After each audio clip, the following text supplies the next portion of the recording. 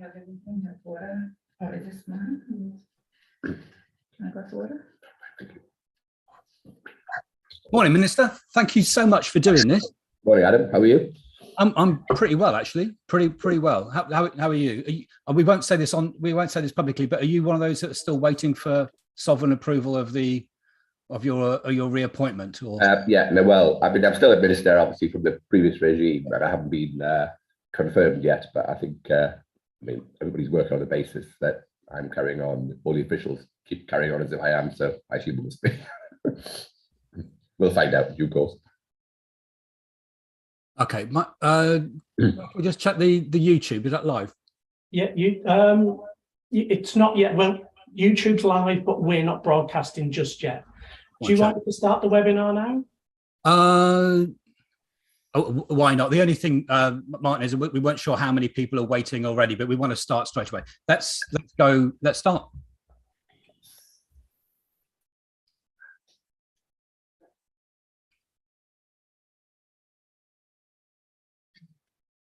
Good morning, everybody. I was just waiting for Zoom to start recording. Well, a huge welcome to NEA's virtual annual conference. We've been hoping to be doing this with a bunch of people live in Birmingham at our first physical event for 3 years.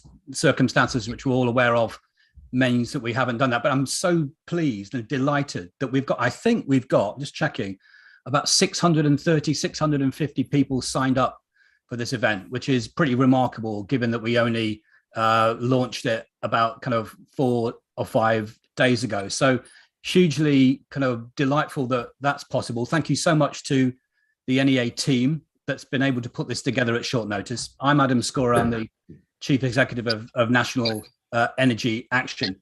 If I could just say a couple of things at the beginning before we get into the meat of it. We had a couple of decisions to make when we knew the date of the late Queen's kind of funeral, whether we elongate, truncate, try and do it in the way we intended. That wasn't going to be possible. But the one thing that we were never going to do was to create a hole, a vacuum where this conference should be. And that's because we all know that the issues that we face are pretty dramatic and pretty urgent. I'm delighted at the people that we have to have discussions about those issues, because notwithstanding, and we have delighted to have the minister able to say a few words in a little while, because not only do we, while we have a staggering market intervention, bigger than any of us would have been able to remember, cross economy in a market like that, and a godsend to millions looking forward to the winter with a certain amount of trepidation. It is still the case that we have a cost of living crisis that dramatically affects the poorest. It will still be the case that we'll have millions of unheated homes, creating a public health emergency of some scale. It is still the case that we have widespread energy system dysfunction, both in regulation and supply and demand terms. And we have household support agencies overwhelmed. So there was no question of cancelling the conference. We're postponing it until January, but making sure we have the event now. A little bit of housekeeping before we kick off, which is, this is a Zoom meeting. I'm sure everyone is aware of how these things run. If you have a question that you want to put to any of the speakers, put them in the Q&A. Don't put them in the chat. We'll be monitoring the Q&A for questions, and we'll get through to as many of those as we can. For when we come to a break at about 11:15, you can log out and log back in. When you log back in at about 11:45, you'll want to log into the workshop that you want to join. All the details are on the branding or on the front page of our website and the like. So that should be reasonably straightforward, hopefully, for people to be able to do. So as I said, National Energy Action has been waiting for this opportunity for some time. We've been looking towards energy price, cost of living crisis coming towards us. The understanding of what it will mean for low income and fuel poor households is well understood. It's well landed. The challenge has been about how it accelerated, how it grew, and how the impacts would grow and what they would mean for people on the lowest income and the most vulnerable circumstances. We still, notwithstanding what I said before about, I think today is the day some of the non-means tested disability price support mechanisms starts flowing through. We'll have statements on the price support guarantee coming later. Notwithstanding that, it is still one of the most dramatic periods we would ever have experienced in the fuel poverty movement. And it's not just what government needs to do and what suppliers should be doing. It's also understanding how we as a movement respond to it, how we can be bigger than the sum of our parts, how we can identify the pressure points and the opportunities to do things better and to support households who don't just need reassurance about what's coming in terms of price shocks. They actually need rescuing from the impacts of energy prices already. So we've got a fantastic array of speakers and discussions. Because the minister is here with us already, I won't go on any longer, but just to invite Lord Callanan, Minister for Bays and Citizen of the North East, as well as the UK, which we're always delighted to have on the ministerial team, to share. I know that there's, I think, a Secretary of State statement coming tomorrow and a fiscal event coming later, and I'm sure that there'll be meat coming out of those that you might not be able to share, but really interested in where you think we are in the crisis and the response to the crisis and what government's priorities are. Well, thank you very much indeed, Adam, for the invitation to speak. Indeed, as you say, we have a statement tomorrow and then the fiscal event on Friday, both of which I'm sure that your movement will all welcome. But as you will accept, I can't say too much about that, but I can cover the issues in generality, which I'll be happy to do. But let me say, first of all, that of course I know that you've had to change your plans because of recent events. And that's perfectly understandable. And I hope that the sessions today will give an opportunity for you to hear about and talk around the important topic of fuel poverty. So let me thank National Energy Action for once again bringing together such a wide range of people focused on protecting our most vulnerable households. And I really do hold great admiration for you all. And it is a pleasure to have the opportunity to speak to you this morning. The last few weeks, of course, have been incredibly turbulent with the energy price increases, and of course, recently, particularly with the tragic loss of the Queen. And I'm sure we want to send our utmost condolences and best wishes to her family and indeed the nation at this difficult time. So I know that as I said, the impact has been severe on the running of this event and all of the hard work that's gone on to ensure that the conversations can still take place as they would have done physically. So I can see in the agenda that you will be exploring what more can be done this winter, understanding the situation and how to best help households, sharing experience and knowledge on delivering effective energy advice, looking forward to consider ways to work together to ensure that vulnerable households are among the first to benefit from decarbonisation during our long transition to net zero. Last year, we spoke about the fantastic work being done across the country by many groups, including, of course, NEA, to support those who need it most and providing support and advice, delivering energy efficiency measures and ensuring that fuel poor households do have a voice. During the last year, coming out the worst of the pandemic, we were having to re-establish what a world was like post-lockdown and coming together to understand how best to support households whose income or health had been impacted. Reaching households and providing support has been an incredible shared effort between those on the front line and those in enabling positions. And the collaborative effort, I'm pleased to say, continues. And I want to take this opportunity to acknowledge and thank everybody working in this space. This year, and most importantly this winter, we will all be focused on how best that we can support those struggling to keep their homes warm, given the massive impact of high energy bills that Adam referenced. Tackling the cost of energy remains, I think, probably the top priority for government, and the support already announced takes multiple forms. In the short term, of course, we must look to financial support to help households to stay warm over the winter months, and to protect households from the health impacts of living in a cold home this year and beyond. As recently announced, the government is replacing the price cap with the energy price guarantee for the next 2 years.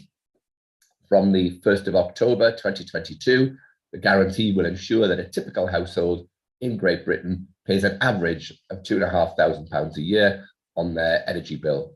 And it's estimated that that could save a typical household at least £1,000 a year.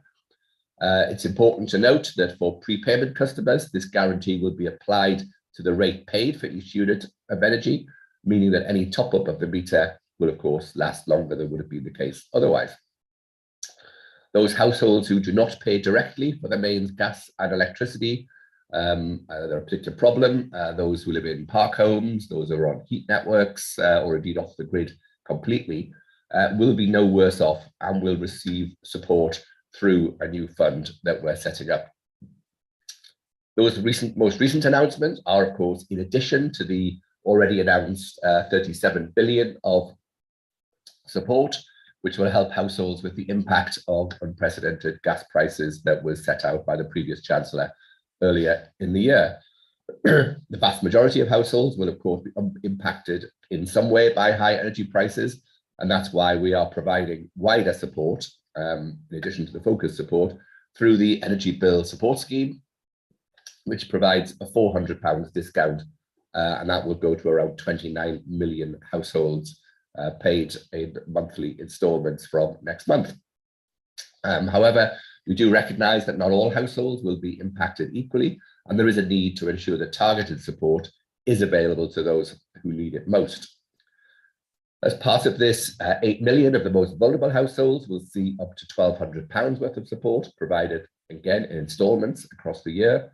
This includes for support for those on means-tested benefits, older households who are more vulnerable to the cold, and households requiring disability support who may have higher energy costs as a result.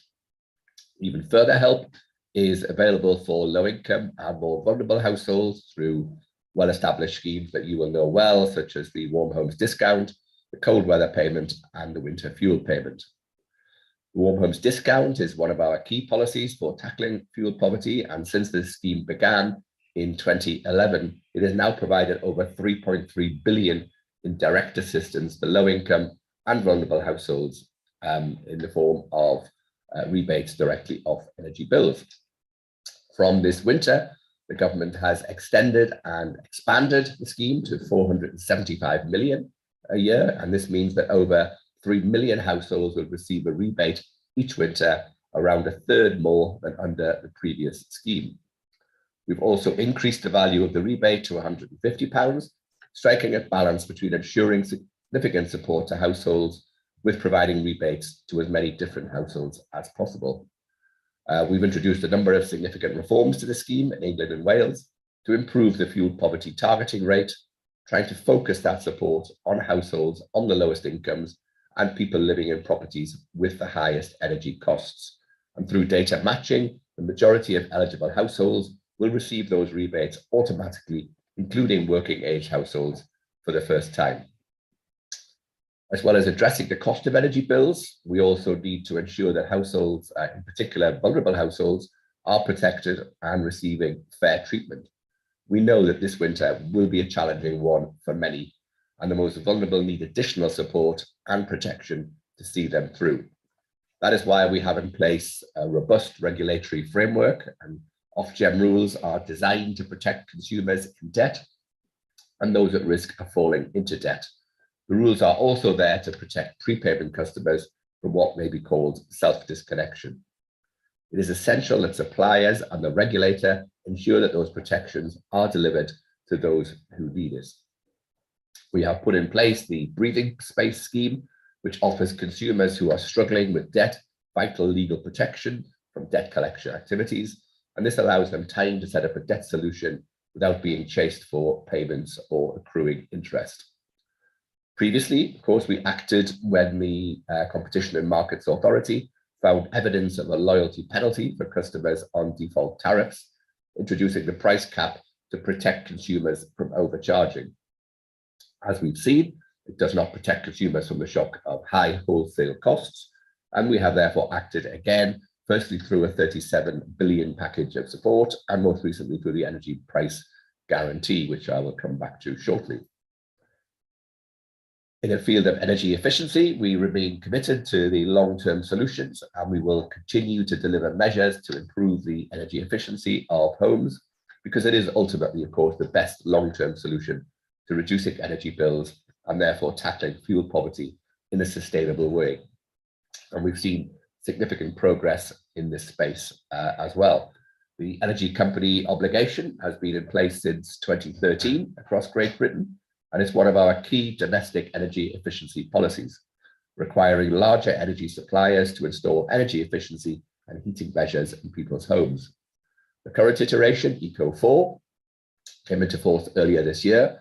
That will run through until 2026, and it now has an increased budget of £1 billion per year. Since it began in 2013, Eco has delivered around 3.5 million measures in around 2.4 million properties, and we estimate that Eco4 will install around 800,000 measures in around 450,000 homes. The scheme will continue to focus support on low-income and vulnerable households living in the least efficient homes. And it will ensure that those homes receive more comprehensive energy efficiency upgrades to their properties through the introduction of minimum energy efficiency improvements.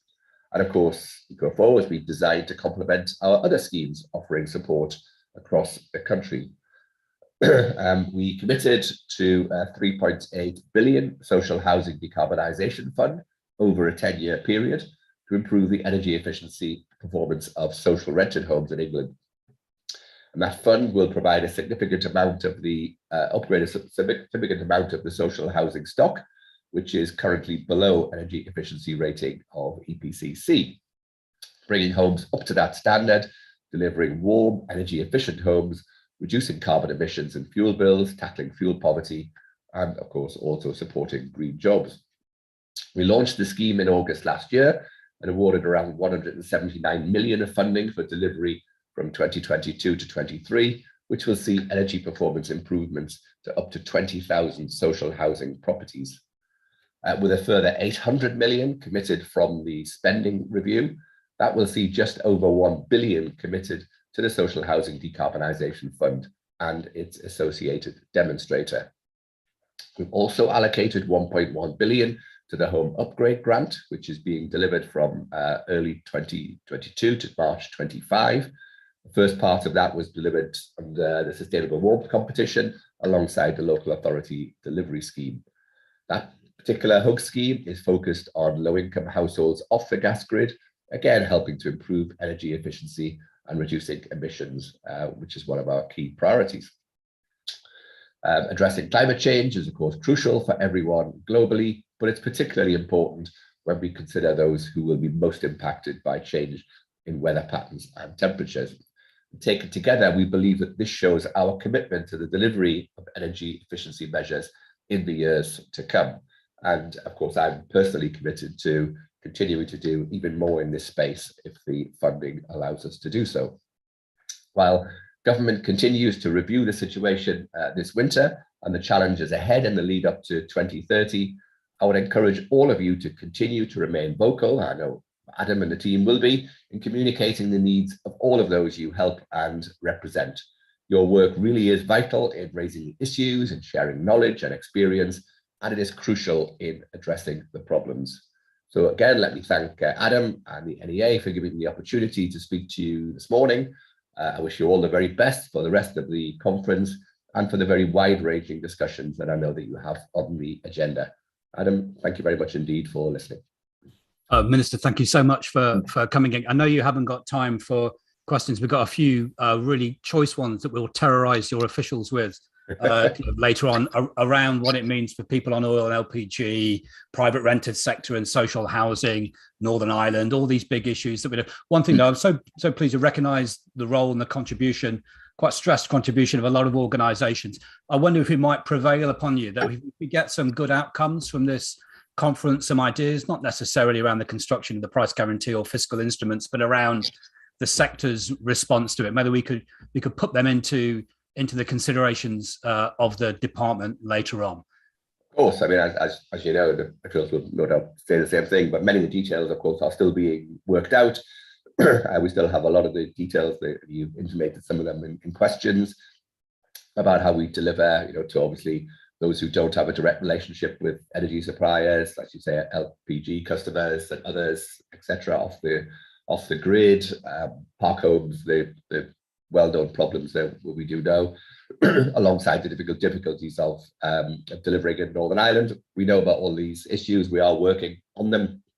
I'd be, of course, delighted to receive the conclusions of your meetings, and we can try and feed them into the policy-making process, because a lot of these issues are actually quite difficult to solve on an administration point of view, but we are working on it. Thank you very much, Minister. Remarkably, I'm on time for the one and only kind of point at this online conference. So thank you so much. We will do that. We'll feed in some great questions coming through, which we'll either put to officials or we'll find some way of getting back to colleagues on it. So thank you very much for your time. A great start to the conference. Thank you. Thank you. And now we're going to bring in Joss Buckland and kind of Emily Fry to think about the next steps, actually kind of where we think we are with the government interventions that have been announced or to be clarified going forward, and what else needs to be done. Joss Buckland was your director at Flint Global. I think you're senior fellow at Policy Exchange, clearly a former advisor at Bayes. Emily Fry, an economist at the Resolution Foundation, whose work has illuminated this crisis, what it means, how it's constructed, how it can be affected, and now, really importantly, how it can be mitigated and avoided. So two fantastic people just to think about what the minister said and what the minister wasn't able to say because of the expectations that we get from the statement in the House by Secretary of State Rees-Mogg tomorrow, and then the fiscal event. Is it a fiscal event? Is it a budget? I don't know what we call it on Friday. So just general, kind of 5 or so minutes, kind of each about where you think we are, where you think this leaves us, and what you think needs to happen next. Maybe Josh, we can start with you. Thanks, Adam, and good to see you all today. And I just endorse kind of what Caroline said about the work that you guys are doing and others are doing. It's absolutely critical at such an important time, both in terms of shining a light on individual cases, but also providing data, providing information, and shaping policy. So today's a really good example of doing that in a collaborative way. I'll briefly cover 3 things, and then very happy to take questions, which knows your plan. Firstly, just give a bit of an overall view of the package that was announced. What seems like a lifetime ago, it was a couple of weeks ago by Liz Truss, then a little bit on where the gaps are that are still inherent in the government's own cost of living intervention, and then a little bit on kind of what this means for the long term, because it would be good to spend a little bit of time on that today if we can as well. But initially on the plan that has been announced, and obviously we've kind of talked about it in broad brush terms, as well as obviously specifically on the energy price guarantee that I thought was worth focusing in on now. I think firstly, it's a big intervention, and it's clearly one that was needed. I think a lot of people on this call have been calling for a significant intervention of this sort of scale for a number of months. It would have been better if it came earlier in the summer, but the fact that it was one of the new government's first interventions and first actions is welcome. The size of the intervention reflects the nature of the crisis we're seeing on energy bills. Prices are up 5-fold plus for lots of households, especially impacting those on lower income. So the scale of the intervention is clearly welcome.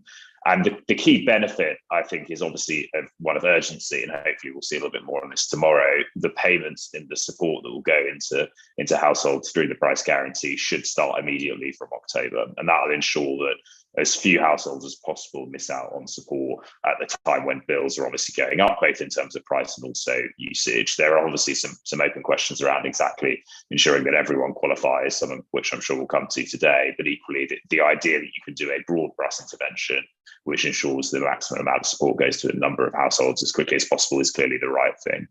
And obviously, there are some challenges around how you can target support. I know, and we'll come to them today. It would have been better to have something that was clearly targeted, but the timing and the fact there are only a couple of weeks until prices went up means that something like a broad brush intervention does make a lot of sense. It also gave a lot of certainty, actually, over the medium term. So the next 2 years, government said that they will effectively keep the price at a static level. That at least avoids a situation where households and obviously by extension hopefully businesses feel uncertainty beyond that period, assuming that obviously the business support is continued beyond that time. And obviously the key benefit is that it should to some extent reduce headline inflation. There's a debate as to whether you're kind of passing costs into just simply a different bucket, but clearly the biggest overall economic problem that we face as a country is now rising inflation, and it's good to see the government has tried to take a significant intervention at the outset to try and deal with that. What does that mean then in terms of gaps?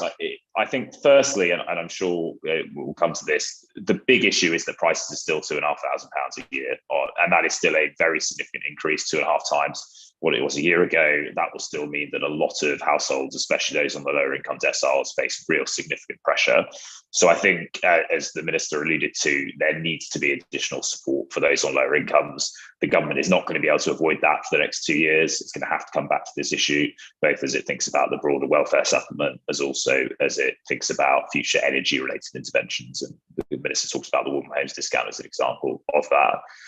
Secondly, cost. Clearly, it's a very significant intervention because it is universal. I don't think anyone's quite clear what the cost is because government hasn't said what it is, but ultimately it's going to clearly be £100 billion plus, and there will also be a recurring cost if prices continue to escalate.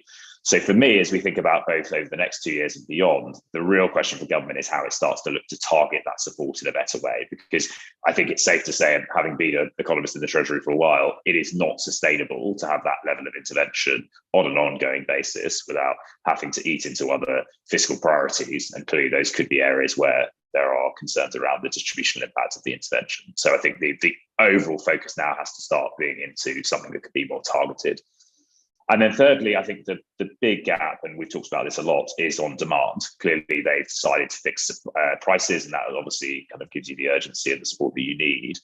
But equally, there was nothing clear on demand. And I'd hope that at least maybe this week we see something around energy efficiency interventions, as well as also thinking about longer term demand supplements, because ultimately that is the way that you avoid this intervention being as costly as it would be in the future, but also saving yourself from future crises as well. And I think that's a real significant gap that hasn't yet been fulfilled.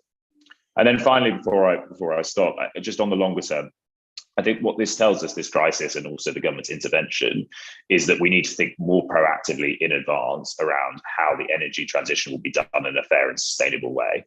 You can't simply have a world in which energy prices spike and the distributional consequences of this severe. You also can't have a world in which you're looking to fund major energy investment all through bill payers. Because again, as government talks about removing things like green levies, it's shown that actually the funding settlement is not fair when it comes to a distributional perspective. So I think out of this crisis, government and the new government has an opportunity to do this through its new net zero review, look at what a fair funding settlement would be for the net zero transition, critically thinking about the distributional consequences of that, and by extension, thinking about how you can use the retail market to create a fairer energy system. For example, some sort of commission into the development of social tariffs could be a potential first step within that, thinking about a much more structured way of supporting those on lower income. So you don't have to necessarily flip into what is a universal and very costly intervention in the future, because we will no doubt see further energy crises on the long term. And the final thing I would just say is on also thinking about the structure of the energy market. There's a lot being said now around major market reform, thinking about how that can lower energy prices. My personal view is that's not a solution for the near term, that's a long-term piece. And therefore government should think about how those major energy market reforms can be structured in a way which do support consumers, as well as also thinking about a way that reduces the cost of interventions that are required on the supply side. I think I'll stop there, Adam, and hand back to you. Fantastic. So price guarantee is a necessary but not a sufficient intervention. It gives us breathing space, but not a huge amount of breathing space. And there's a lot of things to fill that space with. Fantastic. Emily, over to you, because a lot of the conversation has been usefully or not usefully focused on unit costs of energy and kind of typical bills, when what concerns almost everybody on this call is the impact it has on those folk least able to shoulder that burden. And Resolution Foundation has been exemplary in the way it's been able to chart and illustrate that. So that's the big build up to to you. So over to you. Thank you so much, Adam. And if you'll humour me today, I'll share a few more slides with some of those charts. Just echoing thanks for having me today. We've benefited from so many conversations with you and the team at National Energy Action and from your important work. So I'm just going to share my screen. So just to kick this conversation off, I just wanted to remind everyone of what would have happened had we not had government intervention this autumn. So at the before the intervention at the very beginning of September, we did a projection into people's incomes over the next couple of years, and without an additional policy intervention, the combined effects of these high energy prices, of this high broad-based inflation, and of a lack of policy would equate to the largest two-year falls in incomes in at least a century. So this is a really significant time. This is a really important time for intervention. Of course, absolute poverty was also projected to rise by over 3 million people, from 11 million to 14 million people in the UK. Again, the worst two-year change on record. So as Josh mentioned, as Lord Callaghan mentioned, it's a really key time to have this intervention. So I'm just going to provide a quick assessment of how the government's responded so far, how it supports low and middle income households in particular, and also how much this is likely to cost the government going forward. So what can those longer term plans look like? I'm focusing, of course, on households here. As we've mentioned, there are going to be more details later in the week. So where we do not have full details, I'm providing kind of initial analysis of the plan so far. So the energy price guarantee is meaning that the typical household will have their energy capped at £2,500 for the next 2 years from October 2022. This is, of course, an annual figure for a typical household. So there's a massive variety based on the amount of energy that particular households need. And it also has a massive variety depending on kind of how leaky your home is and how large your family is. So this is just a typical number.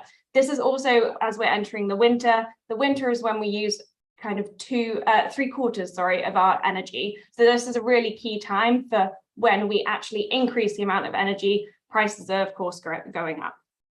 However, you can see from this chart, the blue line showing that if we had left the kind of default tariff cap based on some of the forecast by Cornwall Insight and the current pricing by Ofgem, we would have seen the typical bill peak at least £5,000. So this is a really significant intervention. It means that prices should remain around their current levels this winter. If you combine this work that's just been implemented with some of the earlier fiscal events, so the £400 energy bill rebate earlier this year, the EPG covers 76% of the increase in bills compared to last winter. This is really significant intervention.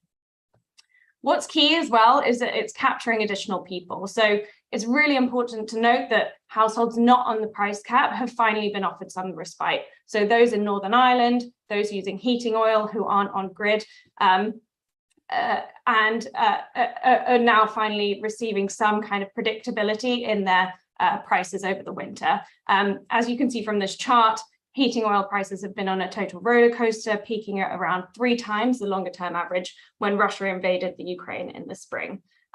Heating oil prices typically track crude oil markets and have fallen. Now they're still at about twice as high as at the start of the year. Detail is thin on these policies so far, but a focus on this is clearly important. So now just quickly looking across the distribution. So the left panel you can see a couple of different things. Firstly, we're looking at income deciles. So with 1 being the lowest income deciles, 10 being the highest income deciles. And we're also looking at the amount of energy that different households use.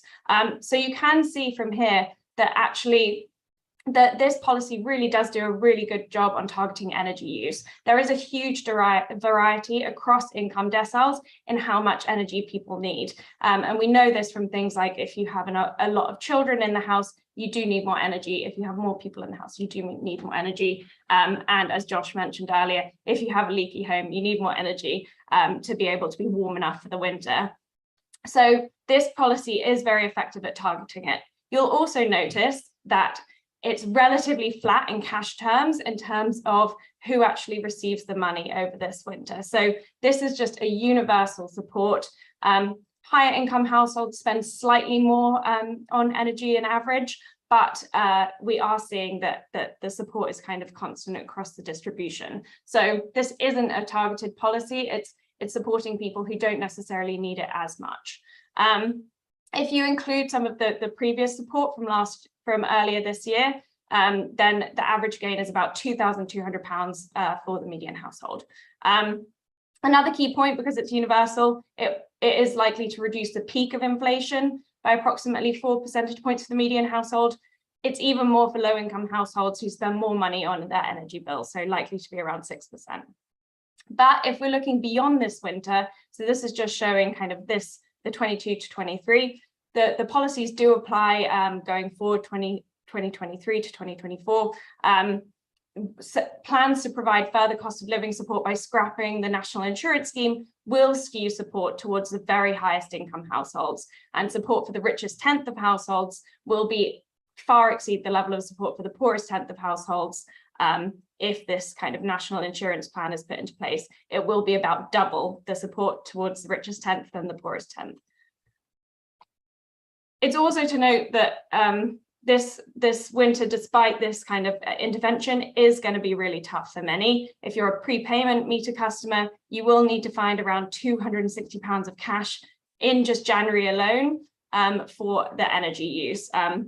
So this goes to the point that the peak energy use months are January to March, and those are the months where you really do need to have enough cash in your bank account to pay for that energy. It's enough to prevent a broad living standards catastrophe, but it's not going to stop this winter feeling really tough for households. Energy bills will still be twice as high as they were last winter, and pay packets are shrinking at an alarming pace with this double-digit inflation. With gas price futures changing day to day, the forecasts for energy in the future are very difficult, and we've put some forecasts here in terms of what next winter looks like. But one of the key things that this chart shows is that the futures markets are pricing that this energy crisis goes far beyond this winter. It's likely to last to next winter, although eventually some of the futures prices are falling back. So we are expecting them to decline over future. But beyond this winter, kind of universally subsidizing energy prices can't just be the solution. There's a very large, very uncertain bill on the government's books. To put this into context, the fiscal cost could eclipse 137 billion worth of bailouts for the banks during the financial crisis. This is a huge intervention. Based on current wholesale gas futures prices, support for households alone over the next 6 months would cost around 57 billion. So this is the price in Q1 and Q4 this year. And so it rises to about 120 billion over the next 2 years. That's just the energy support for households alone. That's not including some of the business support. Combining this with some kind of windfall taxes, raising income taxes, so types of solidarity taxes would absolutely help, where people who can afford, who have benefited it during the crisis and can afford to pay for their energy bills should be paying for them. There also needs to be longer planning on energy demand. The government said very little on this so far. The sole support for households to insulate homes is the Energy Company Obligation Scheme. This is only currently funded to the tune of about £1 billion a year. So far below the amount that we need. More targeted support can also be developed for those who need it most. So targets can be done towards people on lower incomes as well as on energy need. So ideas such as a social tariff, which have been implemented in other sectors, like in the broadband sector, would need to be developed and take longer term, but would enable the bill for the government as a whole to go down and also the money to go to people who need it the most. I will pause there with my conclusions and kind of head back to Adam for questions. Thanks both for those kind of those presentations and thoughts, and absolutely chime with a lot of everything. Two big things, I think. Oh, well, there's lots of stuff there, but two big things that that came out. I think both of you alluded or said explicitly, actually, that the fiscal costs of continuing these sorts of scale interventions just ain't going to happen on a continuing because of the impact, and that the exam question still remains. Having had this necessary intervention, what is the targeted support that's necessary, or that will address the needs of those people whose incomes have already been exploded by the price crisis that we've seen? So just a little bit more on what you think the targeted approach kind of should be. We've got a whole range of mechanisms that are in place. They've developed in an ad hoc way.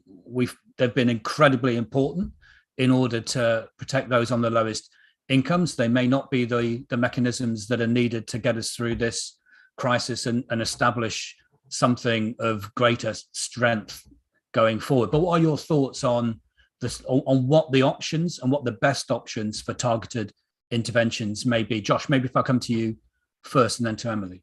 Yeah, no, it's a really good question, and I think, as I said, I don't think government necessarily have the option to do it in the near term given the timing. So it's done the right thing, but the sustainability of it is the medium term question. Two things. Firstly, the long term option is most definitely, for me at least, a structured social tariff, and social tariff has lots of connotations. What I really mean is a very clear way of making the energy pricing system more distributionally fair. So effectively, you would have subsidized rates for a group of consumers who should qualify on the basis of the fact that they are vulnerable or have lower income. You could grade that. That could be done on a kind of rolling basis, as well as kind of more discounted for those on the lowest incomes and gradiated out. You don't have to have kind of a very specific small and refined definition, but you could have something that kind of sits in that camp and is slightly more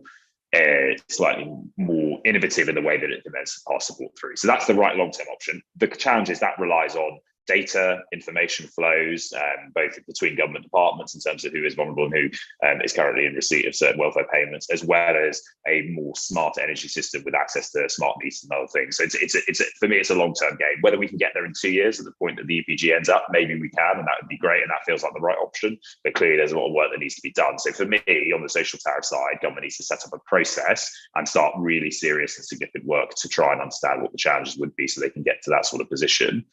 If that is not possible in the 2 years' time and you've still got energy prices high in 2 years, I think there is potentially an alternate option. And we've done some work with Policy Exchange on this that I can share, which is, should you take maybe a simplistic way of doing it and trying to discount the first chunk of energy use? So have a kind of very discounted first initial bucket of energy use for all households, which would essentially mean that those who are using less would get the majority of their energy subsidized, and as you use more, obviously the subsidy steps down. That is not a perfect measure for distribution, absolutely clear. There are a lot of lower income households who do use a lot of energy, so it doesn't solve the problem for everyone who would need support over and above that in the medium term, but it might at least allow you to start tapering down support, reintroducing a bit of a price signal for those on higher incomes, and start to reduce the overall cost of that intervention. So that could be potentially a bit of a stopgap measure, but to be absolutely clear, it is not the right long-term solution because of the idiosyncrasies around energy use, which doesn't perfectly match to energy consumption, as we know. Interesting. And Emily, so this is a marvelous kind of opportunity for Resolution Foundation and Policy Exchange to both discuss, because I know that Resolution Foundation are also committed to the idea of a social tariff. What do you think the targeting mechanism could be? Because obviously you've got a sight lines about the impact it can have, you know, the relief it provides for the most kind of at-risk groups. Yes, absolutely, Adam. And we would agree with Josh that a social tariff would be a really effective way of both targeting kind of energy need, which, as we showed in our kind of chart of energy need, it really varies across the distribution. So it is really important to make sure that we're acknowledging that in the support, as well as on the kind of income level. And as Josh mentioned, you know, it is the right thing for the government to do this universal price support right now because it's very quickly implementable. In the past, though, we have seen really impressive work by the government, for example, in the furlough scheme in a crisis where policy has been implemented really quickly. And so given the scale of this crisis, we do think that there is an opportunity for the government to do something kind of radical and important, again, like a social tariff. So we looked at something, an example would be reducing kind of the price that consumers receive for their energy bills by about 30% for customers who have incomes below £25,000 a year, or who are already on means tested benefits. And then having kind of a scaled distribution, so customers who have under £40,000 per year would receive, incomes under £40,000 a year would receive a 10% discount on their energy bills. So you would scale that based on kind of people's ability to pay, which would mean that it would be a bit cheaper for the government, but also would mean that you are supporting people who need it the most. To implement that, and what we've seen earlier this year, it is easier to implement things through kind of the benefit system. That's why the packages earlier this year were kind of targeted in that way. But obviously we need this much kind of broader bracket of people that would be supported. And so we've looked at ways to potentially kind of share data between HMRC and the Treasury, so that HMRC and energy companies, to make sure that there would be the data that could be validated by energy companies in terms of kind of different people's income. So if people applied to energy companies based on this scheme, that would be able to be validated. So you could implement this social tariff. We do think it's possible to do this type of thing relatively quickly. Obviously not this winter, but looking towards kind of next year during the summer months when energy use is lower. Alternatively, something that you could do that is also kind of distributionally effective is combine this universal support with something like increasing the rate of income tax. And so that does mean that the support does kind of look distributionally similar to a social tariff. It means that those who are in the highest income brackets would pay a bit more, and those in lower income brackets would receive a lot more from the support. And so we've modeled a 1% increase in income tax across the distribution, and that would raise about £10 billion for the government. So not that 120 billion that we're talking about, but still would go some way to contributing to that. So in case anyone thinks I'm coming up with smart questions, I'm just picking them out of the Q&A. So I think both of you are saying that there's a scale immediate intervention that's necessary across economy, because otherwise we go to hell in a handcart pretty quickly. But the medium and long-term solutions are not just about adding a bit more cash to an existing mechanism. It's a real process of understanding data delivery channels, not just income, but vulnerability to the markets, matching government data with supplier delivery mechanisms as well. So a much more kind of structured engagement. And for us, for NEA, it's not just seeing it as a crisis mechanism. It's reestablishing the principle and the regulatory architecture that the greatest protection, price protection, should be afforded to the most vulnerable households. That as the principle, not just enhancing the intensity of competition across the market. And we lose that opportunity at our peril as part of the crisis.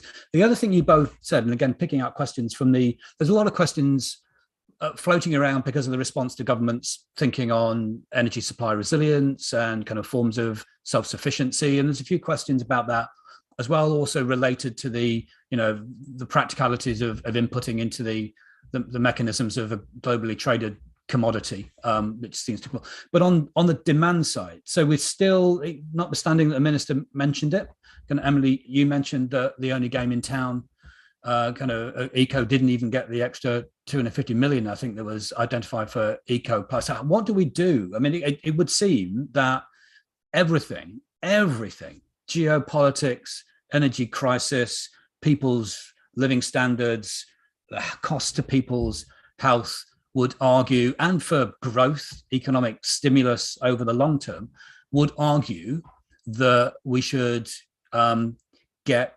seriously into resourcing demand reduction through energy efficiency in the built environment, domestic homes in particular, in a huge way.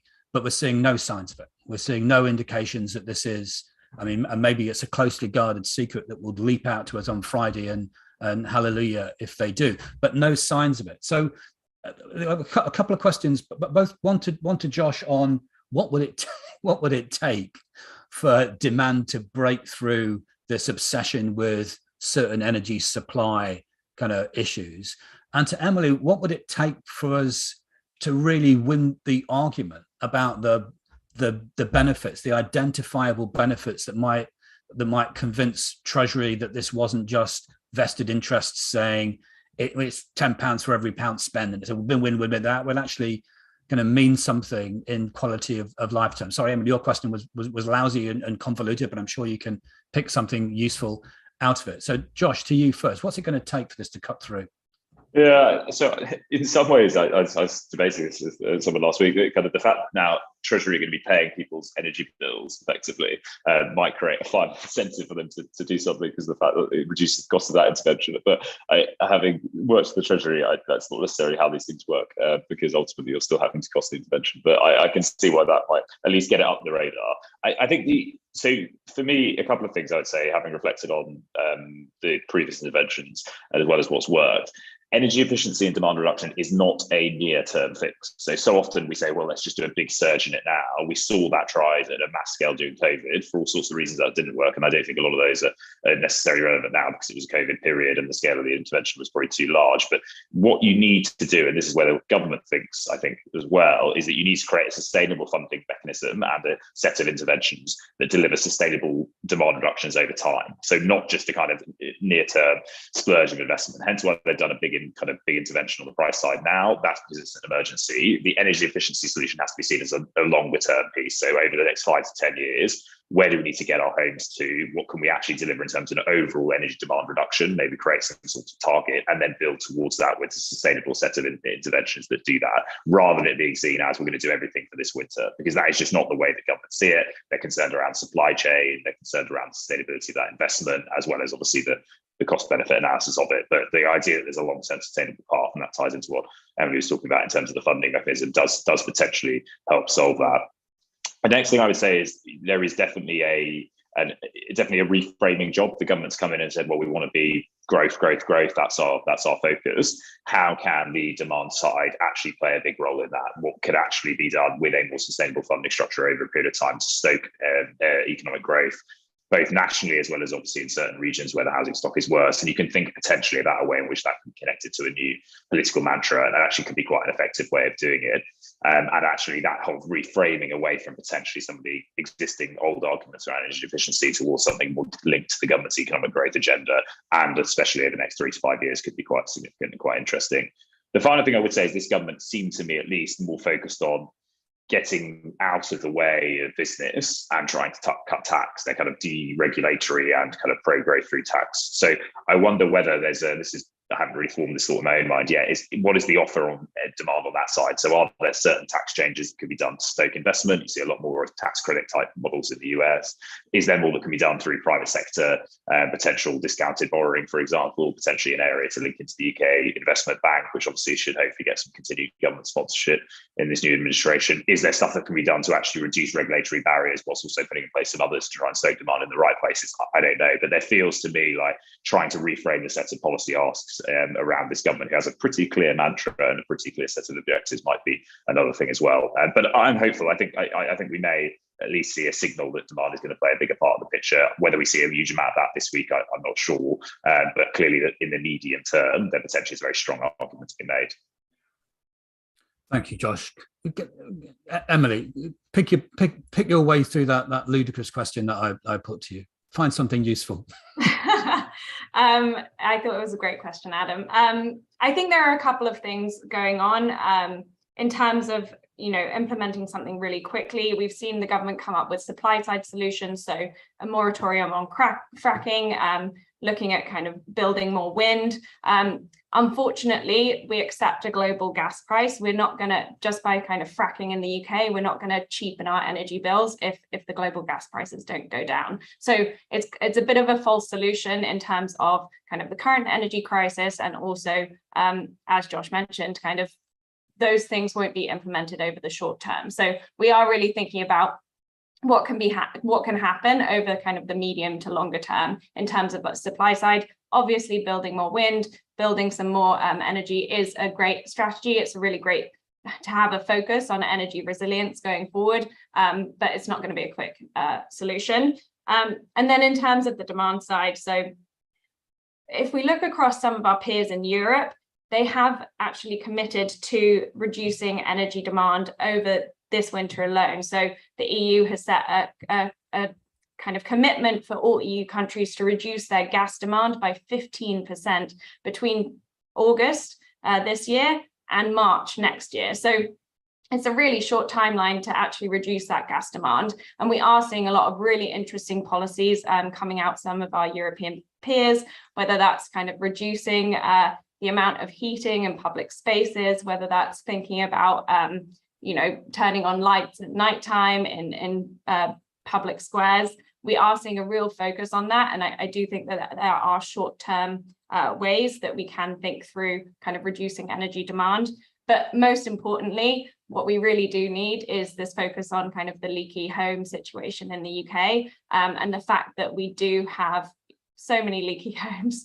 We have a really old housing stock. We do need a big amount of support to help people get there. If you look at kind of how much it will take to upgrade a typical leaky home below an EPCC rating, we're looking at about £8,000. For a low-income homeowner, that is their annual salary, or that annual income. So we really need to think through how we can support people to actually achieve those goals, to help people to reduce their energy demand. And that's really the most effective way. And scaling up some of the plans on that area would be a really useful and very effective way of kind of reducing the demand side without making people, what we were concerned about going into this winter was the fact that people might cut back their energy demand so much that they're ending up in really, really cold situations. And we know that, cold homes lead to more deaths, and we really don't want that over the winter.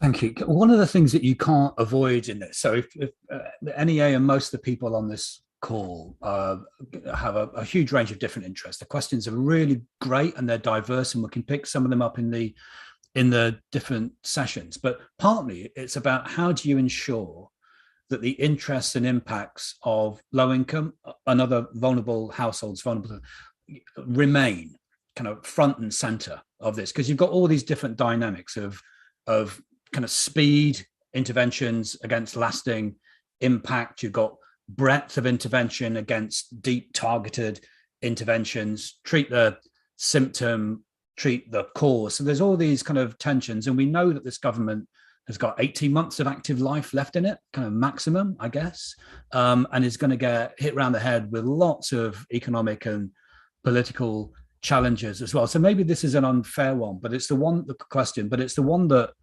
continually affects me, and I don't have a problem in saying we have to take the opportunity out of this crisis in order that we maintain and sustain the interests on low-income vulnerable households at the center of these issues and not lose the momentum. We all want Putin to withdraw from the Ukraine and for the European kind of markets to stabilize and get back to something like normal prices, whether we think that's going to happen or not. But from your different perspectives, what would it take to make sure that we remain powerful voices in centering the interests of especially from an energy perspective, but more broadly, of low-income, impoverished, struggling households in these sorts of debates? Maybe, Emily, I'll come to you first, because I have been so struck by the strength of some of those kind of arguments about impact. Income has come into the center of this fuel poverty debate in ways that it doesn't always, if we're honest about it. So I'd be really interested in how we can make sure that even if we get past the worst aspects, but also the kind of focus on this as a crisis, we can make sure that we keep this issue front and center and powerfully expressed. Thanks for that question, Adam. I think one of the key things about entering this crisis is we are entering it off the back of 15 years of very little growth and very little kind of real wage growth, and also continually high inequality. And that combination is incredibly toxic for people entering this crisis. So it's not that we're entering this crisis of the back of great growth and great equality. We're now the kind of lower income households in the UK are now 22% poorer than their peers in France. The median household is now 9% poorer than their peers in France. So this is really across the distribution that we're seeing this happen. And the temporary energy price guarantee is not going to alter the fact that our average earnings in 2026 are now projected to be no higher than they were 20 years ago. So this is a really kind of endemic issue that we are facing. And so thinking about kind of the support that's needed today, the policies that are needed today in the context of that longer term period of very challenging circumstances, in particular for low-income households, I think is really critical as we think through this. It's not an immediate crisis. It's not the only crisis that people have been facing. And so, yeah, the longer term is essential. Yeah, and Josh, what do you think? Yeah, I think it's a real, as ever with policy, it's kind of the issue of the day suddenly comes to dominate, and then kind of to an extent it gets forgotten. And I can kind of see the concern. I think we've seen that in the past, and as you say, kind of the work that Emily and others have been doing to kind of shine a light on this in a kind of, this is not just a short-term problem, it's a longer-term problem, will help to at least kind of hopefully keep it on the radar of most for a while. I think for me, there's a couple of things. Firstly, on the structures, we absolutely need to get to a more structured approach to how you as an organisation and others feed into government thinking. It shouldn't just be done on a kind of bilateral basis. It shouldn't be done on a kind of just an emergency crisis basis. We need something more structural, because clearly the energy price living standard issue are going to become more of a constraint thing. I know we've got institutions of governance that does exist around fuel poverty, but we need to maybe potentially rethink about that and how we can elevate that to be a more structured and long-term piece to try and support that discussion over time. I think secondly, there's also clearly an element of trying to utilise the longer-term things government has said. So they've announced the net zero review. I think we'll see a bit more on that this week, but equally how that can help to both just do a pro-business piece, but also a kind of consumer fairness distributional piece, I think is also important. So what that review can deliver, that can set up something that's a bit more long-term and look at how you reframe things like, say, carbon taxes into something that's more kind of fair and pro-growth, kind of potentially becomes an opportunity. So the kind of long-term stuff government has started to set out definitely become key. And then finally, I'd say the one thing I would always say, and this comes from a view as an ex-official in government, is the more you guys can do to coordinate as a sector and try and put in joint views, have evidence that sits behind those and try and come with a single voice, or at least a kind of unified voice, the easier it is for government to then go, okay, well, we get the strength of feeling, we're going to have to think about areas of focus. And to an extent, I think that happened on the energy price guarantee. I think it kind of started off with a couple of people in Cornwall and Resolution and kind of saying a couple of things around the numbers, but then it became much more of a sustained set of pressure on government to act, and it's a good example of how that can actually come to fruition. So maybe maybe we should just look to government in terms of how that kind of long-term stability be created. What can we learn from this crisis as a kind of sector and a set of organisations that can help to create that stability around a single voice into government, continue the sustained pressure, because actually that can then hopefully help to try and create a sense that they can't kind of take the foot off the pedal when actually things get a little bit easier, potentially, as we all hope in the next coming years. I'm so pleased you made that point at the end. The challenge is always ours as well. It's always ours as well to be stronger, to cut through and be more consistent. So one last question. Thank you so much for this. But one last question to you each. So we've got the Secretary of State statement tomorrow, I think, on the energy price guarantee. We've got the fiscal. And what are you both looking for? What would be what should we be looking for as well as an indication that there's some sign that government gets it and the response may be along the lines that you've been talking about, or what are you dreading to see? Sorry, muting and unmuting. Josh, do you want to go first and then I'll go to Emily? I was hoping Emily would give me a good one. I could just then say I agree with that. Much easier. So I think on what I'd love to see, I genuinely would love to see a signal of, this is only a short-term fix. We need to think about a longer-term solution. We're going to set up some sort of commission to look at kind of fairness or distributional impacts in the energy system, and we're going to think about how we can reframe the retail market and the way that we kind of structure energy pricing to support consumers. I don't think we'll necessarily see that, but I think that is where government will end up having to go, because if you take off green levies, you're never going to be able to fund the kind of energy infrastructure you need. So you're going to have to think about the funding solutions for that. You're also going to have to think about carbon taxation and other things over time. So this issue is not going to go away just simply because you've frozen prices for 2 years. So I do think some sort of real fundamental commission or some sort of process that can look at that would be really key, and will come, I'm sure, at some stage. What I don't want to see, and I'm worried that we will see this, is we will see the energy price intervention only costed for the next 3 months. And I think that is dangerous from a fiscal position, because ultimately we are storing up a lot of risk for the fiscal side and having to make trade-offs with other areas of government spending. Maybe they'll look at that again in November or early next year. But I'm slightly concerned that we are underestimating the scale of kind of fiscal impact that this sort of intervention can have, which could potentially then detract from the need to urgently get on with a more targeted approach. And Emily, you lot will be ready with your graphs to try and kind of understand, examine, and then kind of represent the data. What are you most hoping to see and most dreading? Yeah, I think we do have a lot of detail, well, a sufficient amount of detail on kind of the household scheme at the moment. We do have a sense on how that will be implemented. Of course, we need to see how that will be implemented for those who use heating oil, those in Northern Ireland, and those off-grid. And I think that's really important detail that we need to start getting to in terms of the plan this winter. You know, it's really coming up now. I'm already a bit chilly in my home, and I'm sure a lot of other people are. We're also thinking about, recognizing the government needs to recognize that committing to a huge and also incredibly uncertain amount that it's going to be funding is really important. That the futures prices in the gas market are changing widely every week. Yes, they are staying very elevated, but the amount that the government is actually going to have to pay is super uncertain. And so they really need to be thinking about both what are the policies over the longer term, thinking about perhaps this isn't something that's sustainable for 2 years, but there needs to be a more nuanced approach, as well as thinking about some of those demand side policies. So it'd be great to see some kind of indication that they are also considering demand side policies as well. Brilliant. Thank you so much, Emily and Josh, for getting off on a great start, because there's a huge amount of detailed policy kind of activity and clarity that's required on all these things. So thank you ever so much for that. And for colleagues at NEA might notice I am dead on time, which is a delight for me.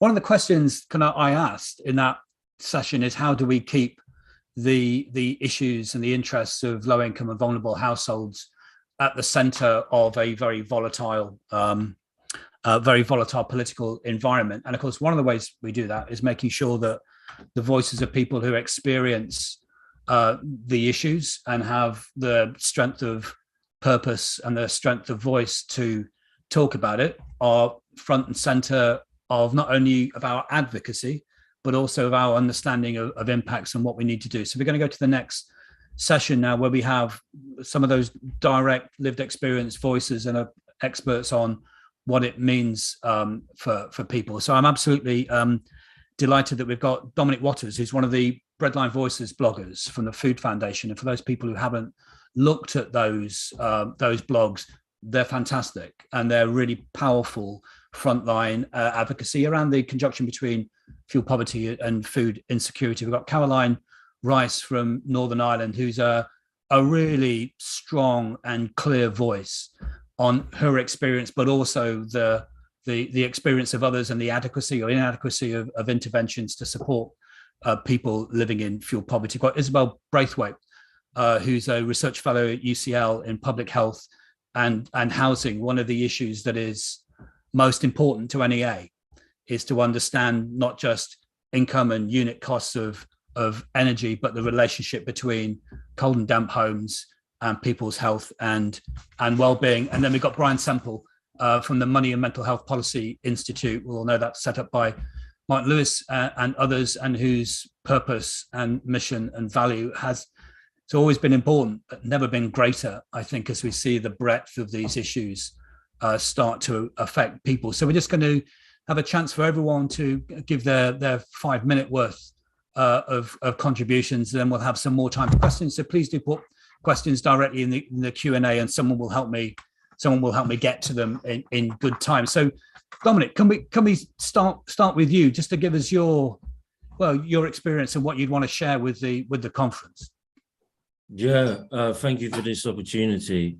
So the council estate I live in and that I talk to you from today is a food desert in the Garden of England, and our lack of access to gas and electric is coupled with our lack of access to nutrition. As the shop in the estate, it only stocks the lowest quality of produce, and it doesn't have the top-up facility for your gas and electric.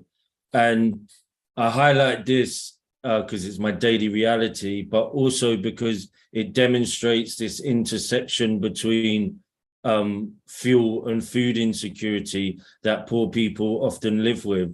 So as I talk to you right now, my gas and electric, unfortunately, is on emergency. And this can kind of make you feel like your whole life's on emergency, because when that goes, you know, you can't cook food for your daughter, you can't wash clothes, you can't boil your kettle, you can't, even have a shower and stuff. So I also dread when it cuts off in the middle of the night, because then the fridge goes and everything in the freezer pretty much by the morning cannot be any good. And this is, it's a kind of tough and it's quite a harsh way to live. And I didn't really speak about these sort of realities, like the electric being on emergency, the cooker from the homeless charity, using the food bank, free school meal vouchers for my daughter, to anyone outside the estate. I think because there's so much shame and snobbery unfortunately in our society, but it's only since like Marcus Rashford and the Food Foundation did their thing that I think poor people have kind of started to discuss how these issues not only like share them, but also speak to how they kind of impact on your spirit and your aspirations, and how it can all combine to kind of like dim your horizons. So, and I was listening to the people that were speaking just before, and I saw that in terms of impact, and I don't want to get it wrong, but an IMF study just came out, but with other countries in Europe and I believe across the world.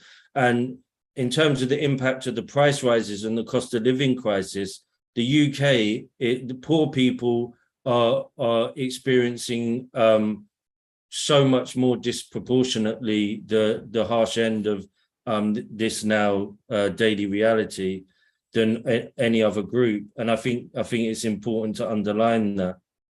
So I guess I'd say that.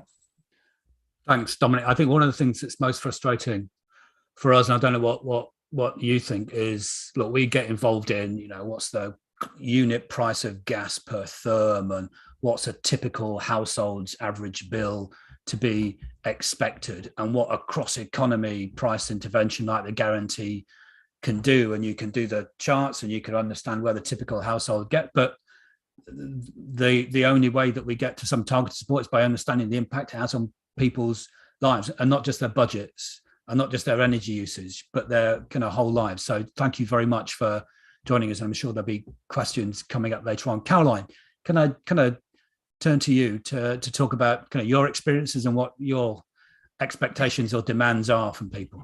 Hi, Adam. I was just listening to Dominic there.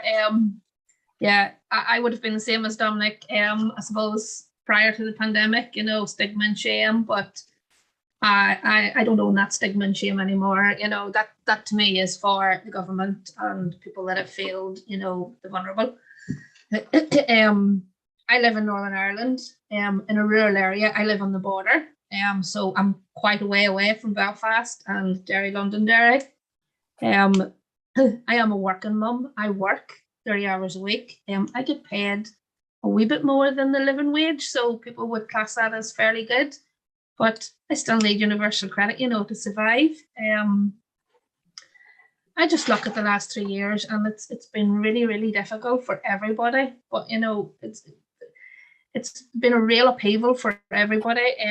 Isolation, destitution, job losses. We've had deaths. To me, the untold mental health impact hasn't been uncovered yet. And so many people have been living in poverty from before the pandemic, and they're still in it. They're living their life right now, in crisis.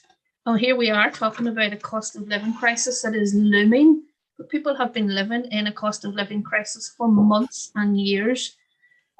I'm on oil heating in my home. I couldn't afford to buy oil heating the whole of the pandemic. I got some just before before the pandemic hit, and we were on ration for that whole 2 years. And by ration, I mean it was a quick flick on for 10 minutes and a quick flick off.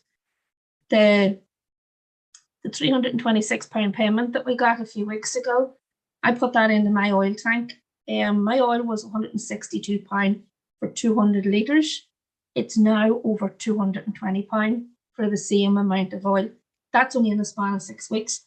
So I'm looking at the next payment and going, what do we do with it? You know, because it's not going to take me anywhere. It's not going to take my oil tank over the winter.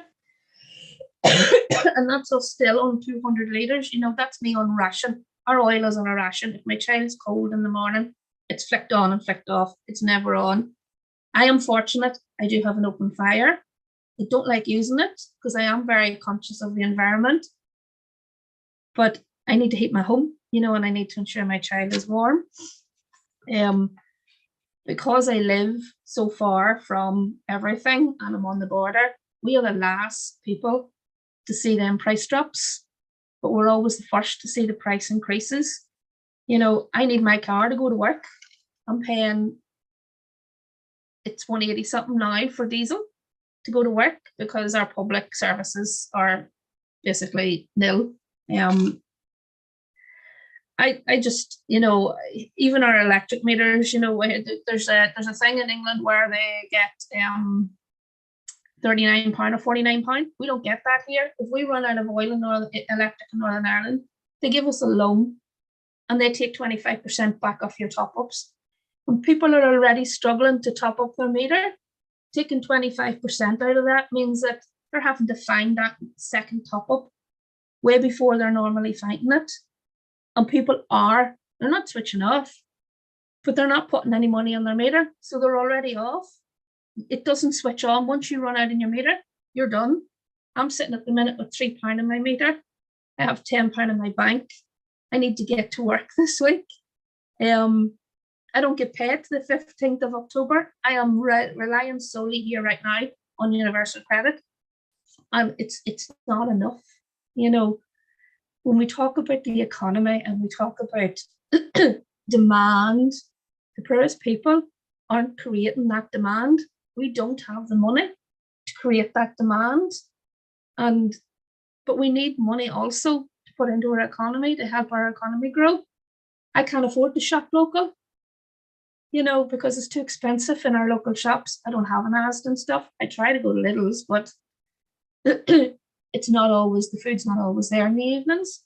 It's opening your mind, I suppose, to the bigger circle of not everybody has a big supermarket. Not everybody has access to cheaper products. Not everybody has access to a car or good public transport.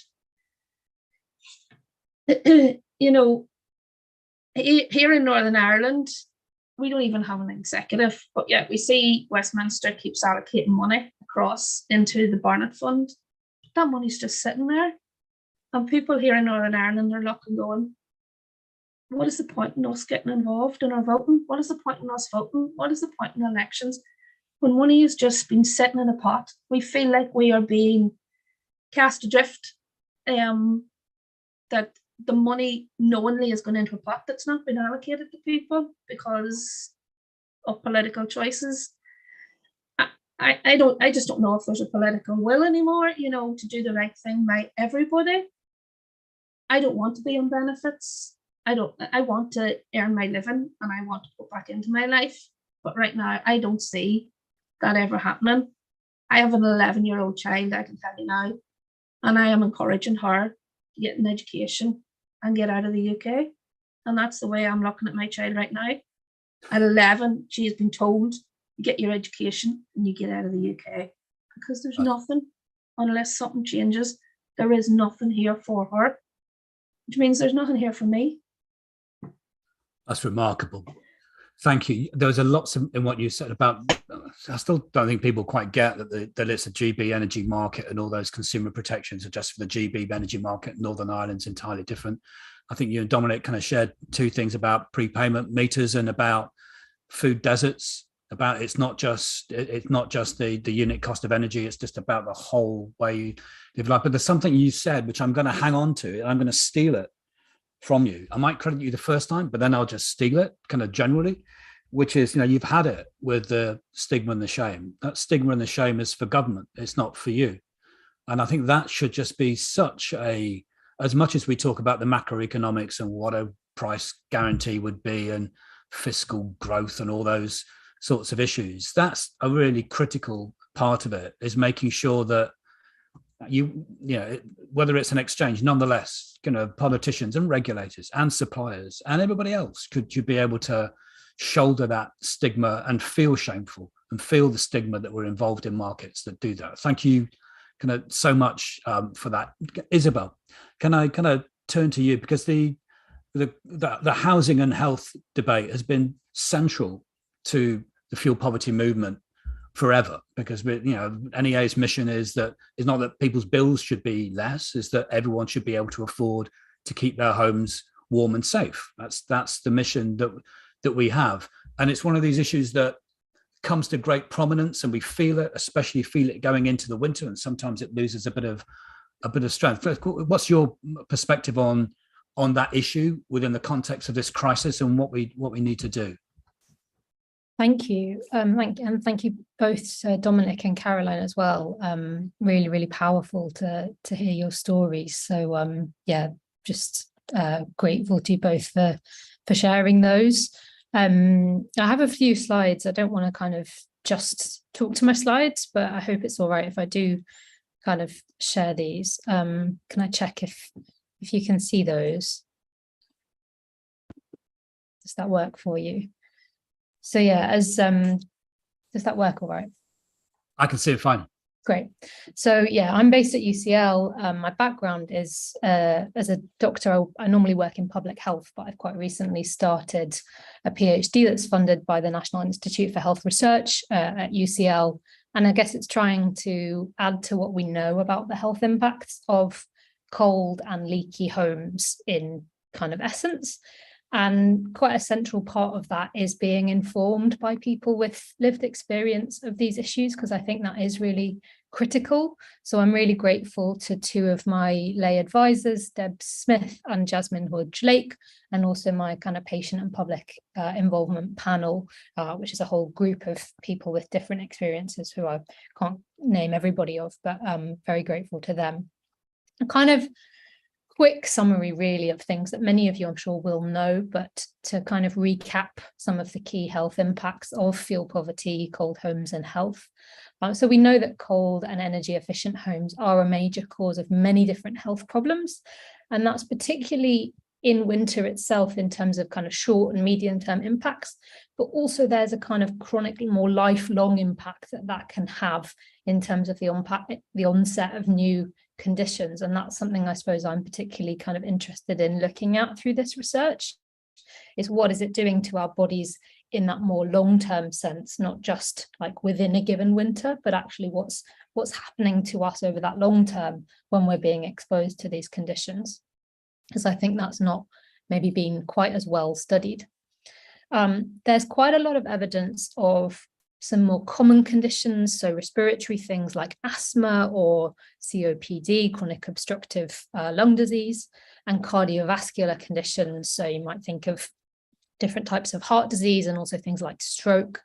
And then there's the kind of growing evidence base about affecting mental health conditions, particularly in sort of young people, impacting on people's mood, and even growing evidence about it impacting on people's symptoms who have dementia, them struggling to manage their dementia if they're living in more cold environments, and better managing those conditions when their homes are warmer or when they have improvements to their homes.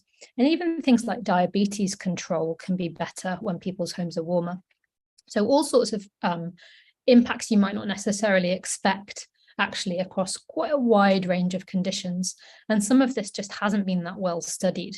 So there's a lot that we still actually don't know. And that's kind of a part of what I'm trying to look at in the research that I'm still just really beginning. And for adults, there's kind of a range from quite small cumulative effects like earlier onset of blood pressure right through to much deadlier harms. So people have talked already about the fact that living in a cold home can actually be fatal, and that we see excess winter deaths each year, tens of thousands, and a proportion of those are down to cold homes. Some of it is down to things like flu, but a proportion, and it's typically about 10,000 each year, are down to cold homes. And what that kind of will look like this winter, I think, kind of remains to be seen. But obviously, there's quite a lot of reason to be concerned that it will be a much worse and riskier winter than normal, given what we've heard about, the wider context of cost of living crisis, the stresses people will be under. Even with the additional protection of the energy price guarantee, people are going to be facing higher bills than typically they would. So what that kind of is going to mean for people's decisions and the ability to keep their home warm, I think we don't really have a very good grasp of that yet. There is some protection in place, but is it enough protection? And is it enough protection for everybody? I think there's a lot of reason to still be kind of concerned about some of the more vulnerable households, and to think that, well, I suppose we still need, we still don't fully understand what the level of protection will be. Will this be worse than a kind of typical year over the last 10 years? I suspect it will be. So, so that I think is reason for concern.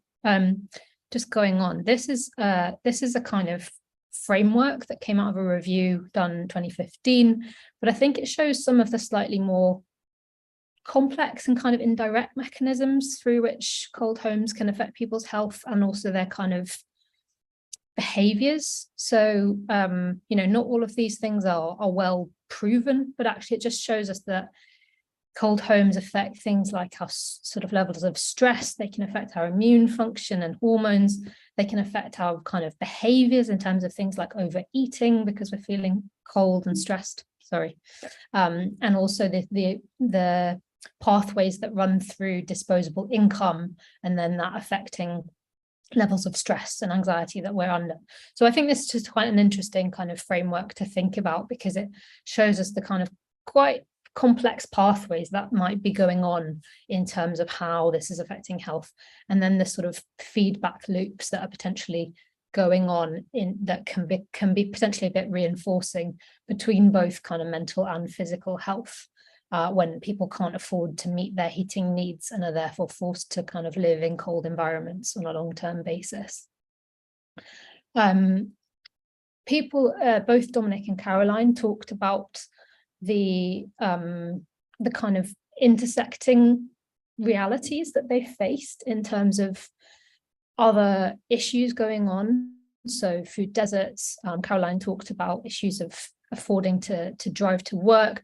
And I think that sort of what we know is that the people who are affected by cold homes and by fuel poverties are many different groups, but low people on low incomes, ethnic minorities, and people with health conditions and disabilities are disproportionately affected by these issues.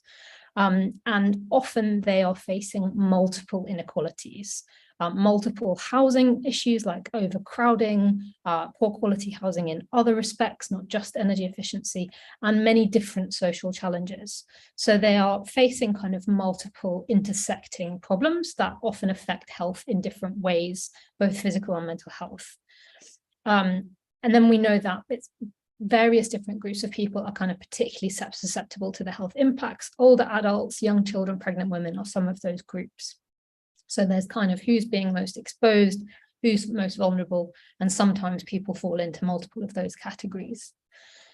And the ways in which the support to date has been targeted doesn't always match up very well with these groups. So quite often we will see quite unsophisticated targeting that maybe just targets, let's say, pensioners or people with disabilities in quite a simplistic way. I think it would be probably fair to say, and that's something that the Committee on Fuel Poverty has picked up and talked about before.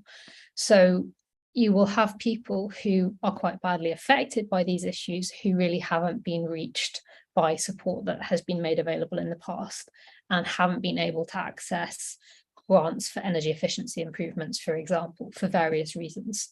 That might be people who are working in poverty but not on benefits. There might be all sorts of different reasons for that.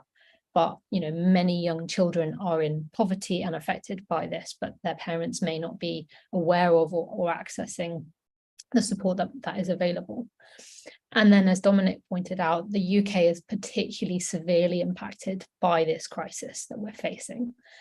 It's a kind of acute on chronic crisis, I would say. I think sometimes the phrase crisis can lead us to think that it's something very temporary and kind of contingent and needs a very temporary contingent solution. But actually what we're seeing is like the end product of 10 years of inequality that's just been growing and gradually getting worse. And now we've got a stressor on top of all of that. But this is something people have been living with actually for a very long time. So they've come into this from a very poor starting point with quite poor health, a struggling health system, and all sorts of issues that we've come into this with.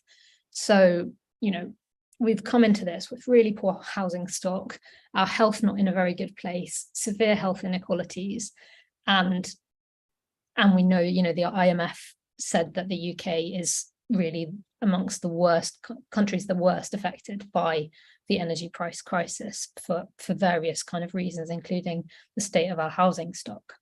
So it is this kind of acute on chronic crisis, I think, in terms of what we're looking at. And that very much is true for our health as well. So what can we kind of take from that? Well, I think more and better targeted support in terms of who's going to be affected by those health impacts and health inequalities. And that probably links back to Emily's point about who bears the burden and how do we kind of finance that in a fairer way.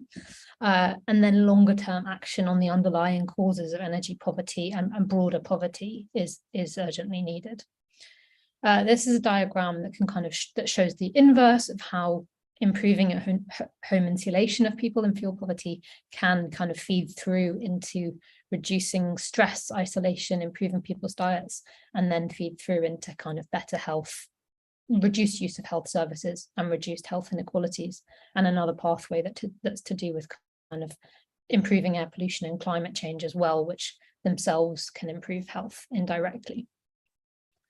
A little about my project. I don't have much time for it, I don't think, but if you are interested to learn a little bit more, I'd be more than happy to tell you a bit about that. In a nutshell, I'm going to hopefully be bringing together data on energy performance certificates about people's homes with some health data from two different data sets, UK Biobank and SAIL, which covers administrative health data for Wales, to try and improve what we know about how hard to heat and cold homes affect health, and then trying to feed that through into some kind of health economic modelling. And I'd be more than happy if you wanted to get in touch to kind of discuss that further or update you on what I do find in due course. And those are my references, so I will stop sharing that. But thank you very much for inviting me.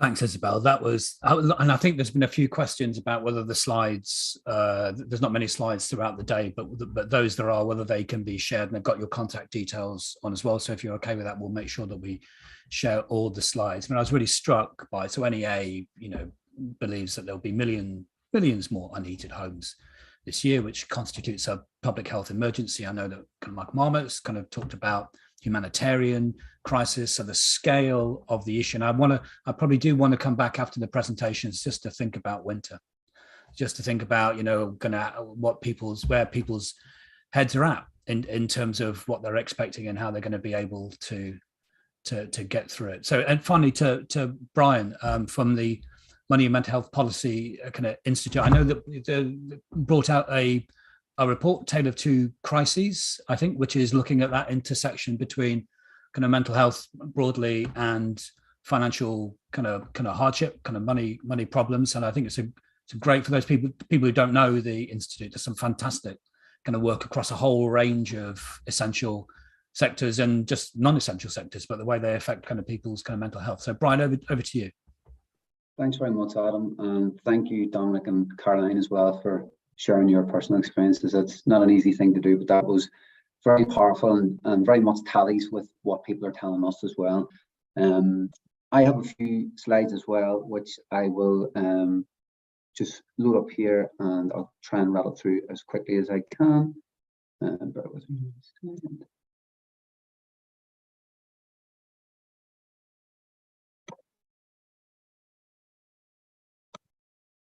Hopefully you guys can see that okay. Yep, can see it. Brilliant stuff. So thanks for the introduction, Adam, and thanks very much for having us to speak here. Just explain who we are. Money and Mental Health is a research charity that was set up by Martin Lewis, and we're very much focused on the link between financial difficulty and mental health problems. So we carry out research, we come up with practical policy solutions, and then we work with government and firms and regulators across essential services, including energy, to try and bring about change. And everything we do is rooted in lived experience. So we have a research community of nearly 5,000 people who have lived experience of mental health problems, who really shape our work by taking part in our research and helping us come up with ideas and campaign for change as well. So it's very much at the heart of what we do. And we've touched upon some of the real structural factors today already, which drive that link between financial difficulty and mental health problems. So people with mental health problems are 3.5 times more likely to be in financial difficulty. There's all kinds of things like the lack of generosity of the benefit system, people struggling to access that support, employment discrimination, all kinds of things which drive that as well. But it's partly as well from the common symptoms of mental health problems, which can make it very difficult to manage money. Things like reduced memory, concentration problems, low mood, all those things can make it difficult to earn and manage money, but they also make it difficult to deal with essential services providers like energy companies. And I think that's really important, that even, you know, in the best of times, if you're struggling with your mental health, it's extremely difficult to kind of manage all the kind of essential admin around your energy bills and all those kinds of things. So we know that people with mental health problems are much more likely to have significant anxiety dealing with energy providers. More than half will have serious difficulties picking up the phone to speak to an energy provider or another essential services firm. And that obviously has a big impact on people's financial position, their ability to manage their energy account.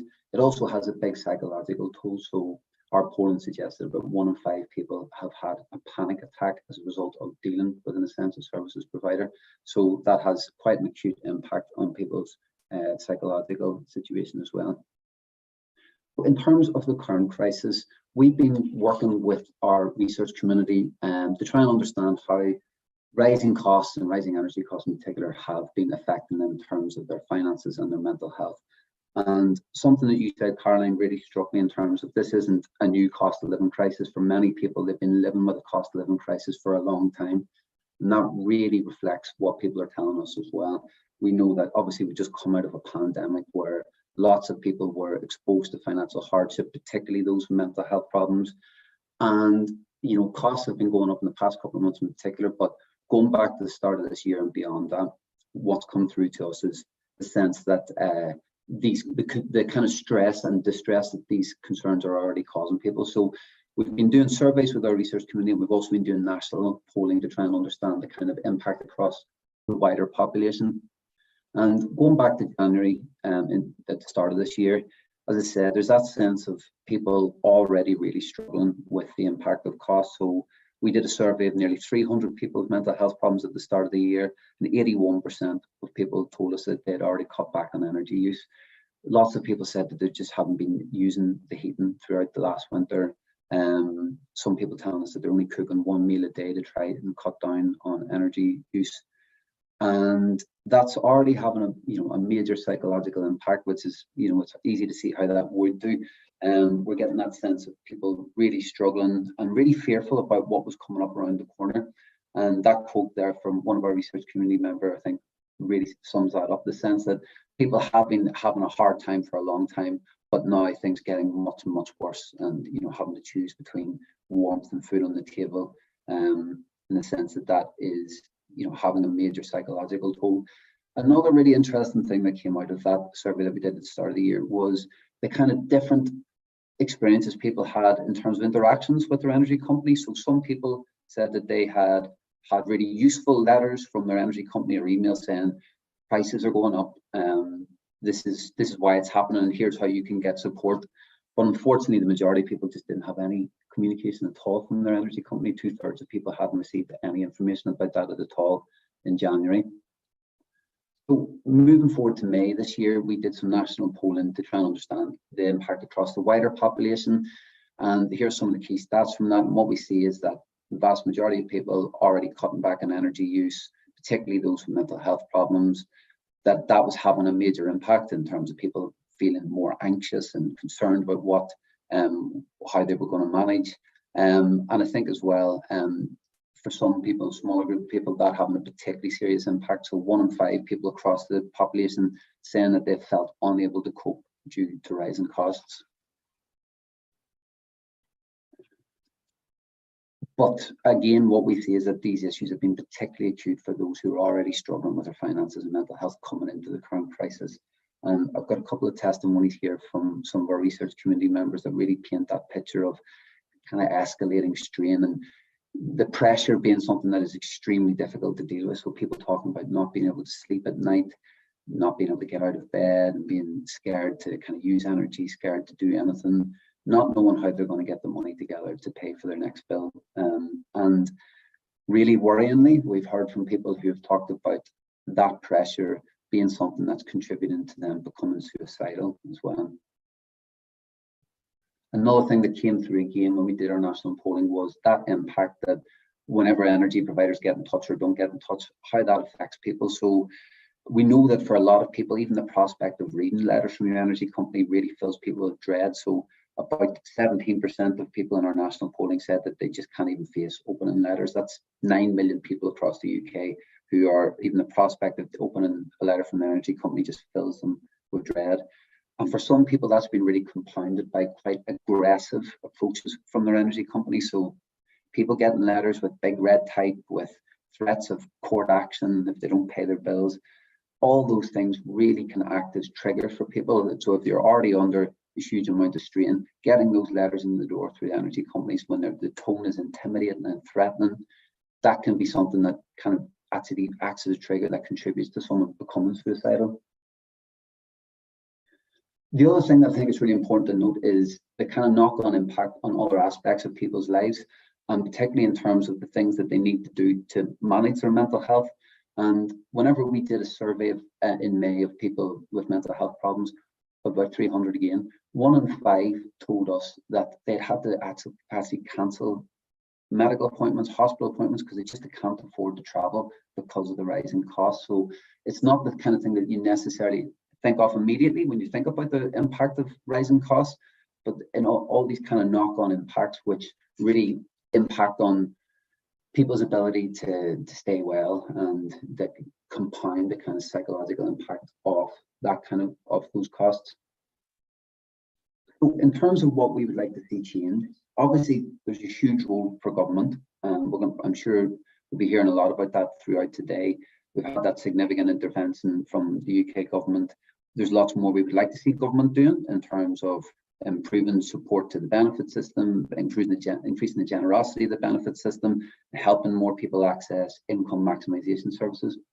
But I thought it'd be useful to focus on the role of regulators and energy firms as well, because I think that that's something that might not get the same level of focus. And you know, in terms of regulators, there is a huge role for both those both regulators and firms to play in easing the strain that people face. With regards to regulators, we saw during the pandemic a really proactive approach from regulators to introduce new guidance and rules to protect consumers, particularly vulnerable people, and we need them to be just as proactive now. So we need regulators to be telling firms, here's what you should be doing, here's your duties to treat vulnerable customers fairly. They need to penalise energy companies that aren't doing that. We also want regulators to monitor the way that firms are communicating with customers about mispayments and making clear what good and bad practice is in that regard, because we've seen that psychological impact that can come from aggressive communications.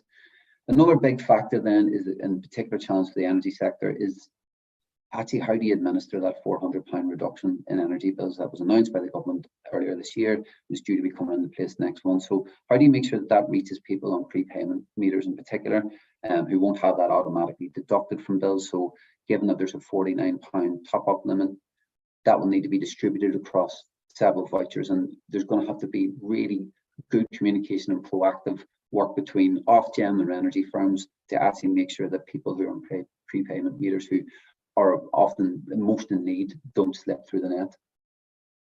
Finally, then, in terms of energy firms, we want to see them being proactive and actually reaching out to customers, telling them, here's how you can get an affordable deal or a payment plan that will reduce the cost for you, making it easier for people to get in touch and reaching out to people through different types of channels, because as we've seen, some people won't be able to pick up the phone, some people would prefer to do that via email or text. So making it easier for people to get in touch, making it easier for people to disclose if they're struggling with their mental health as well, and making sure that they have that their staff have the training and the tools to actually act appropriately and make sure people can be signposted to support if they do disclose that they have a mental health problem that's affecting their ability to pay their bills. And then we'd also like to see them take steps to actually reduce the psychological harm of that their letters or emails can have, thinking about what tone they're using, how they can be more supportive, putting the information about signposting at the top of the letter rather than, you know, at the bottom or just not at all. And then, as I say, working with the regulator to make sure that those customers who are on prepayment meters can receive a £400 reduction in energy bills as well. And that's me. Thanks. Ryan, thank you very much for that. That was really useful. I want to kind of pick up some questions that have been in the Q&A, but also to pick up on your last point, which I'm apologies, while we've got Dominic and Caroline, I'm going to put the questions to them, but Isabel and Brian, please do jump in. So I've got three things I'd like to pull out of the questions that have been posed, but let's pick up that one first. Your experience of your kind of energy provider, either through, you know, provision of prepayment meter service or generally in levels of support. What's it been like, and what would you most like to see from them? I mean, I don't know what the level of active communication or active support, or whether it's just been about recovery of cash and payment, but good or bad experience or expectations from your energy supplier. Dominic, can I come to you first to see what it's been? Yeah, no, sure, thanks. I just say, to put it in some context, is that, like, I'm a single dad and I live in a council estate with my amazing daughter, and we survive on universal credit, child benefit, free school meal vouchers. And yeah, we've always had a pay-as-you-go, or prepay, as they call it, gas and electric meter. So I don't think people, and when I've spoken to other people about this who don't live this, I don't think it quite registers that. So with a prepay or pay-as-you-go meter, you can only top it up with cash. So you can't top it up with like your phone or with a card. In my estate, there's no cash point, full stop. So and especially, and I want to highlight this, a lot of my neighbors that are maybe less mobile than me, and during the COVID crisis, when, you know, the restrictions on movement and everything, it really brought to light how our lives are different than, you know, people that have more money than the people than myself and the people I live around. And it is a point I made previously, that the poor have been in a cost of living crisis long before this phrase was popularized. And it's only now that these price rises are impacting a broader, maybe more kind of middle class or an upper class elements of society, that it seems to be getting the attention that it is. But just to highlight, so that so that's what I describe. So I should unpack some of the things I say, but in terms of my council estate, it's a fuel desert, which is, you know, mirroring the concept of food desert.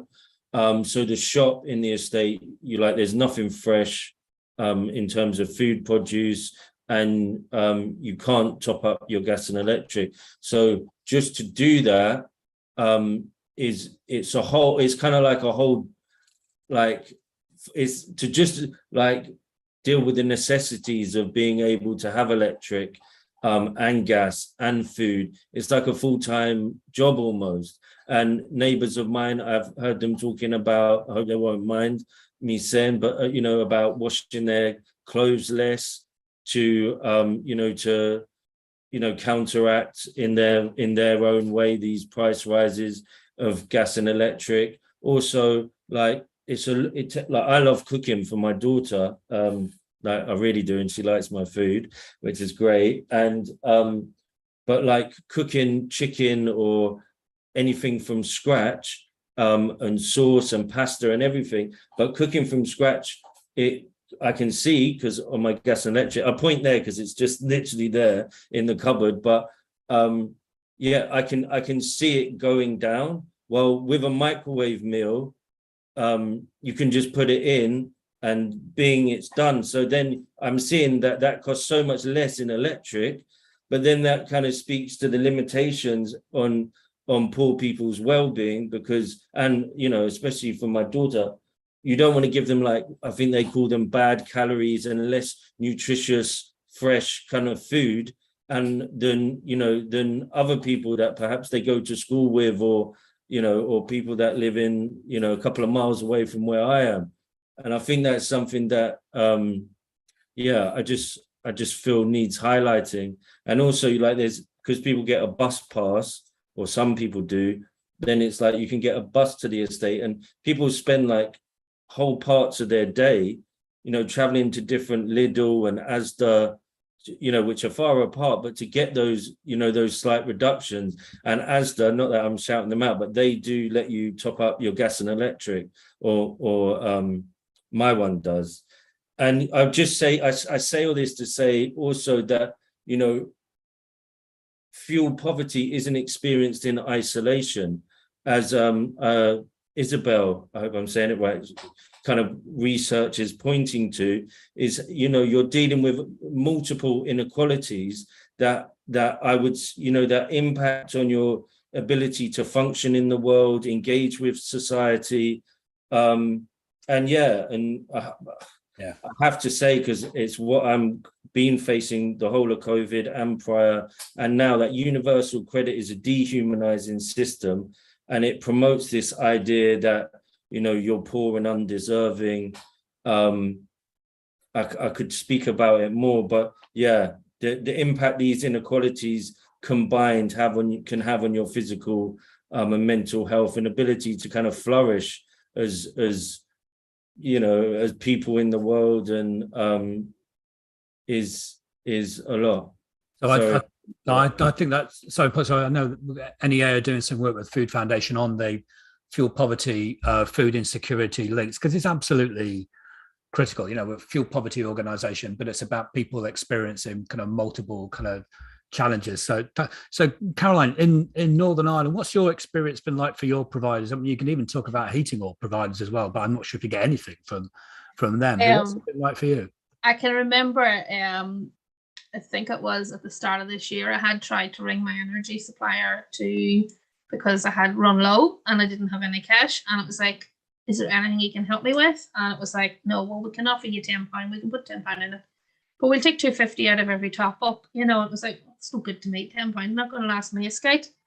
But I actually asked then about switching off the prepayment onto the monthly, because with prepayment, if I can't top it up, I'm cut off on a Monday morning. So if I don't have the money, I have no electric. So I'd asked about switching to the monthly bill, and it was like, oh, well, we'll have to book an appointment. But even booking an appointment became a barrier, because they could only give me either an AM slot or a PM slot. They couldn't allow me to book a slot that suited me when I was off work. And it would have meant potentially that I would have had to take a day off work. And say, I can't do that. I can't afford to take a day off work and sit at home, because you can't tell me a decent time, and I can't use my phone at work. So I'm still stuck on a prepayment meter, because they can't book me in when it suits me. It has to suit them. I get where Dominic's talking about the time consumption. It's horrific. I'm running around the house turning all the plugs off. My child's sitting in the dark and watching TV in the sitting room, and she's turning the light on, and I'm coming in, turning it off. And she's like, it's dark, Mum. I was like, turn the lights off. We really need to stretch this bit of money that we have until I get my universal credit at the weekend. It's exhausting, you know, it's the time consumption. It just feels like it sucks the life out of you. It sucks the goodness out of anything that you actually try to do. You know, as Dominic says, food shopping. I don't buy chicken anymore from my oven. I buy a chicken to fit in my slow cooker. You know, I buy food to fit in my slow cooker. We don't eat processed food here. I try not to buy processed food. Our vegetables are never fresh, they're frozen, you know, and I know there's nothing wrong with that. But it's that mental exhaustion of constantly thinking, how can I save money? And even when you go to the bigger shops and you look and you're looking at the labels and you're going, oh, that's so much per unit, but it's cheaper per grams, but it's actually more expensive. You know, so as to have their yellow labels now, and they have a big block of cheese, but it's $3.50, but it works out cheaper per 100. And it's like, well, I haven't got $3.50, I've only got 2. So I'm actually paying more for a cheaper block of cheese because, you know, you're constantly cutting back on them pounds and pennies to make it stretch that wee bit further. But it's not making money sense. You know, mentally, it's not making money sense. But yeah, it's just not good enough. You know, there needs to be flexibility there if people want to switch, you know, and I don't know what's going to happen if we run out, you know. I don't want my child experience and stuff, something like that. You know, I would have lived in poverty growing up, you know, and I remember the butter bank and the sugar bank going up the hill to get butter and sugar many years ago here in Northern Ireland. I don't want my child experiencing that, because you do carry them experiences with you through life. And she's very, very observant, and she knows, you know, even free school meals. She's in secondary school. She gets free school meals.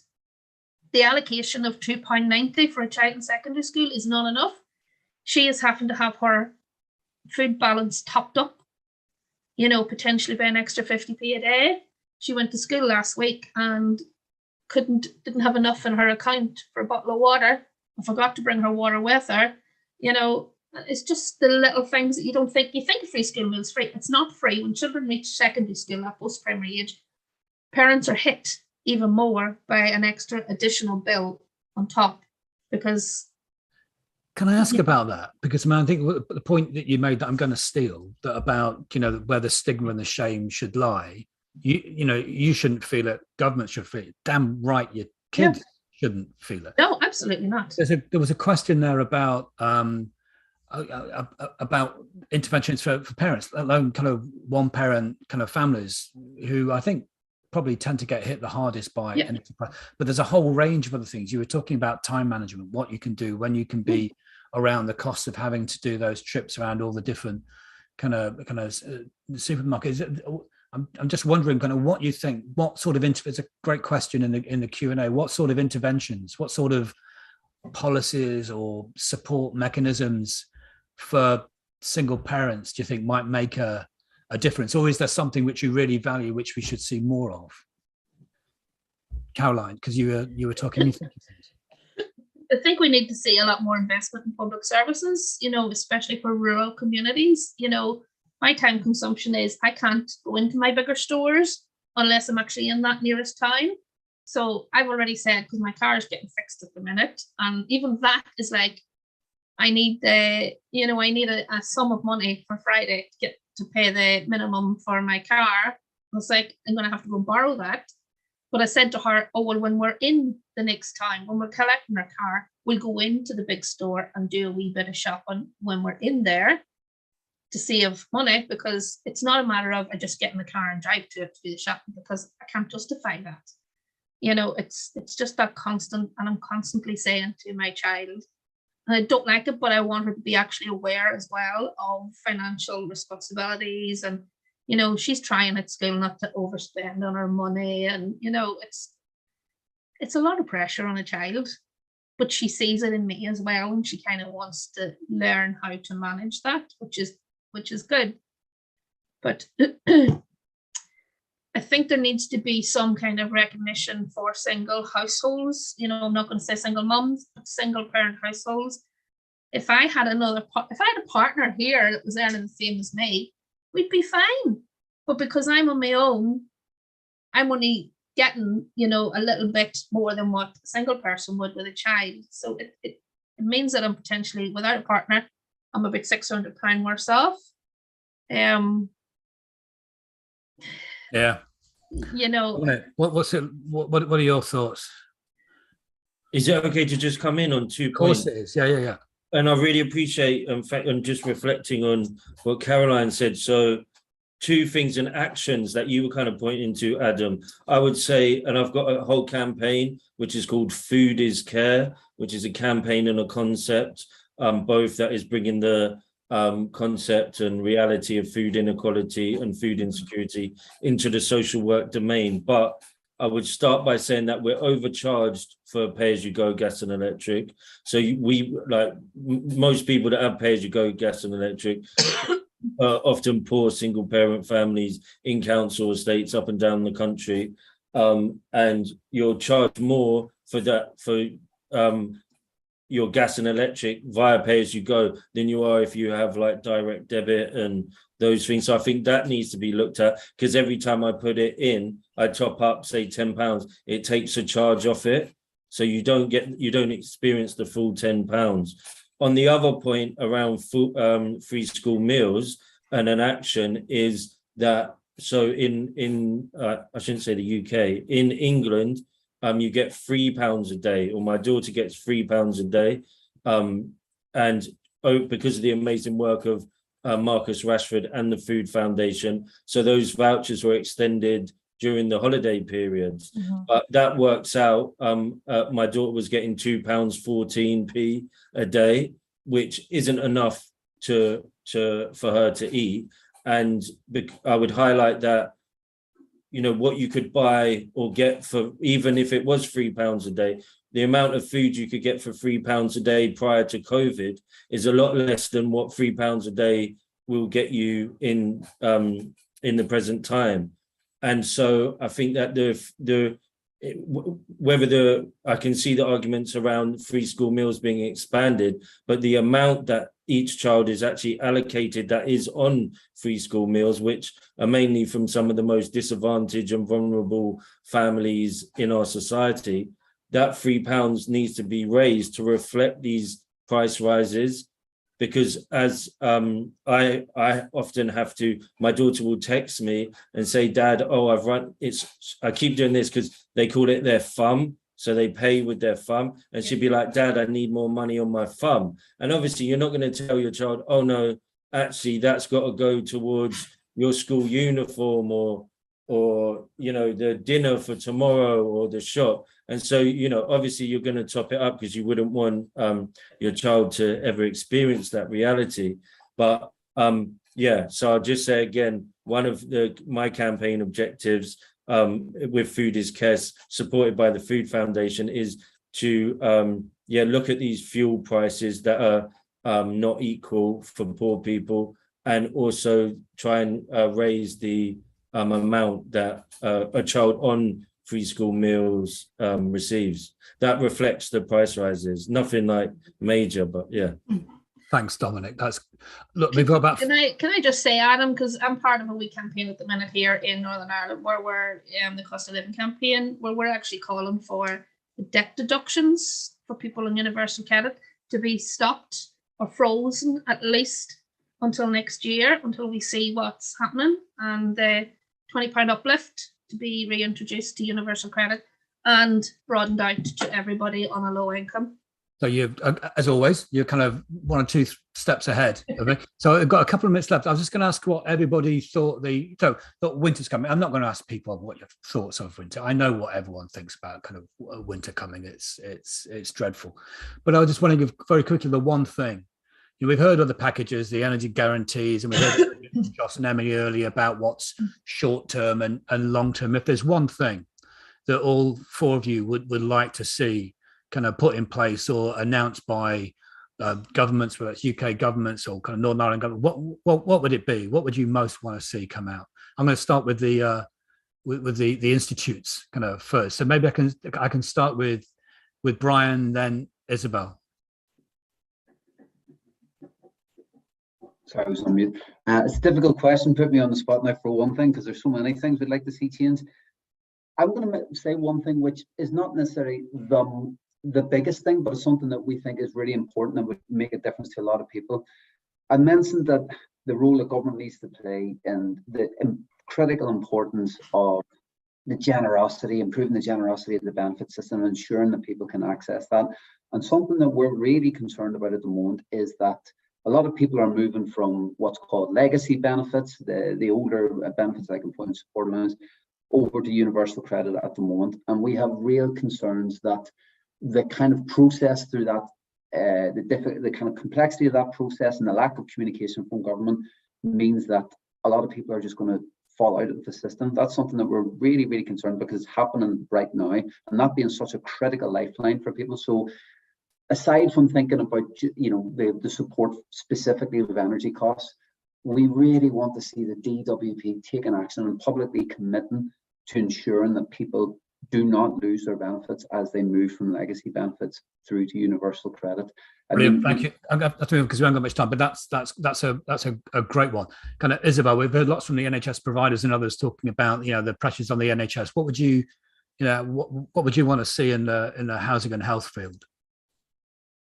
I mean, I think the biggest drivers of this are going to be that kind of that real hard sort of severe end in terms of the sort of determinants, the poverty. So I think I would really back Caroline's call for the benefit, the £20 uplift to be reinstated, and an increase in the funding for financial support funds for the most vulnerable. Basically, I think councils are probably going to really struggle to support those most at risk this winter, and I'm not convinced that there's enough in place. Whilst, you know, the richest households actually have a lot of support in place, which they probably don't need. They can probably weather this storm. I'm not convinced that there's enough in place for those who are going to be really hard hit. So I'd like to see that really increased. Thanks, Isabel. Dominic, what's the one thing? I know you've probably got a big list. What's the one thing you'd most want to see?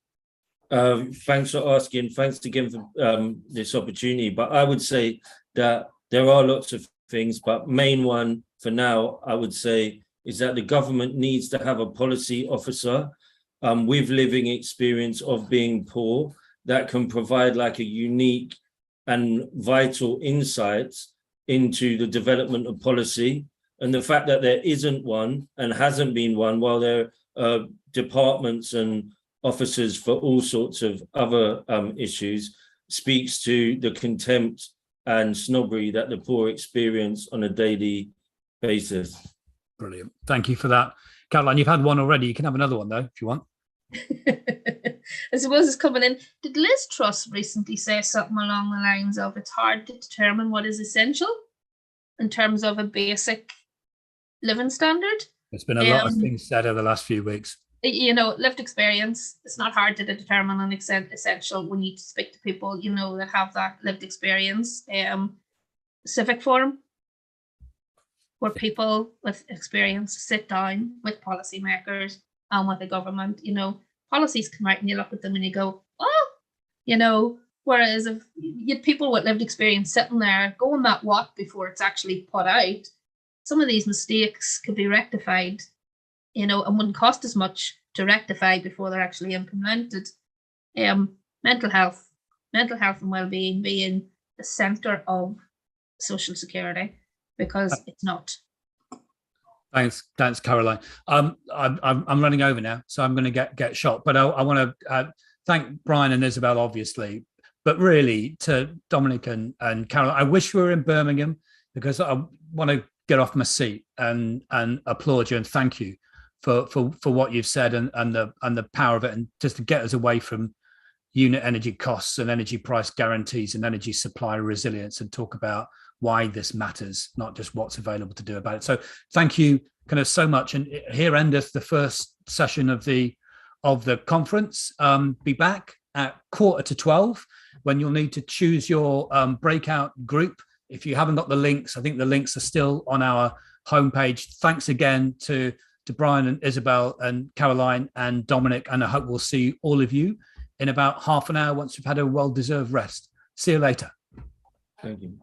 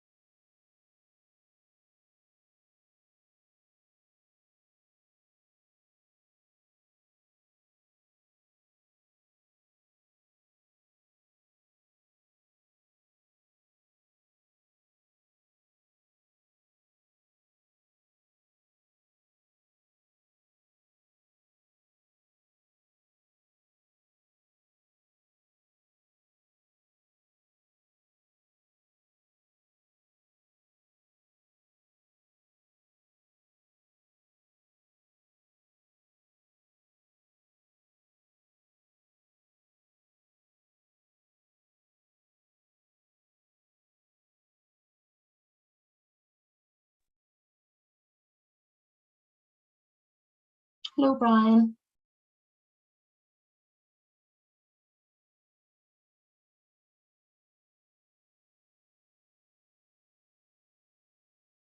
Hi, Brian.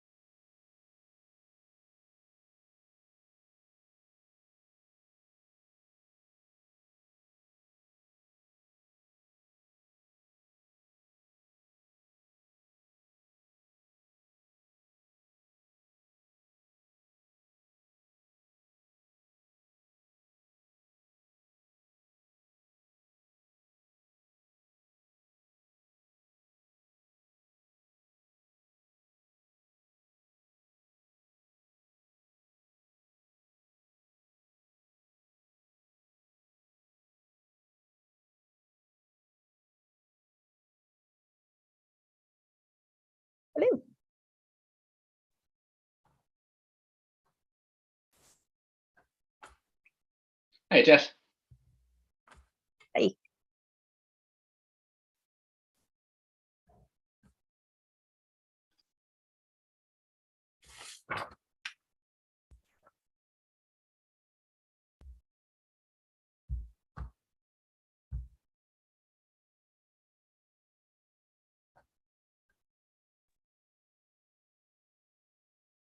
So are we live on this now, or are we waiting? NEA admin, You're tell me if live I'm... and there's over 100 people watching. Hey, brilliant. Right. Well, that's remarkable. So welcome to the second session. Just checking, because it's the graveyard shift, and you're never entirely certain how many people kind of come back kind of on time. But obviously you've come back in your droves. We had a fantastic start to it, to the conference. And this is part of the meat of it, if we're honest. The energy crisis that we're talking about, it's got lots of moving parts. There's lots of detailed issues to be resolved, but the dynamic of it, the trajectory of it, ends in millions of unheated homes by people not spending money on energy, or it ends in problem debt for people who are, and you know what, for many people, it's both. It's not being able to afford enough of their homes and still ended up in problem debt. So this is why we're having a session on the nightmare that is already with us of levels of debt, who it's affecting, how it's affecting them, you know, what the pathways out of it kind of may be, and what's the benefits of tackling kind of problem debt. It's no surprise that it's going to be an issue. Bills don't go up by 150% in a year or so, and you not end up here. The price guarantee will be, it's great. It lessens the issue for lots of people, but it will not affect the people already stuck on these situations with limited numbers, with limited kind of incomes. I won't mention the data from any of the organizations, and I'll introduce people in a minute. But if you look at something like the Citizens Advice Cost of Living Dashboard, that it's really intriguing kind of what you see. And again, no big surprise. Energy debt overtakes all the other big debt issues: council tax, kind of arrears, credit card debt, store card debt, all been accelerated away by energy. And that's happened in summer, not just in winter. It's prepayment, those cases in summer as well in winter. The value of that debt has shot up as well, not just the incidence of numbers of people in debt, but the value of that debt, and especially the value of that debt by people on negative budgets. So we use phrases like kind of wicked circumstances and perfect storm too much. But if you wanted a perfect storm, welcome to it, because this is what we're facing. So look, I'm delighted to be joined by people who know what they're talking about, as opposed to me, Pete Tutton from Step Change, Gareth McNabb, Christians Against Poverty, Richard Mead from Carers Northern Ireland and Scotland, and Jess Cook from National Energy Action. It's the first session back from lunch. We'll have lots of great questions, but I'm going to ask these individuals, especially because I know what they're capable of, once we've had their initial opening statements, not to wait for the questions, but if there's something that jumps out, just get straight in and kind of elucidate or follow in on that point. But this is going to be fascinating, but it ain't going to be happy. It's not going to be a decent picture. So prepare for that ride. So Peter, can I turn to you first of all to talk us through the situation from Step Change's perspective? Thanks, Adam, and hello, everyone. Firstly, thank you, NEA, for inviting me. Pleasure to be here. You guys are doing great work, and I think we all turn towards you guys for expertise on energy market, which us as debt advice providers need at the moment. So I'll say a little bit about where I think we are at Step Change on debt now, and some of the bits about kind of why debt will be important going forward, the kind of harm that debt creates. So just what we're seeing. So I won't talk for very long. I'll be brief, and then we get into the discussion. So where are we now on debt? And one thing you'll find is that Gareth will say some some slightly different things to me. So the debt advice world, all our clients overlap, but different providers and advice agencies have slightly different, as it were, specialisms in different parts of the income band, although there is a big overlap. So saying that, where are we now on debt? Well, from our perspective, first thing, it's notoriously difficult to predict debt advice demand. So in terms of understanding what the cost of living crisis will do in terms of the number of people we're seeing, it's sort of too early to see how that may completely pan out. When we think back to COVID, we thought there was going to be a sort of giant wave of debt demand, and it never materialized, in part because the government chucked on some estimates, 400 billion at the economy, you know, that makes a difference. So how do we deal with debt and poverty? 400 billion into the economy every year. Easy, problem solved.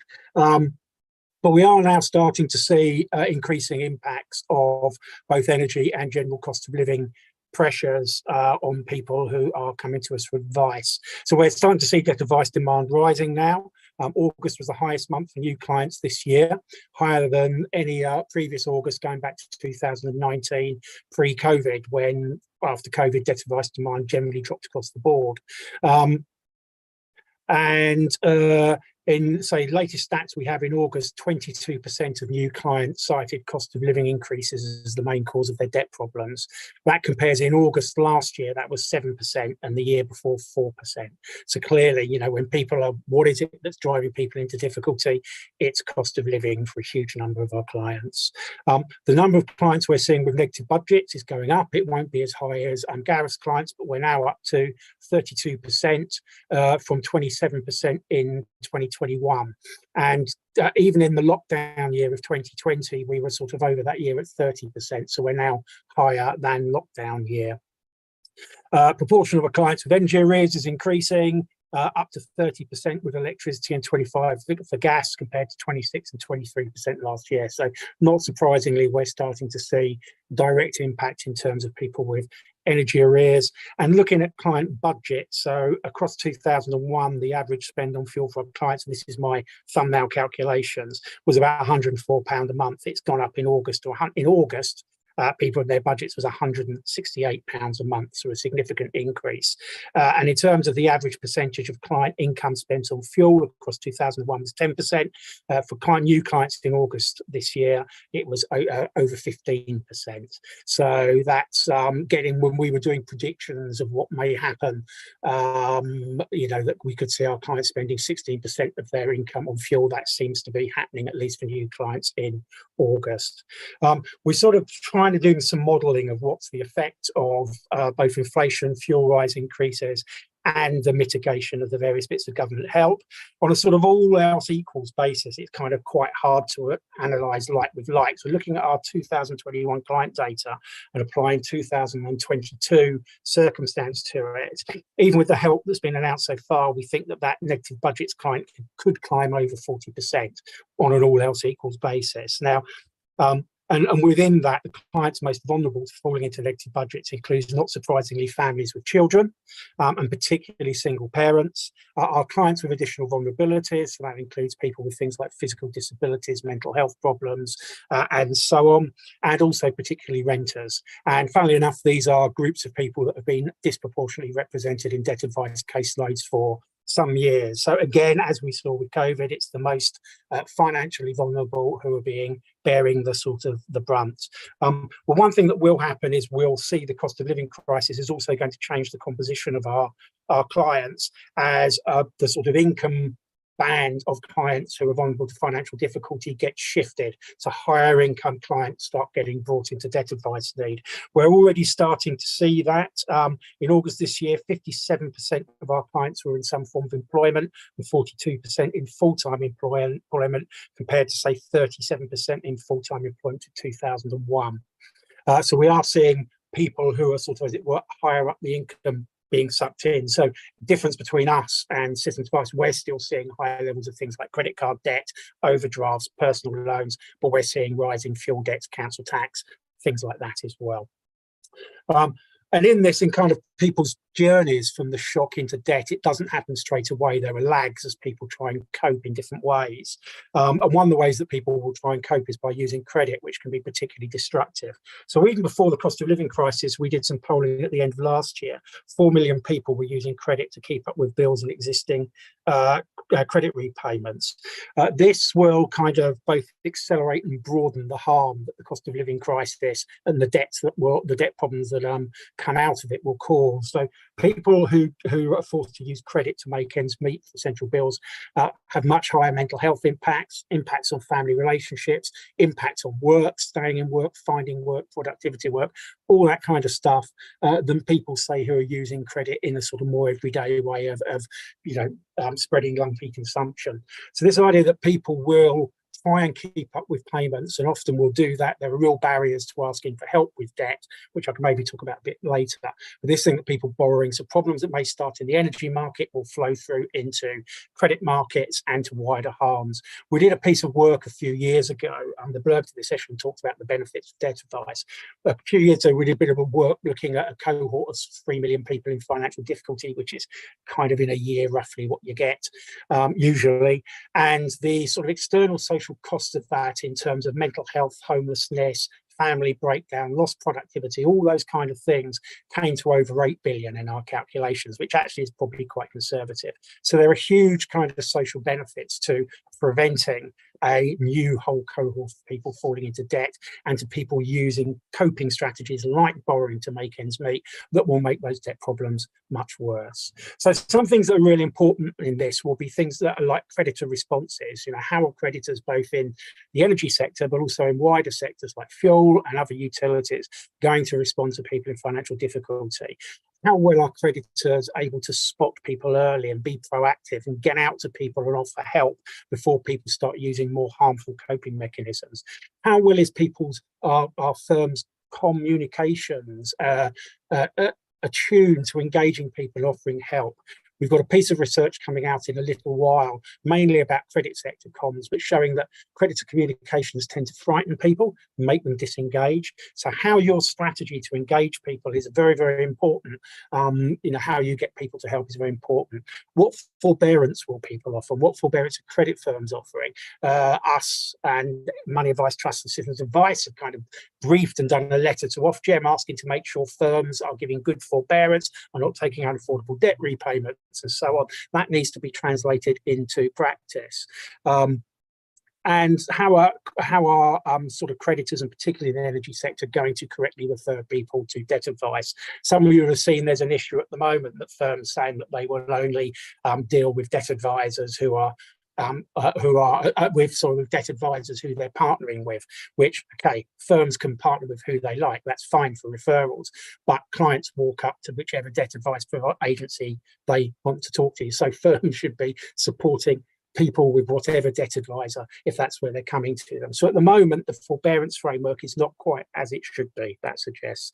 Finally, and I'll shut up in a second, just thinking about different debt problems and different outcomes. So people in debt are not a homogenous group. There are some definitely different streams within there. We've been tracking debt advice outcomes for about 4 years now. And a couple of things that we learned from that is, one, that people remain financially vulnerable well after debt advice, 15 months later, still vulnerable to shocks, still have very little financial resilience.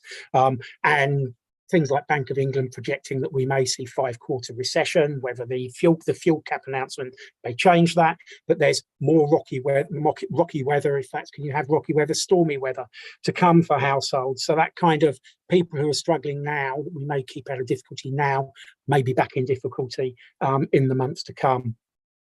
When even before the cost of living, when we did our outcome stuff, 49% of clients said that high cost of living had hindered their progress with debt up to 15 months after advice. So this is going to have a long shadow, I guess. On the other hand, our outcomes work shows that there are huge well-being gains from bringing debts under control.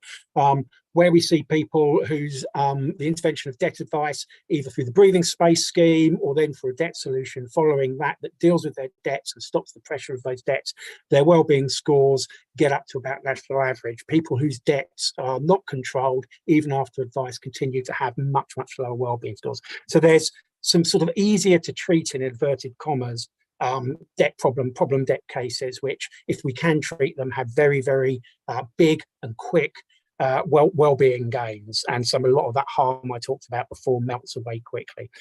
However, particularly with negative budget clients, and Gareth will talk about this, our outcomes work shows that treating the problems of negative budget clients is much, much more difficult. So 15 months after advice, 43% of negative budget clients we saw had fallen behind on at least one essential bill in the previous 12 months. 22% were using credit for essentials 3 months after advice. MAPS are consulting this at the moment. What can debt advice do to better help negative budgets? And we'll look into that and see what we can do. But really, it's about policy support. So where we have people who already, and Adam, you'll be able to tell us, is it 4 million before this all started, number of people in full poverty? So where we're having high numbers of people with negative budgets can't make ends meet, we need policy support. Debt advice can help people deal with their debt, but what we can't do is put the money in their pockets. That means that they won't fall into more debt because they just can't keep up with the expenses. And that's me. Well, that's a conference worth of information and content in about 10 minutes. So that's a remarkable thing. There's huge numbers of things kind of in there that I want to pack, but I do want to remember to come back on creditor response, different sectoral kind of experiences of that, what the opportunities are to spy it early, and then how you size the value benefit of either avoiding people getting debt, avoiding the cycle of recurring debt, and whether it's better value for money than the price guarantee may be. But anyway, you said that Gareth would have a whole different set of experiences and points because of the demographic and the referral pathways as well. So let's test that and see and Gareth, over to you. Thanks very much, Adam, and thank you, Peter. There will be some differences. One of the main differences is that I'm not a stats engine. Although I can talk nearly as fast as Peter, I won't get numbers right when I talk that fast. So when I'm a few sentences in, I'm going to be talking about the stories of our clients. I'm going to be talking about how very horrible life on deficit budgets looks and feels. When people talk about impossible choices, I don't think most people on this call have even got the first clue about what that feels like, about the terror in a parent's eyes when their children are going to school hungry and wearing uniform that hasn't been washed in days. So I'm going to try and bring that to life a little bit. And I'm going to talk a little bit about our reflections as Christians Against Poverty on some of the bigger problems. Not quite fully aware of everyone who's in the virtual room. I'm hoping to offend people in equal measure, because then I'm not discriminating. Christians Against Poverty first, though. You might not have come across us. We're a national debt advice charity that provide our support face-to-face in local communities through partnership with UK churches. We also provide support through courses and groups like our Cap Money course, face-to-face financial education. It's weird to me. I mean, it's a joy, but also a challenge that Christians Against Poverty, in partnership with the UK Church, is the single largest provider of face-to-face financial education to adults in the country. Doesn't feel quite right, though, does it? With millions and millions going into the Multiply programme from government, the fact that the single largest provider of face-to-face financial education is the church should feel weird to most people. Here's a bit of context for us and what's going on for us. Calls for help this year are up about 40% on the start of the year. The nature of those calls is changing.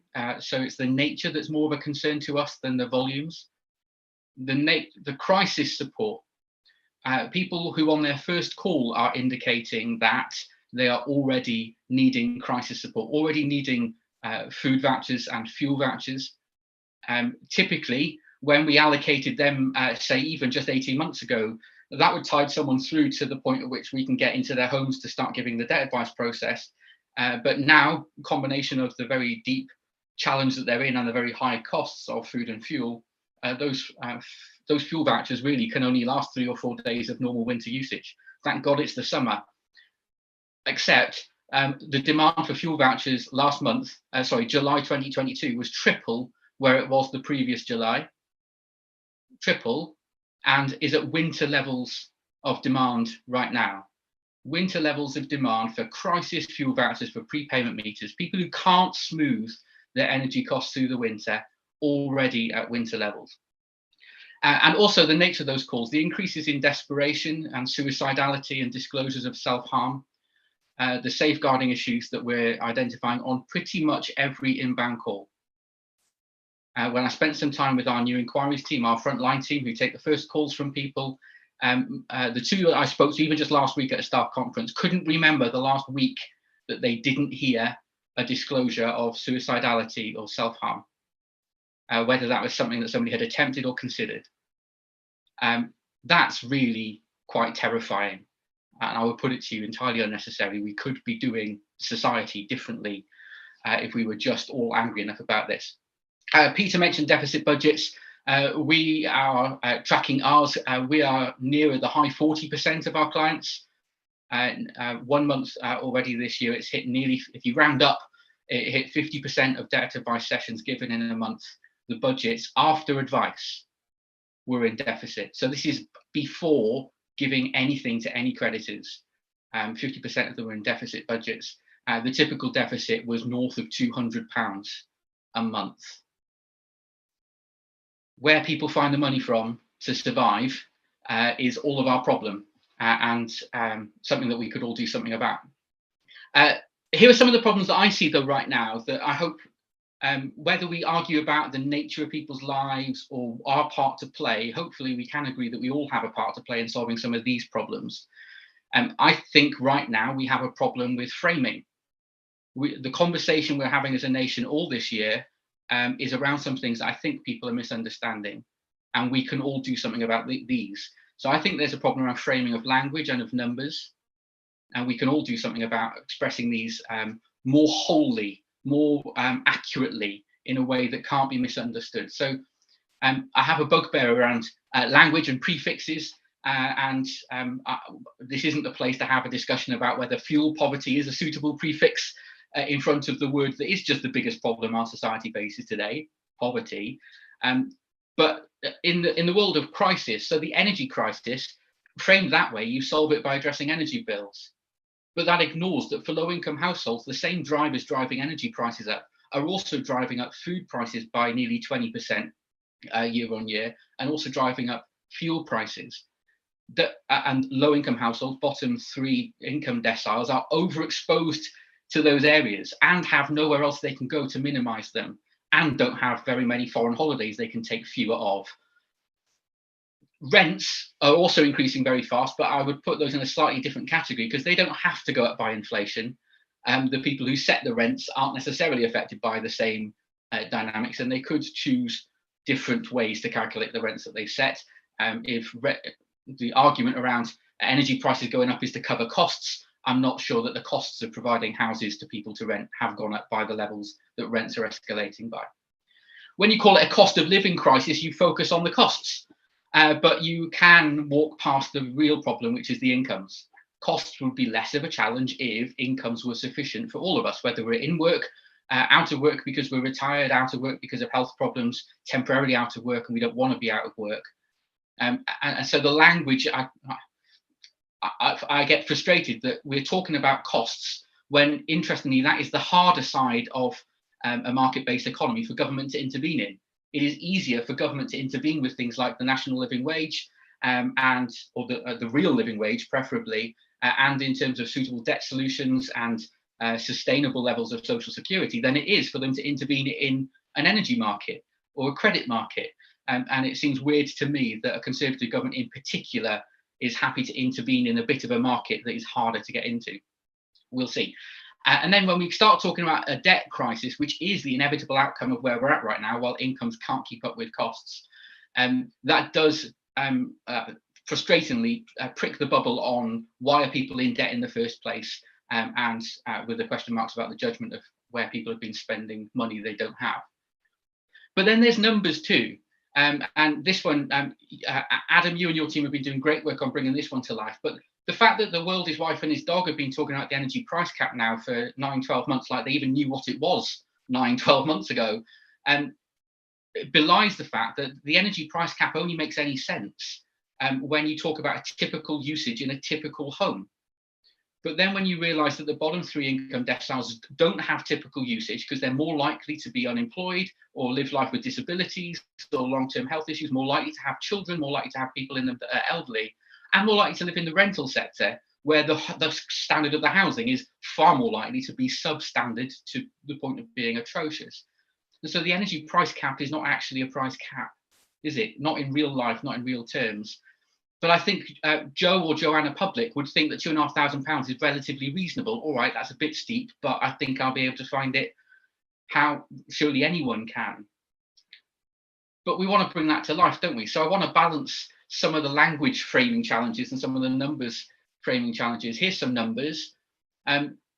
We've got a client who's part of a 7-person household, with 4 of those being children, where with the projected increases, their annual household energy bill from the 1st of October was going to hit £8,400 before the Prime Minister announced what she announced, and the Chancellor will stand up on Friday and tell us how it's going to be paid for. That's still going to be more than £6,500, no matter what they say they're going to do. I have another client who lives with her partner and 2 children. She has an autoimmune issue and a brittle bone disease. She needs the house heated to a safe level so she doesn't fall over, break a bone and die. Her energy bill is £7,500 from October. And you can't tell her about changing the flow rate on your boiler and wear a jumper and expect to get out of the pub car park with me alive. That's just a disgraceful way to treat a human being. There's no humanity in some of the wishful thinking hints and tips for real people like the 2 households I've just described. A couple of other client stories. I'd go around the house, take the light bulbs out. I couldn't afford the electricity. It was just easier for me to just live life in the dark than it was to remember to turn the lights on and off. Me and my kids were living in a shell of a house, no heating, carpet or wallpaper. We used to sleep on bin bags. Bin bags, shop carrier bags stuffed in bin bags functioned as a mattress for this household. When your kids are sitting next to you, their feet are turning blue because it's so cold, you know you're in trouble. I'm concerned that I've had to start the conversation with the local authority about my children entering care because poverty is so terrifying to me. The other problem we have is that I don't think we're very experienced in systems thinking, and this is where I think there is an opportunity for some solutions. And this touches a little bit on where Peter and Adam were about to go on creditor actions.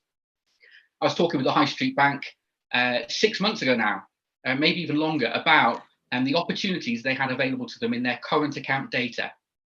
Hey, I said, you could probably work out within an 80% probability which of your customers are on a prepayment meter. You can tell where they're spending on their debit card. You can guess by the absence of an energy direct debit in their bills. You can probably work it out. And when you know that the last time a voucher system was cascaded to prepayment meter users to help them through a cold winter, 1/3 of people didn't take it up. You, Mr. Bank, could be the answer to increased take-up of any support during the coming winter. They were massively excited that they could be part of the solution to a system-wide problem until they got it up the chain far enough, realized it would cost a little bit of money, data they already had, systems they already used, but because it didn't help them reduce their arrears numbers, they canned the work. I was talking to an energy company. Just going to jump it, go. You have plenty of time to come back, but that was really kind of powerful kind of stuff. And I think you kind of, a couple of things that really kind of jumped out of me. It's the framing of everything, in a crisis. The crisis isn't things being a little bit more difficult. It's an order of magnitude difference, and lots of things fall apart. Kind of data sets and language and policy and positions. I'm really interested in looking into that a little bit more, but your 50% negative budget figure is pretty fine. So we'll definitely come back to that. I want to come on to Richard, because some of the things you said there are particularly germane to your kind of your group, kind of Richard, of carers who inevitably are kind of the consequence of high bills and debts and not being able to afford it is directly attributable to conditions worsening or making it more difficult, or a whole bunch of different reasons. So it'd be really great to get your kind of position from carers. Your carers Northern Ireland and Scotland, I think, but part of the carers UK. I'll be talking primarily from a Northern Ireland perspective today. Actually, Gareth stole some of my best lines, so but you'll get a flavour. I mean, yes. Hi everyone. I'm Richard Mead. I'm the director of Carers Scotland and Carers Northern Ireland, and I'm going to talk to you, really give you a flavour of the experience that carers are going through this cost of living crisis. And I think Gareth really summed it up well, when actually what we're really talking about, and always have been when it comes to carers, is a cost of an income crisis. It's an income crisis. They simply do not have the resources. So I'm going to tell you a little bit about what carers are experiencing, particularly from a Northern Ireland perspective. But this is not a spoiler. This is going to be true everywhere in the UK. But I'm going to give you the Northern Ireland flavour. And I'm going to sort of conclude a little bit with some recommendations that we think we can see in Northern Ireland, both across the short, medium and long term, that might help alleviate some of these concerns. I did have a PowerPoint presentation, which I'm not sure who's going to share that for me. It'd be great if we can share it, because I have on there some quotes from carers, which hopefully, as I sort of work through my presentation, people can read and sort of get a flavour similar to some of the cases that Gareth shared. It gives you an idea of what people are experiencing. So I don't know if someone from NEA can share or give me control. I'm not sure how that's going to work. Have we got that loaded, ready to go? Not hearing anything. I'm just looking for it. It won't be a tick. Filed at the back. Context, Richard, for a bit longer. Well, I'll tell you what I'll do. In the meantime, I'll tell you a little bit. Carers Northern Ireland, we're part of the Carers UK, and we're a campaigning and lobbying charity. Okay, pop it. Good luck. Was that? Sorry, someone interrupted there. I think that was a random intervention. Fair enough. Well, I will go back to my bearing on your slides. I will jump back onto my random intervention. So yeah, carers, we're a lobbying and campaigning charity that's basically seeking to make life better for all carers. And particularly in Northern Ireland, we want carers that are recognised, valued and supported.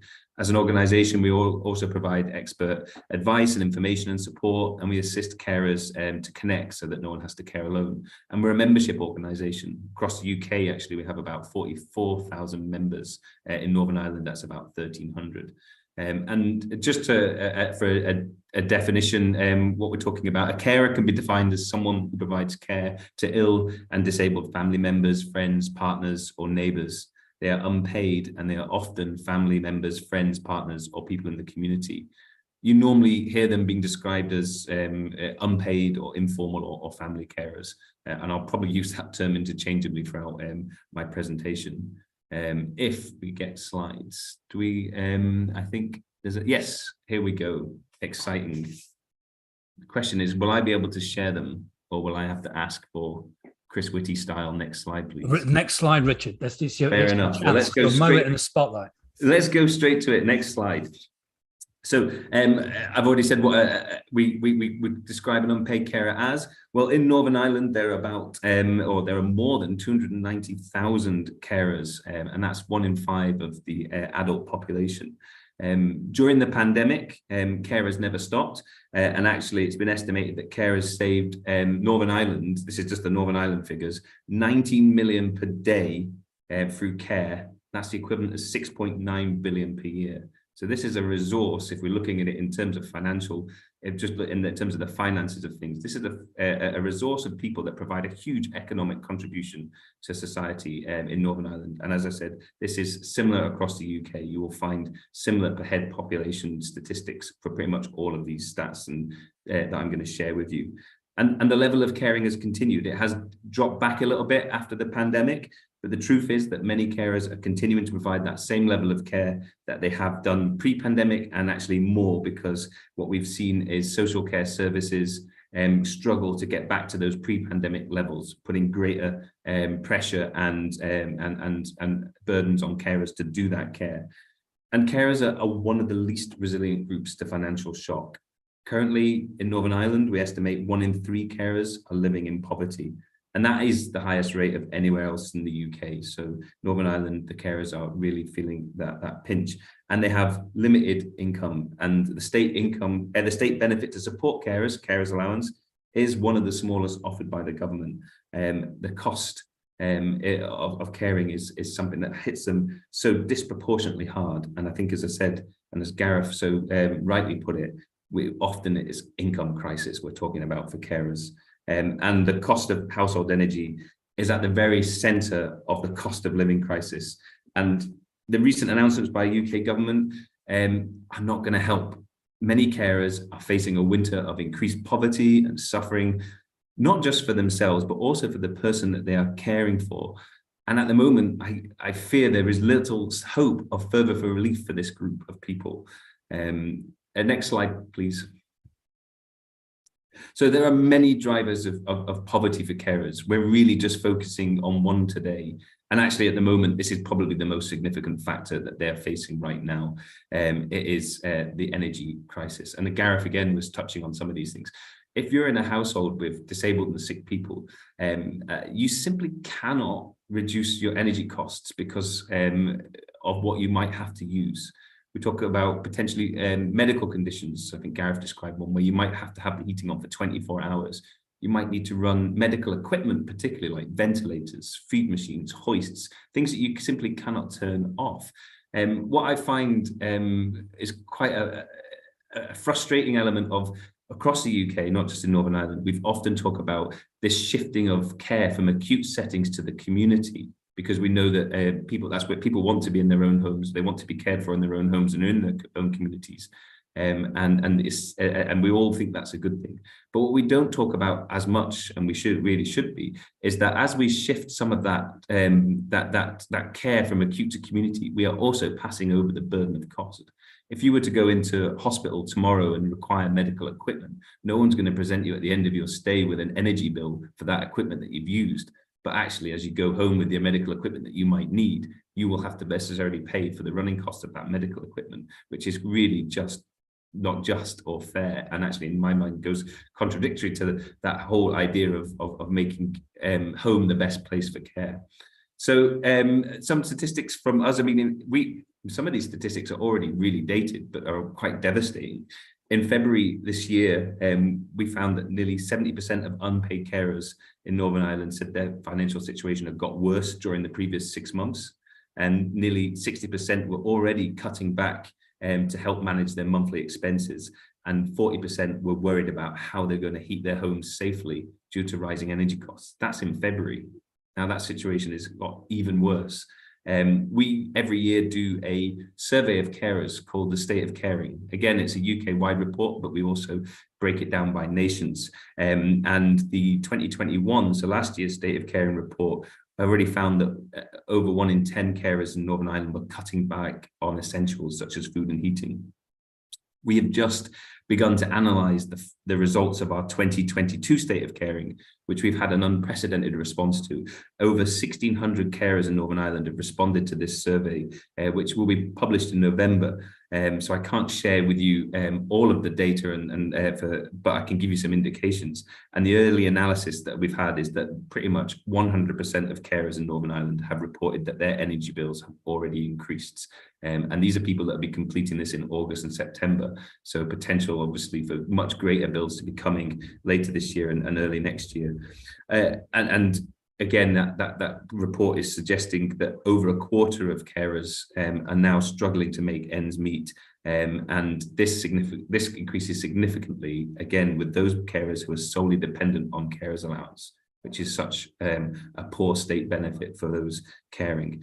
And some research in Northern Ireland is predicting that nearly 3/4 of households will be fuel poor by next year, a devastating statistic. Next slide, please. The links between poverty, destitution, and poor health outcomes among unpaid carers are really clear. In particular, the experiences carers are sharing with us illustrate that cost of living crisis is not just having an impact on their financial and their bank balance, but it's actually having huge impact on their health and well-being. It's causing huge levels of stress, anxiety, and fear, and it's making that well-being a risk of them for carers. And the big concern, obviously, is that not only is this going to impact on the person that they're looking after, but on the carer themselves, and the impact on the household can be devastating in terms of some of the potential consequences of that actually breakdown in care. What happens if a carer simply cannot continue to care, or the household simply breaks down due to all of this anxiety, stress, it could have huge impact on actually all that people that we're potentially caring for in the community could end up back in hospital, and some of the consequences associated with that. We know for a fact that the cost of living crisis is making it harder for many carers to take breaks from caring. A break from caring can be absolutely essential for many carers who, if nothing else, for their sort of physical well-being, but also for their mental health and the ability to participate in social activities and meet with friends. All of those things are increasingly reduced for carers as the things like cost of living will reduce the amount of breaks that they can take. And actually, for many carers, it is now caring as a 24/7 all year round role, and these opportunities to sort of manage their own health and well-being are slipping further and further away. We're seeing greater rates of isolation, loneliness, and again, the cost of living crisis is driving other changes. So for those carers, about a quarter of carers will also work sometime, as well as also doing their unpaid caring role. And this, we're seeing greater evidence of carers trying to juggle working longer hours in order to get more money to try and meet costs, but at the same time still having to carry out that significant number of hours that they provide caring. And that can again contribute to carer burnout. It's driving levels of exhaustion, damaging mental health. And actually what we are seeing is that many carers are being forced to give up work because of the demands on their caring role. And actually, because we've seen social care services not yet return to pre-pandemic levels, the pressure puts on them. And that has a further impact then on their financial resilience, because if they can't earn any money because they just simply can't work because of all the other factors, then obviously that full burden of the cost of living crisis, as we're calling it, is going to be felt even more. And obviously, this has huge impacts on the carer and also on the person they're caring for. But we need to think about, and again, Gareth talked about systems, we need to think about the wider system. If this is a group of people who are providing billions of pounds a year in economic resource to our health and social care systems, then the human cost of losing them is also significantly high. We could be facing carers having to give up caring because they simply cannot go on. Carers themselves becoming ill to the point of not being able to care, or perhaps even care themselves. And the pressures that might put on the wider system in terms of further impact on social security, on hospitals, social care, all of those things become at risk as this system comes under further pressure. Next slide, please. There are a number of things, and these are all from a Northern Ireland perspective, but gives you some of these potentially things that could be done in other parts of the UK. There are a number of things that we would like to see done across the short, medium and long term. First and foremost, in Northern Ireland, we need to have the restoration of the political institutions there at Stormont. With no executive in place, there's actually real uncertainty over how any government announcement, so the Treasury's £400 energy discount, how that will be delivered to homes in Northern Ireland. Similarly, any spending commitments at Westminster that lead to Barnett consequentials, there's no way that can be allocated and spent by the executive. As I understand it, the executive has around 400 million, if not more, unspent funding sitting that could be used, but can't be until there are ministers and an agreed executive budget. So that's huge. We also think once an executive is established, is that actually looking at things that they can do. So potentially a one-off payment for all households with carers. That might not, £500 payment might not actually end the crisis, but it would certainly help in the short term and could be something that the executive could move on quickly as we move into the winter months. We think, still this slide. Scotland introduced in a carers allowance supplement to bring the carers allowance up to the rate of the job seekers allowance, which again is not going to solve all problems, but at least it recognises that benefit is really low, and actually there's they can do something to at least bring it up to the level of other benefits. So we would want to see a carers allowance supplement in Northern Ireland similar to that in Scotland, potentially looking to how we might support people that come into contact with people with particularly energy crisis, potentially using GPs, Can GPs distribute potentially vouchers and resources to support people that are particularly struggling with energy? And that might feed into what I was talking about with the ranges of medical equipment. How can we provide further financial support for people that have to run medical equipment? Next slide, please. I think long-term, it's clear that existing carer benefits are just not fit for purpose. The value of a carer's allowance is way too low. The design of benefit pushes paid people, paid work, and there are so many arbitrary exclusion criteria that so many carers don't get the benefit, and that just leaves people facing financial pressure. I've talked about the level. We can look to increase that to the level of job seekers allowance, but also inflationary increases in benefits. We saw, I think, Westminster increased benefits by only 3%, and cost of living is 10 or 11. So even those tiny benefits they do give out are worth less and less every year.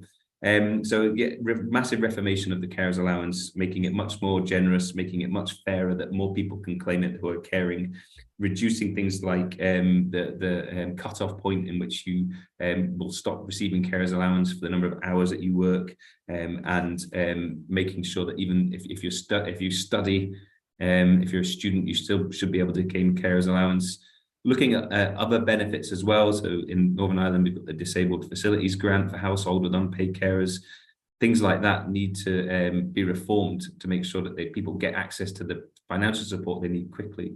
Northern Ireland hasn't had a fuel poverty strategy since, I think, 2011, over 10 years ago. Actually bringing people together to talk about this is there never a better time than now, I think, to talk about how we might tackle some of these issues. Looking at other ways of maximising and support for carers in terms of income, paid carers leave. I think one of the things we would love to see the executive look at is actually to develop what we would describe as what is a minimum living standard for people, and then how do we resource that, looking at things like maybe a minimum income guarantee. And that wouldn't necessarily be just for carers, but for everybody in that particular financially poor situation. That might, I think, should be something we could look at. So those are some of the longer term. Look, this is really. Have you got any more slides, or is this? No, I think I literally cool. think that you've come to me right at the very point of my end. So I'm happy to stop there, and I hope you managed to get a read of some of those quotes as the slides scrolled on. Okay, apologies for jumping in. Well, I have lots. That's no problem for conversation, but that's a real. And again, we get back to the basic income kind of criteria in the level of this crisis. So I just want to jump over to Jess Cook from NEA, and Jess leads our work on water poverty as well as driving lots of stuff throughout the rest of the organisation. So over to you, Jess. Thanks, Adam, and afternoon, everyone. So before I start, I'll be honest, I started prepping for this presentation ahead of the announcements on the PM's new energy price guarantee earlier this month, which in hindsight was really silly because it was based on what we knew of the price cap then and the impact that it would likely have on households this winter. So just last week, I chose to completely scrap that. So we'll see how I do today. But the reason being, as we've already heard today, we're now in a situation where for the next 2 years, we can give households some more security on what it is that they're paying each month for their energy. There's some less bill volatility, less reactive to market conditions, and a bit more money in people's pockets than there would have been without this support. However, as we've already heard today, we're still in a situation where energy bills are double what they were this time last year. We heard directly from Dominic and Caroline this morning about their experiences of living in fuel poverty, and the speakers before me have provided their own case studies and quotes. And in less than 2 weeks' time, we will still have over 2.2 million more households in fuel poverty and living those experiences than we did last October. We know that energy arrears are already rising, that people are already resorting to implementing some extreme coping tactics to manage their finances, and that all of this is before winter and before costs rise again, although thankfully far less severely than initially announced. And on top of all of that, we know that in some way, at some point in the future, we should find out this week, we all have to pay this back. And that's another future pressure that's still to be announced. This isn't just an energy crisis, as we all know. Everything we spend our money on has gone up. And I'd challenge anyone here to come up with something that's cheaper than it was a year ago. I really tried to think of it and I couldn't. We're all feeling the changes, albeit in very different ways, depending on our circumstances. And for those on the lowest incomes, every penny is making a difference. Now, I might be here speaking on a debt panel, but I'm not afraid to admit that I'm not actually an expert on debt. My fellow panelists are definitely more expert than I am, and they've spoken directly about what they're seeing of their clients with problem debt. But instead, I wanted to focus on what we know about the wider debt situation at the moment, how it affects the households that we're supporting, and the areas of focus that we think could be required in the short, medium, and long term. So over the summer, the call for evidence for our fuel poverty monitor has been open, which many people who are attending today contributed to. And firstly, I'd like to say thank you very much for that. So many of you have told us of your clients who have already had prepayment meters fitted against their will, of clients who are already in debt, which is just increasing because they can't actually manage to pay for their ongoing charges. And as Gareth has already mentioned today, of clients being in mental distress or feeling suicidal due to worrying about the cost of energy. The Money and Mental Health Policy Institute suggests that in England alone, over 1.5 million people are experiencing both problem debt and mental health problems. In a recent survey, they found that 86% of their respondents said that their financial situation had made their mental health problems worse. And 72% said that their mental health problems had worsened their financial situation. The stress, anxiety, and the stigma of these two intrinsically linked issues are not to be ignored. And scarily, Ofgem have already reported that energy arrears are rising significantly in just the first quarter of this year, with a record 3.4 million gas and electricity accounts in arrears compared to 2.6 million a year previously, and owing on average around £900 for electricity and £855 for gas. And this is all before energy bills are set to rise again, and all before winter. For those paying by direct debit who have been able to keep on top of their payments, the impact of this increase of around £130 for the typical household after the energy bill support schemes taken effect, they won't be anywhere near as bad as they could have been in regards to debt.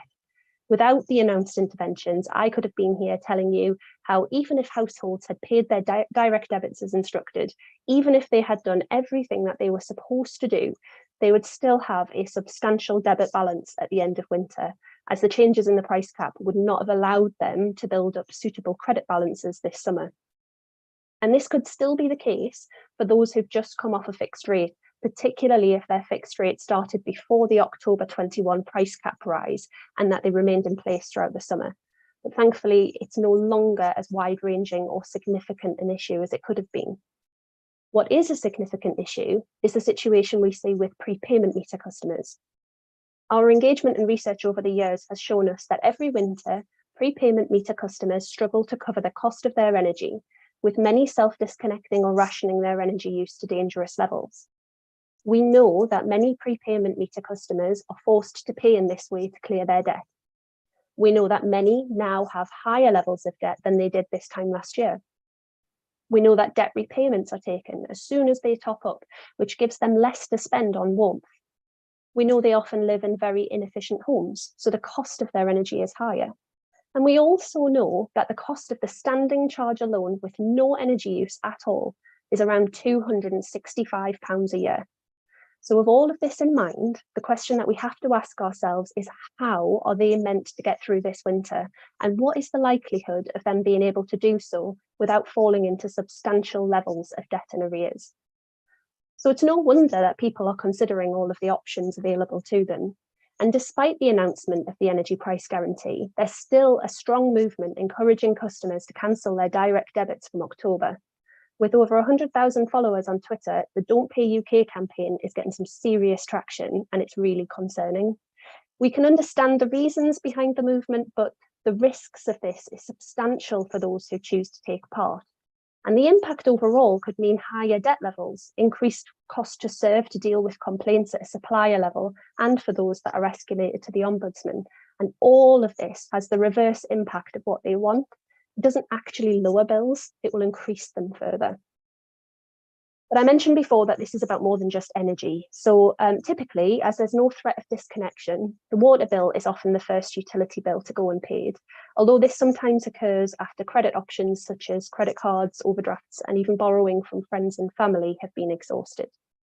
And I've long advocated for us to improve data sharing, to use this knowledge as an early indicator of financial difficulty, and for other organisations, such as energy suppliers, to respond with appropriate interventions to try and stop the spiral of debt. This continues to be something I believe could have quite a significant impact for struggling households, and something which is in the gift of utility networks to implement sooner rather than later. But we also need to ensure that once the data has been shared, the receiving companies do something with it. The identification is the first step, but the intervention is the bit that will have the most substantial impact for households. And thinking about those interventions, many water companies offer debt repayment schemes, which we consider to be best practice. In most instances, the company agrees a payment plan with a customer and then matches their payments pound for pound, clearing any remaining debt after an agreed period of time, usually 2 years. With rising debt levels in energy, we believe it's appropriate for government to introduce a similar scheme to help accelerate the repayment of energy debt.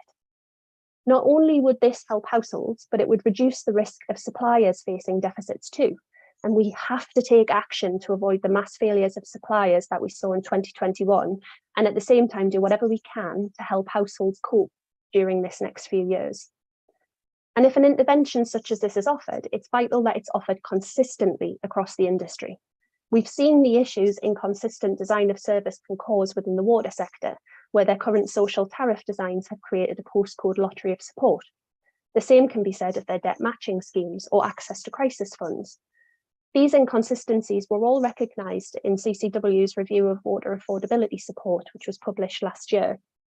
And work is underway to redesign services, such as the social tariff, to make it fairer for all.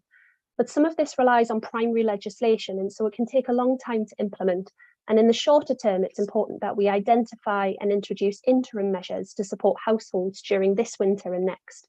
Not just at the government level, not just at the regulator level, but at the company level too. And that leads me to my final point. At the start of the pandemic, we saw many organisations across various sectors work together to announce a suite of customer promises to help support those struggling due to the pressures from COVID. These steps included payment holidays, suspension of disconnections, the moratorium on forced prepayment meter installation, and freezes on debt collection activity, amongst others. We may now have the voluntary commitments through Energy UK, which we didn't have before, but not all suppliers are signed up to them, as they are just that, they're voluntary. What we need here are some guarantees that the households who will still be unable to afford their bills, not just with energy, but with all essential bills, will be thoroughly supported during this time and aren't at risk of being left cold and hungry. If you heard Caroline and Dominic speak this morning, and if you didn't, I'd suggest you watch them on YouTube. Their powerful words told us of their lives and their struggles. We need to change the debt landscape for people like them, and we really need to try and give them a chance. That's me. So thank you for listening, and now I look forward to the discussion. Thanks, Jess. So much. We've talked about so much in that. It's in the time that we've got about 20 minutes, so it's quite a bit. I want to kind of focus in initially on 3 issues that reoccurred through most of the contribution. I'll say them all right now, and then we'll go through each panelist to see which ones you want to pick up on. You don't need to pick up on all of them. The first is negative budgets. And so kind of what are the policy, if this is not just a simple income expenditure equation, it's just a fundamental lack of income, and it has been for some time. What are the policy interventions? I can imagine one of them, which is kind of the welfare benefits and more kind of income coming through. But what are the other kind of policy instruments that we might think through to identify ways of addressing that simple issue of income insufficiency, of negative budgets? That's the first one. The second, which a lot of us touched on, is around whether you call it kind of sectoral best practice. Gareth, I think you were talking about systems thinking or systemic institutions, about where there are some kind of areas across the debt landscape of different sectors where there's a sense about using data properly, or about proper interventions, or where we can learn something for the basket case, which is just the scale of energy debt, which has not only exploded budgets, it's exploded suppliers' margins as well. So it's a real difficult problem. And then the last point I'd kind of love to hear a bit more on is, and I think it cropped up in a number of different presentations was, where are the opportunities, the early intervention opportunities that may enable us to either prevent manageable debt becoming problem debt, or problem debt becoming serious cyclical debt, where there's no kind of way out. Because I think there's some of those things kind of came across in a number of different presentations. But firstly, just I can imagine what the responses will be. But on the negative kind of budget issues, because Peter, you were saying you think it's going to get to 40. Gareth, you're saying it's around kind of 50% of the client group. That's a real challenge. And where do we think government needs to look in order to identify the solutions to that? Can I come to Peter first, then Gareth, and if either Richard or Jess want to jump in afterwards, then please do. So yeah, thanks, Adam. I mean, it's a tricky one with negative budgets. So I guess I'd start with the observation that the help that's been put down so far, and talking about the 2,500 price cap costing 100 to 150 billion. And I've said before, you think back to COVID, sort of up to 400 billion in some counts, different bits of support, and 30, 40 billion or more on the furlough scheme. So there is in recent years, and at the moment, there are interventions by government which are huge in scale in terms of financial spend. But they tend to be when there's a covariant risk. To put it in really crude terms, is when the shock, the income or the payment shock, raises up and starts getting around the knees of the middle classes, there's a lot of money to spend on it. The problem we always have on sort of negative budgets, where we're talking about more financially and otherwise excluded clients, low incomes, job insecurity, or people persistently outside the labour market because of things like disabilities, is to Gareth's point on storytelling, it's very, very hard to get government to commit funds there. So there's a disjunction that, as campaigners, thinking about how do we get over that bridge of the huge fiscal bazooka that goes to covariant risk and the kind of reluctance to commit more resource to the kind of everyday focused and targeted sort of hardship and poverty that many of our clients experience. So you're right. I mean, welfare. So clearly, welfare benefit adequacy, the £20 UC uplift made a difference. It was very hard and we didn't win the argument to keep that going. But benefit adequacy is still a point. There's lots of work being done thinking about crisis support and avoiding destitution. But all these things are in part about putting more resource into the system.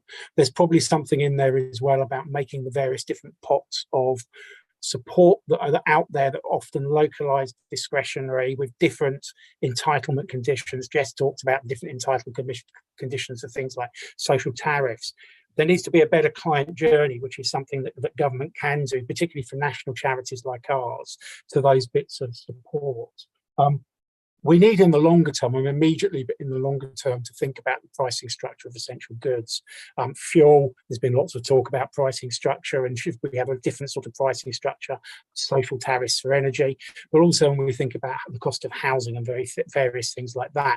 The problem with negative budgets, actually, this huge crisis we have now is not pulling it up by a huge percentage. The residual before cost of living negative budget situation for debt advice agencies was still really high. So there's some structural questions underneath that about cost of housing, about cost of things like fuel. I get, NEA, you'll be interested in things like insulation, which can hugely reduce the cost of. So how do we get insulation to a third of our clients in the private rented sector? And it's been said by a couple of people that the housing conditions, and we serve our clients, tend to be in the poorest, hardest to heat housing. How do we get insulation into those houses? So the government have got the RIT reform white paper out, which is about regulatory structures to improve the quality of housing. But what can be done now to think about how do we get our clients who are in private rented sector, so their houses, making them easier to heat? That's something that government could move on quickly if the will was there. So I'll shut up there. There's a few thoughts. I mean, it's going to be difficult, but there are some things that can be done. Well, it's a wicked problem. Gareth, where are you looking for? I mean, we've got a big fiscal event on Friday, tax cuts banked in, how much we're going to cost for the energy price guarantee gap banked in, how much are you expecting or wanting to see on basic income standards? We need to see lots. I think we're going to hear nothing, to their shame. Like, But I suppose it taps into, they're seeing it as an energy crisis. They're going after the prefix rather than actually listening to the canary in the coal mine. The debt advice sector, as part of the wider third sector, have been the canary in the coal mine on living standards and emerging societal-wide crises for generations. But we're ignored until too late, and to society's cost. And one would hope that the alarm that NEA and other charities have been sounding on the energy price cap beginning to nudge up last October was only a 12% rise back then, remember? And we were waving to say, but the people who bear that brunt, that is money they do not have and cannot afford. Yeah, so I think we'll hear nothing. I hope to be surprised. One of the things that makes me angry, Adam, is that the government runs scared of the big argument, but then doesn't engage with the things that are already in its reach. One can understand why this government, of any government, would run away from the income sufficiency argument for social security. DWP's answer to the select committee is wrong and shameful. There are objective standards for living standards. The minimum income standard from JRF and Loughborough University is used by other countries, including other nations within our own United Kingdom. So there are perfectly electable governments have found an objective standard to point at. But some of the other policy levers that are in their reach, they could pause or ban deductions from benefits. They could ensure that benefit caps at least went up by inflation if you argue for them to stay. I think compassion says they should rise by at least inflation. Justice says they should go. But whichever way you're going to go, one of the key moral arguments that ties all of British society together demands that things like the benefit cap, the 2-child limit, the bedroom tax, they should all at least be going up if they have to stay. So I think they should change. And then the long-running work by central government to tidy up government debt collection, and with associated other sectors whose debt collection standards lag behind financial services, and I'm not going to say energy, but oops, there are things that they could do. They could insist that there's a moratorium, no prepayment meters installed during the winter. My contentious statement for the couple of minutes while I've got the mic is, if you force somebody onto prepayment this winter, I think you lose the moral right to call that a self-disconnection. That is something you did to that household that you chose to do and you didn't have to do. And facing a long, cold winter with a long trail cost of living crisis and costs running way ahead of all incomes, every single prepayment installation against a customer's will is not a self-disconnection. I think that's one you should have to report in the same way you do when you forcibly take someone off supply, because you know the state of affairs. I'll leave it at that. So it's the policy levers that are within government's reach and they could do something about. The 2-child limit could be a 3. That's a stroke of a pen. Needs no primary legislation, would address 90% of the households hit by that cap. The benefit cap could go up by inflation instead of it having been reduced last time they looked at it. So there are things this government could do without losing face as a conservative government, a conservative, fiscally responsible government. There are tweaks they could make to their own policies, even if they won't abandon them and seek some form of social justice. Yes, we're kind of caught in a whole kind of nexus of short, long-term symptom cause thinking, and then the PPM. So I think a moratorium on PPM's installation, forced installation because of debt over the winter, is really strong. But that's when you get the real hard clash between energy revenue protection schemes and consumer welfare. So I think that's a difficult battle to have. Get that, but debt will be easier. We can resolve debts next summer. We can't resolve debts. So that's an interesting point, isn't it? About the role of debt in a particular crisis like this, when the requirement for people to be able to use sufficient energy in order to keep warm and to power medical equipment and to make sure the quality of life stays is not a trivial one. That debt, manageable debt, not problem debt, but manageable debt that can be addressed over the longer term, accelerated the repayment of it with incredible value for energy suppliers and systems is a really big issue. And I think there was a question in it, isn't the short-term issue about how to help people live with kind of certain levels of debt over the winter so we avoid the health consequences of unheated homes. I wanted to come to Richard and possibly Jess on that, but answer whichever one you want, Richard, feel free. But also about the opportunities of identifying not just consumer journeys or client journeys, carer journeys as well. So you're able to identify those opportunities where you identify need and jeopardy and are able to step in. But Yeah. feel free, Well, rain I mean, wherever you want. I wanted to just add to the last bit because I think that's a good conversation. But I think there's two things I wanted to say. First, in immediacy, we obviously need to try and restrict costs, but I think absolutely we need to look at what are the mechanisms in place to maximize income, benefits, and actually lifting benefits, and where we can increase people's income urgently. But I think what's really more fundamental to me is that the energy crisis is not a new crisis. It's been a crisis that we've had for years. It's just new to more people now than it was once before. We have to accept the fact that this is a country that tolerates poverty. It's just the degree at which we tolerate it. And actually, I think what we're really talking about right now is tinkering with a system that's to try and alleviate probably the people that have just moved into the poverty as a result of what's just happened. And actually, the people that have been in poverty for decades, fighting to get through, are still going to be in the same situation as they were before, perhaps just now in significantly more debt. And let's have a conversation about that, because that really frustrates me as we talk about this like somehow this is a new issue. This is not a new issue. But hundreds and thousands of homes up and down the country, this is the same issue every year, heating or eating. In fact, sadly, this year it might be both, just not either. And so I think we need to talk about that. And if this is the opportunity which we can get enough attention that we can maybe start some of these fundamental conversations. In Scotland, there's a conversation right now about having a minimum income standard, a minimum income guarantee. There's a working group, the Scottish government have committed to looking at it. I have to say that they're going awfully slowly on it, but at least they're thinking about it. There was a poll done in the opinion poll carried out that found that actually 80% of the population were pretty much in favour of the idea of a minimum level of income that people shouldn't fall below. So this isn't necessarily about a popular opinion in favour of poverty. This is about a government opinion in favour of poverty. And actually, I think we need to have some real fundamental conversations about how we really tackle deep-seated poverty in this country and how we use our resources, of which we have vast amounts, to make sure that everybody can have a decent level of living, a decent standard of living, and particularly those who are most vulnerable, those who are ill, disabled, those who are providing care, those are at least able to meet those shocks to their financial systems. That's what I'd really like to see. No. And that's a challenge to us, isn't it? And it was Gareth's point about framing. Look, I mean, I'm going to use the winter crisis, as an opportunity to focus minds and focus kind of ideas on how you can resolve it, because it has an intensity and immediacy and an urgency and a threat to it.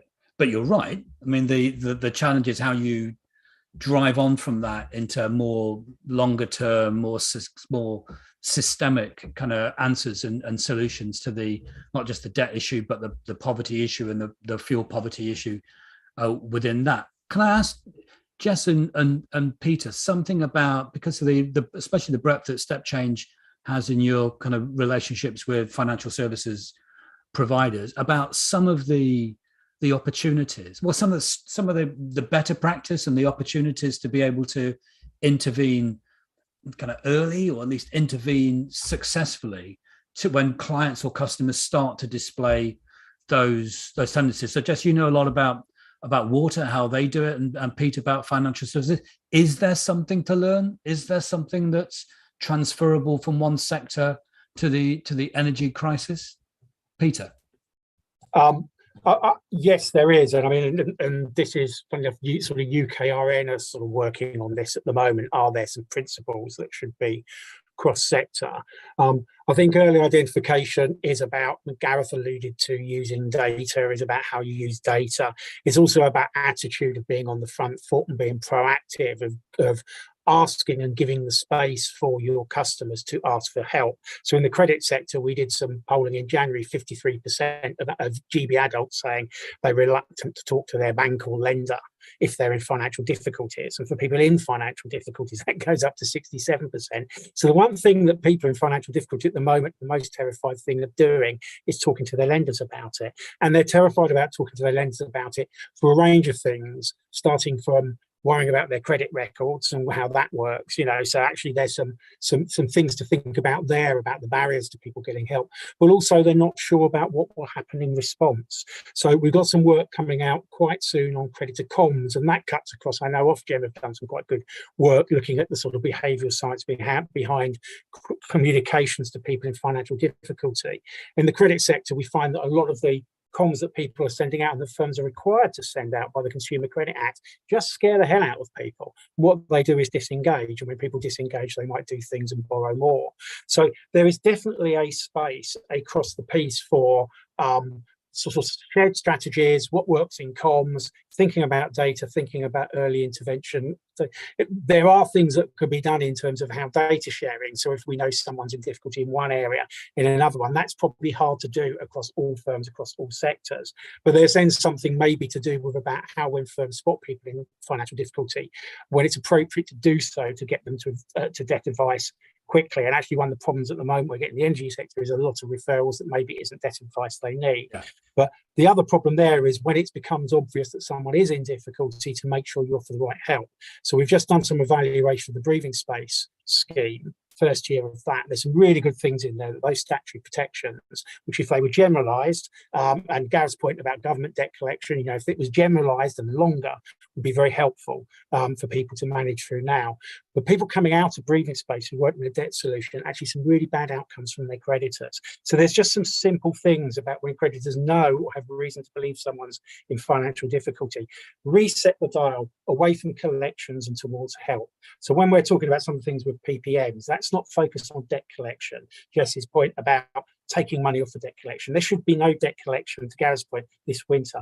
It's about survival. It's about how we help our clients get through. So why credit's important, if people can't afford to put money in their meter or can't afford to pay their gas bill because they're trying to keep up with their credit arrangements, rescheduling those credit arrangements and encouraging people to seek help to do that may just free up the money that will help some clients. So that way you can start to join things up. I was about to jump in earlier and cut you off to let Jess come in, but my big poodle started barking incredibly loudly, so I had to go back on mute. So apologies, Jess. I was trying to give you more time, but the dog wouldn't let me. That's my excuse. Dog at the home. Blame the dog. What do you say? What would you see, say, from the water sector? And I'm not saying there's necessarily we should look to any particular sector for it, but we do seem to be so focused in on the minutiae of individual kind of sectors. What would you pick out? Yeah, I think there's a few things. I'll attempt to try and tie together a few of the things that we've just been talking about. So I think if we did think about negative budget, so there are some examples across the water sector where they've designed social tariffs because they're in the ability of that company to design their own tariff schemes. They've designed them specifically targeted at those people that are have a deficit budget every month. So that doesn't necessarily mean that they have to be in receipt of benefits or anything like that. It's purely have they got a negative budget, and they do that income assessment. So that's one way of looking at it. There's other things that I think are quite different and often very small, but they could be scaled up. Things like where somebody's about to access universal credit for the first time, there are some water companies that have actually started to write off the charges for that 5-week transition period so that they're not building up debt straight away. And that's something that's quite refreshing to see. And I think, you know, it's thinking about things like that. So like although in the water sector, they have ability to pay principals within their guidance, but they're not licensed in the same way that they are in energy. What I think you see is that they actually think about the human, and they actually think about that person and what they can actually afford and try and apply them that way. So we see them putting in those, smaller payments because any payment is better than nothing. And then finally, I think that the thing for me is thinking about looking at data and trends. So instead of just focusing on like high users of energy or water or whatever utility it might be, focusing on where those changes are noticeable. So we start seeing where people are actually making those different, like those changes, reducing their home energy or water use themselves, that's an indicator of an issue. And so I think that's really important too. The final thing I was going to say is actually back to the very first point on negative budgets. I wouldn't like it to go unnoticed that I think the people that are now falling into negative budgets, this increase that we're seeing, are actually what we used to refer to as the just about managing group, or JAMs. They're no longer just about managing anymore. This is them pushed out of the way. We always talked about how do we identify those people, and now that's not an issue anymore because those people don't exist. The new just about managing group, that's where we need to start thinking further. It's not just about benefit as entitlement or eligibility for anything. And again, I'd come back to Gareth's point, which I thought was very well made, that a crisis explodes your language, your prefixes, your kind of established coping mechanisms, they destroy them all. Look, thank you very much to Peter, Gareth, Richard, and Jess. I wanted just to pick up one last thing before we go, which was Jess's point about starting from the human. I just wanted to recognise and send our thoughts to the advisors and support staff that you have on the front line. We had an energy advice session earlier, and I think a lot of it was focused on just that awareness of the stress. You talked about the suicide prevention risk. Gareth, just a real thank you and appreciation to all those people at the front line who are trying to help others get through the situation with not enough tools, with not enough hope, but with no little perseverance and dedication. They're a credit to all your organizations, and our thoughts are with them as we go into winter. So thank you very much for this panel. We're back at 4 o'clock with increasing levels of funding to help fuel poor householders decarbonize across the nation. So same web link, please come back, but refresh and caffeinate and hydrate, whatever you do in those breaks. Thanks very much to everybody. We will share, Richard, if that's okay, share your slides, or at least make your slides available on the website for people who wanted to see that last slide that I rudely didn't let him show. Okay, thanks very much, and hope to see you back at 4 o'clock.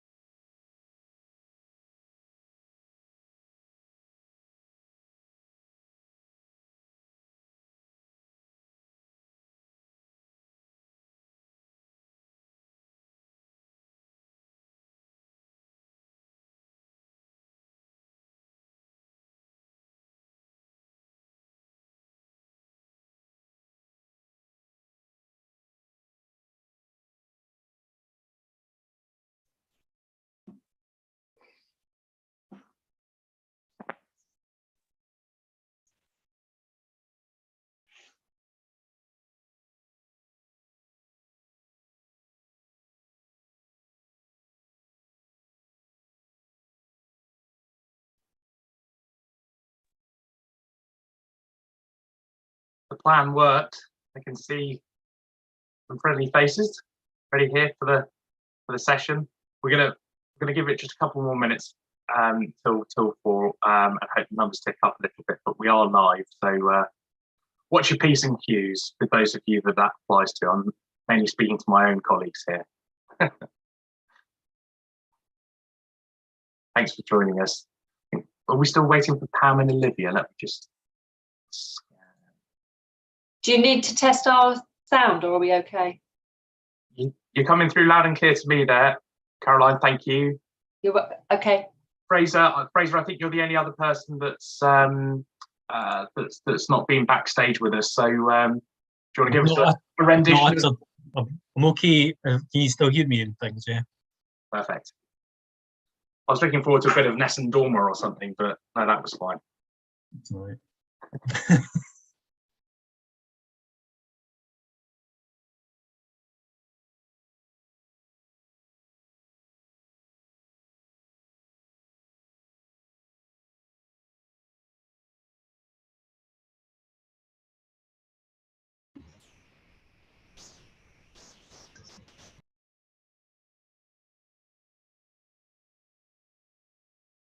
Hi, Olivia. We are live now, but do you want to just quickly test whether or not your speaker's working okay?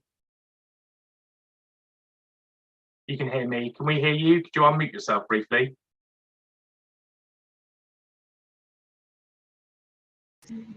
Hello, can you hear me? Perfect. Thanks very much. Brilliant. Great. And Pam's lurking in the wings, no doubt, somewhere. Perfect. Thank you very much for joining us. Okay, well, it's got to 4 o'clock. The numbers have ticked up a little bit from where we were. So I'm going to get started on what is the penultimate session on increasing levels of funding to help fuel poor households decarbonise across the UK nations. A rather descriptive title, probably doesn't need too much introduction, but this session's designed to give you a flavour of what's happening on energy efficiency and the decarbonising of heat across all of the UK nations. My name's Peter Smith. I'm Director of Policy and Advocacy at Charity National Energy Action. And I'd like to say briefly just how much I've enjoyed the contributions from everybody to date. I think we've had, despite the circumstances, a fantastic online event and really strong participation, not just only panelists, but also from the audience. So delighted about that. I'm particularly thankful for Olivia and colleagues for ensuring that the Minister was able to join us. Sadly for you, Olivia, there were a few things that dropped off the Q&A, which I will come back to when it's that time. But I am joined by a fantastic panel, and not only do we have Olivia, who heads up the team that look specifically at this policy area, a huge amount of policy insight on the things that matter to do with energy efficiency and the decarbonising of heat. And Pam Wynne, who will join us later at 5 o'clock, who will be known to many of you that have worked in fuel poverty policy or practice for a long period of time. I'm also incredibly grateful to be joined by Caroline Flint, who many of you will already be aware has now heading up the Committee on Fuel Poverty as of summer this year. Obviously an incredibly challenging time to join, but I already know that Caroline and her new recruits on the committee have risen to that challenge remarkably and are really trying to increase the level of volume as well as the analytical support that they've always been credited as providing to the Secretary of State and their work on fuel poverty. And I'm also joined by two expert colleagues who I have the pleasure of working with day in, day out. That's Ben Saltmarsh, our head of Wales for National Energy Action, and who will obviously be giving us an update about what's happening in Wales, and Pat Austin, my colleague from Northern Ireland, our Director of Northern Ireland.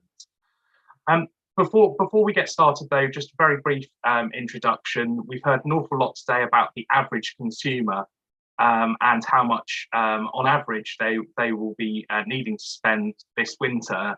Sadly, we know that the biggest challenges are for those households that have the vicious overlap between those living on the lowest incomes, but also in the least efficient homes.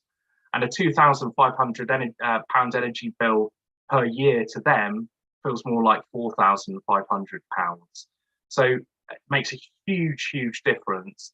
And again, we know that one of the main reasons that households have been so exposed to this energy crisis is that we've still got a huge amount of work to do to decarbonise and make our housing stock much more energy efficient. But that's enough of sort of introduction from me. I'm looking forward to welcoming our first speaker, and I'm going to ask Caroline Flint to go first, if that's okay, to give us an update of what's happening in England on energy efficiency and decarbonising heat. So over to you, Caroline. Thanks very much, Peter, and glad to be here. Of course, I have got Olivia on this panel as well. So she's in charge of a lot of the programmes that our committee looks at. So we did have a chat when we had a catch up last Friday, and I was trying not so that I don't just repeat in some ways, but maybe it would be helpful for me to just sort of reflect with yourself, Peter, and the audience today. And well done, but first of all, for getting this all together under very difficult circumstances. Is maybe just to reflect on some of the things that our committee has said, both in response to the present price crisis, but also within the context of our bills going up. And you said it very well, Peter, about how this affects and the sort of anxiety for those who we know were poor before this crisis, and it's just been made even more impactful during the last year and 6 months in particular, is energy efficiency. Because, you know, one of the concerns for us on the committee was that in all the discussion around the bill and the money and everything else, which is really important, is not losing sight of the energy efficiency in all of this. And I know NEA and lots of other organisations, local authorities, I chair an NHS trust as well in Humberside, East Riding. You know, there's a lot of focus going on in terms of supporting people through this coming winter, particularly because of the cost of living impacts that they're all facing. And it's sometimes hard within that to talk about the energy efficiency, because that seems something for tomorrow and not for today. And that's why for us, it's really been important in everything we've said to make sure that that isn't lost in this conversation. I'm really glad the NEA are given an opportunity for this today. Let me just say maybe a bit about the bills and the pricing stuff before I go into some of the asks that we've made to the new Prime Minister on energy efficiency. I mean, I don't want to be a downer on the title of this this session, but you know, I'm a simple person, and I do find sometimes in the public debate, outside of those of us in the know, it's, you know, how phrases, what does decarbonisation actually mean to lots of people? And I think it's still quite an alienating, dare I say it, terminology. For fuel poor households, but also pretty much for every household, there's a shared goal, is that we want to have a warm home that's affordable to heat. And what affordability means is different to different homes, different families, different groups of people living under the same roof. So for me, it is always, you know, in these conversations about getting to net zero, decarbonisation, is we always come back to the language that most people can understand about what we're talking about. And for me, that is about everyone deserves to live in a warm home, needing little energy to heat at a price that they can afford. And of course, for the households we monitor, energy costs create that profound crisis, growing debt, rationing of meals, cold meals rather than hot meals, not heating water to wash or to launder your clothes. And in some cases, one of the things we've been really concerned about in these last 6 months in particular is actually people, because of anxiety, because of not being clear about where the support is going to come from, both in cash, but also the energy companies listening to their concerns about paying their bills, that people might, as we head into our colder months, and even now maybe, just not use the energy they need because they're worried about what the bill would look like, whether that comes, you know, through direct debit or whether it comes through the cost of their prepayment meters, and I'll touch upon that a bit later. So we wrote to both actually candidates in the Prime Minister contest and about advice on tackling the soaring prices, support for low income and fuel poor households, but also importantly in that letter was about ramping up energy efficiency programs. Now we all know that probably in many respects, the new price ceiling for many households, £2,500, and the 15 billion cost of living support package, you know, they are welcome to many people, but quite clearly for the people that have our attention, that in itself is probably not going to be enough. So we're just waiting, aren't we all, to sort of in terms of how some of those measures of support are going to reach people. I've been sort of taking account of earlier this year the distribution of the £150 to council tax band D households, and I know some local authorities found that difficult to get the money to people. So we're very, very, very focused on that and how these measures are going to help people. And that's another reason why we said we felt that this winter we need a sort of almost like a COVID style operation that can monitor as best we can what is actually happening on the ground, enabling those on the ground closest to people to both identify households that need additional support over and above what they're getting through different measures, but also feeding that back up nationally so that they are very clear where more support is needed. And some of that might be in the form of local authorities just getting more money for them to be able to distribute appropriately where they can directly to people where that's concerned, over and above in England the 500,000 that's already been identified. But the other important aspect of this as well for us has been, and we mentioned this in our letter as well, is also whether or not we needed to think about, or government needed to think about, a social tariff aimed at all low income and benefit dependent households for this crisis. And maybe that's even a debate we're going to have about the future as well, and to think about. And it's just been interesting in sort of, I suppose, the last few days, hearing about some of the energy companies who are almost thinking about providing a below the cap of £2,500 to some of their most low income customers. And that's quite interesting.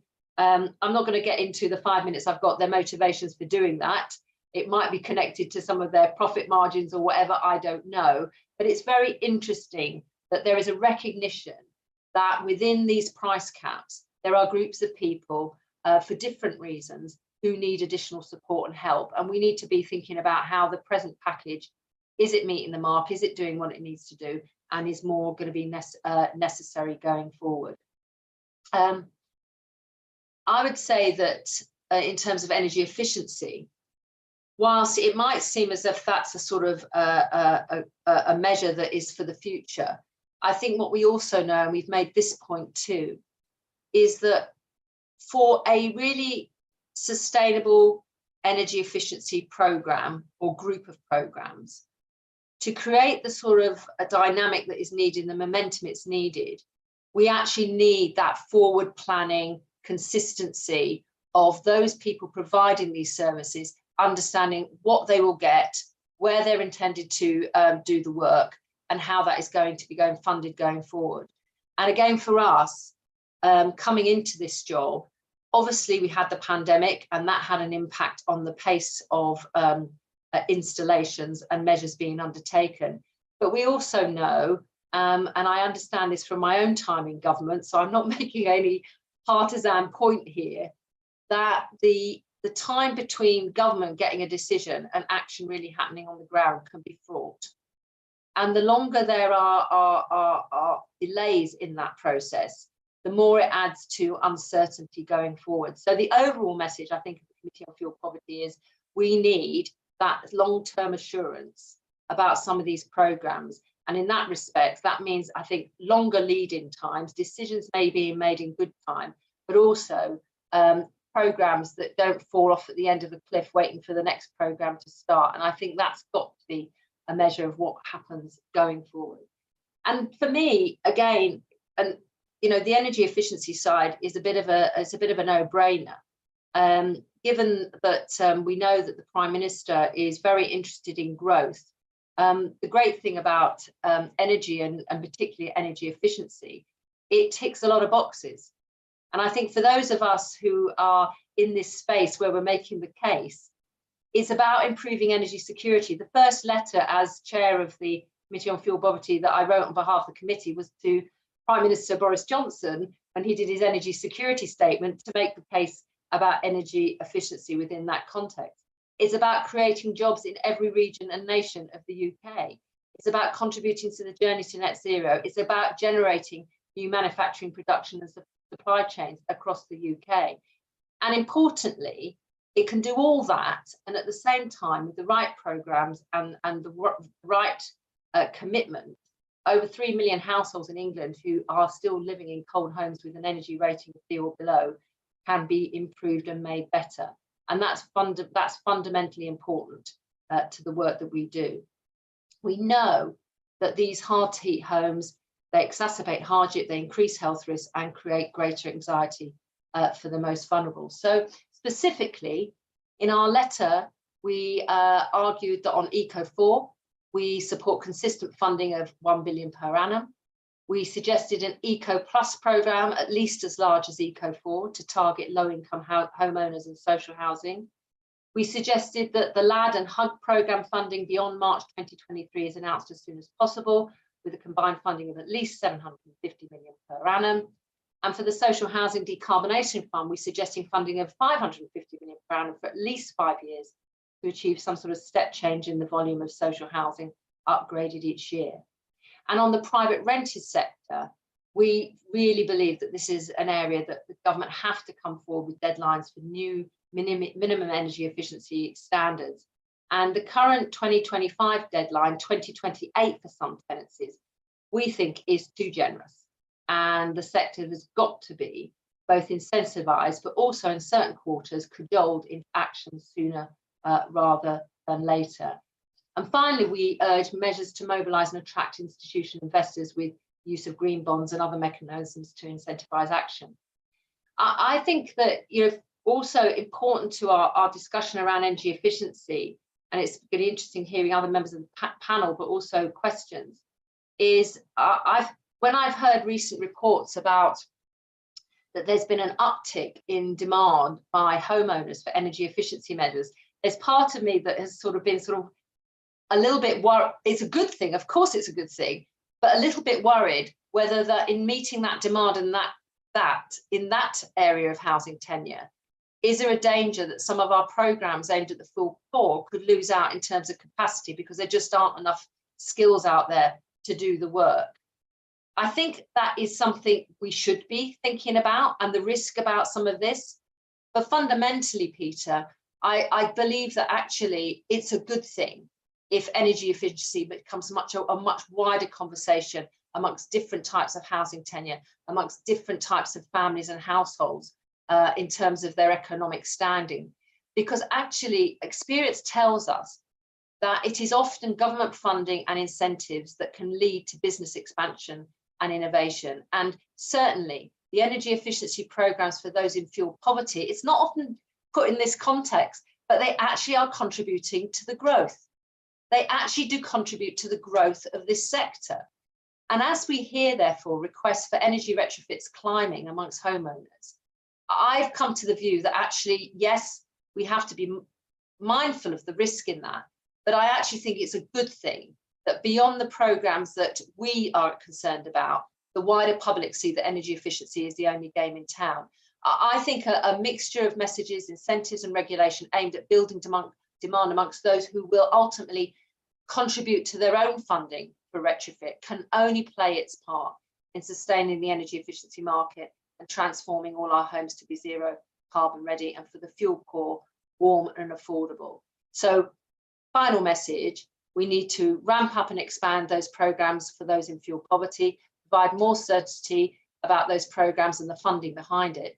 But I also believe actually some incentives for those beyond the groups that we're most focused on can only be good for the general aim of getting our homes, all our homes, decarbonised. Promise I shouldn't say that word again, but also important in terms of reaching out some of those homes we often don't see covered by the programmes we have already. Thank you. Thank you very much, Caroline. I agree a huge amount with those insightful recommendations. I forgot, I neglected in my introduction to also introduce one of the other members of our panel, Fraser Scott from Energy Action Scotland, our sister organisation.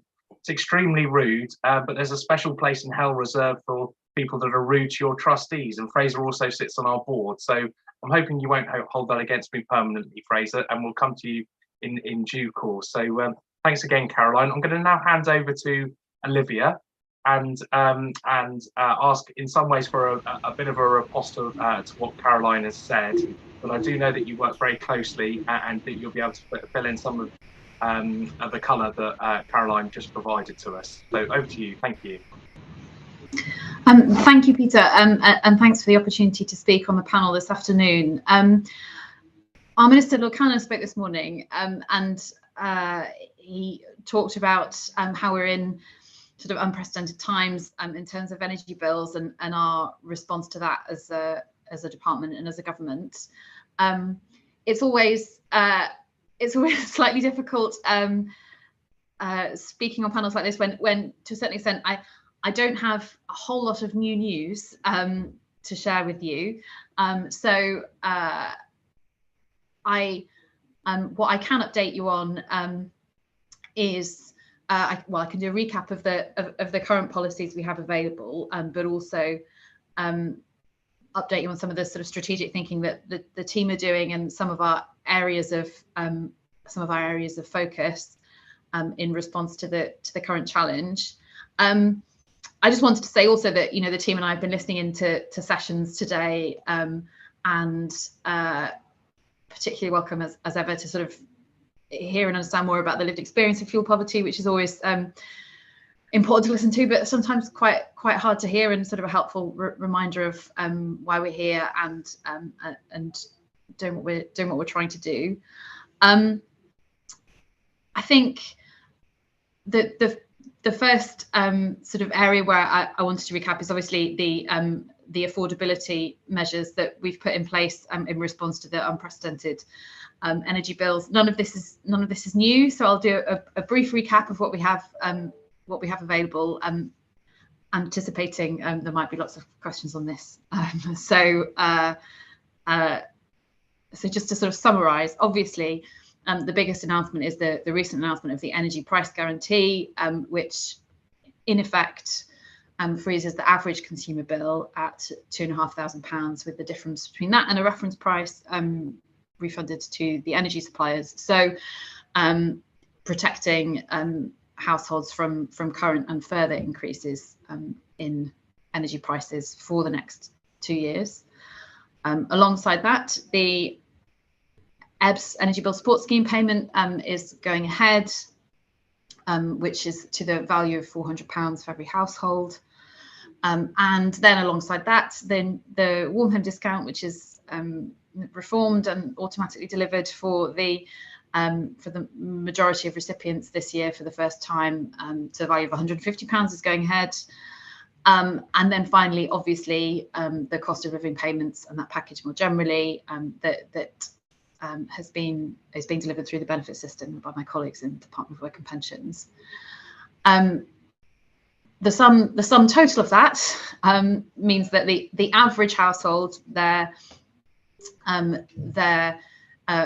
bill should be in effect below the £2,500 cap, and there is more support available for those households that have the highest on low income and have the highest heating costs.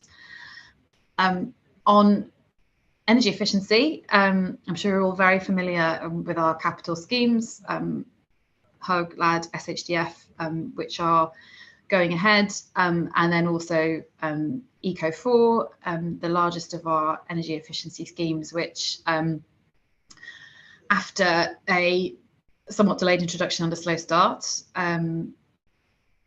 we're sort of seeing delivery there gradually ramping up. And I wanted to share in particular that we're kind of pleased to see the delivery that's happening under Eco4, including a lot of quite significant energy efficiency upgrades. So some of the worst homes,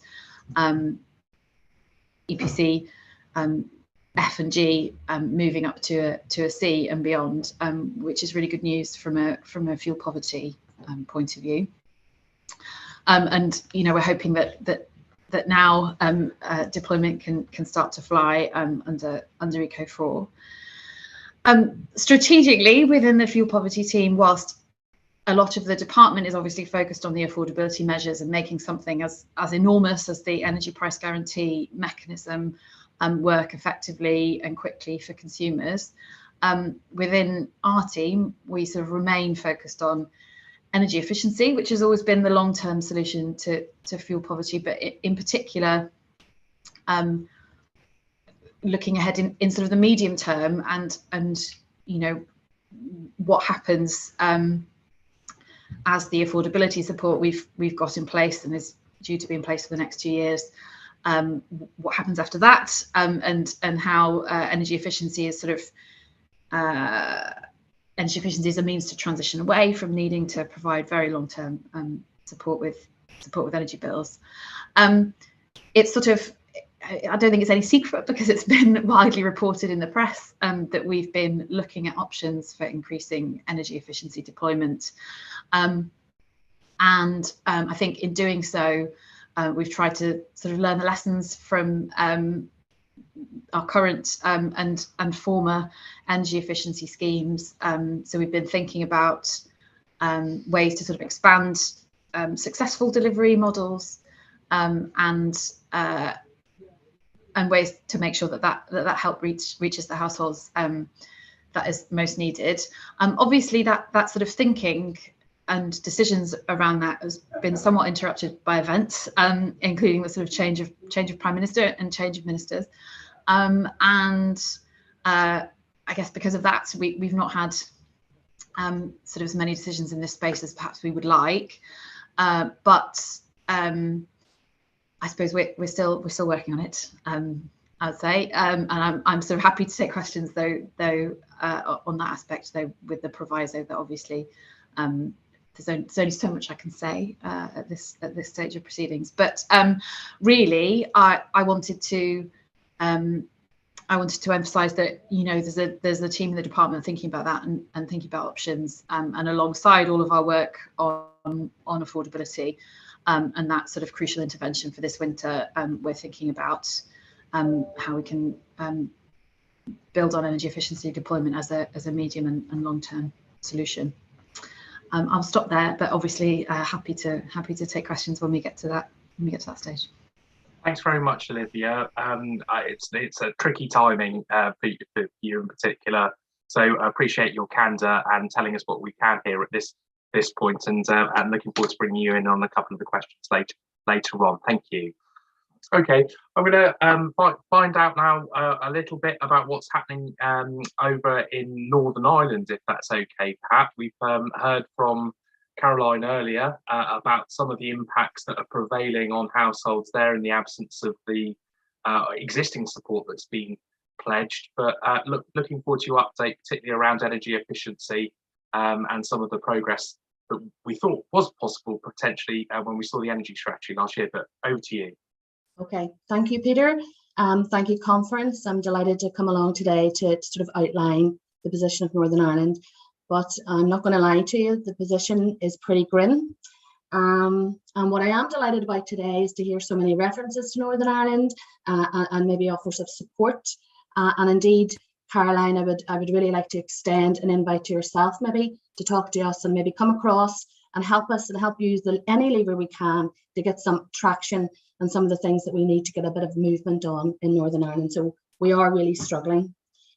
I mean, what I'd like to say today is that while we do share many things, like our social security system and some of that, those payments that have gone out, at least went out to the benefit recipients in Northern Ireland, our differences are many.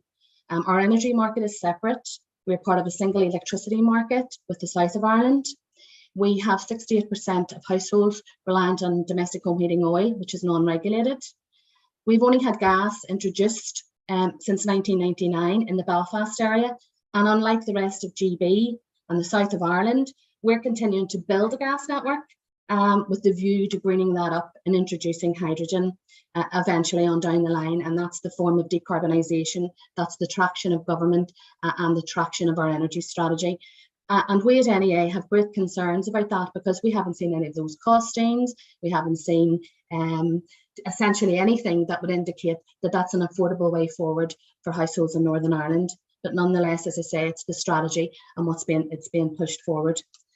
And as well as all those things, we're really reliant on high prevalence of prepayment meters. Over 50% of households are reliant on an electricity prepayment meter, which is fairly smart, which is not so bad.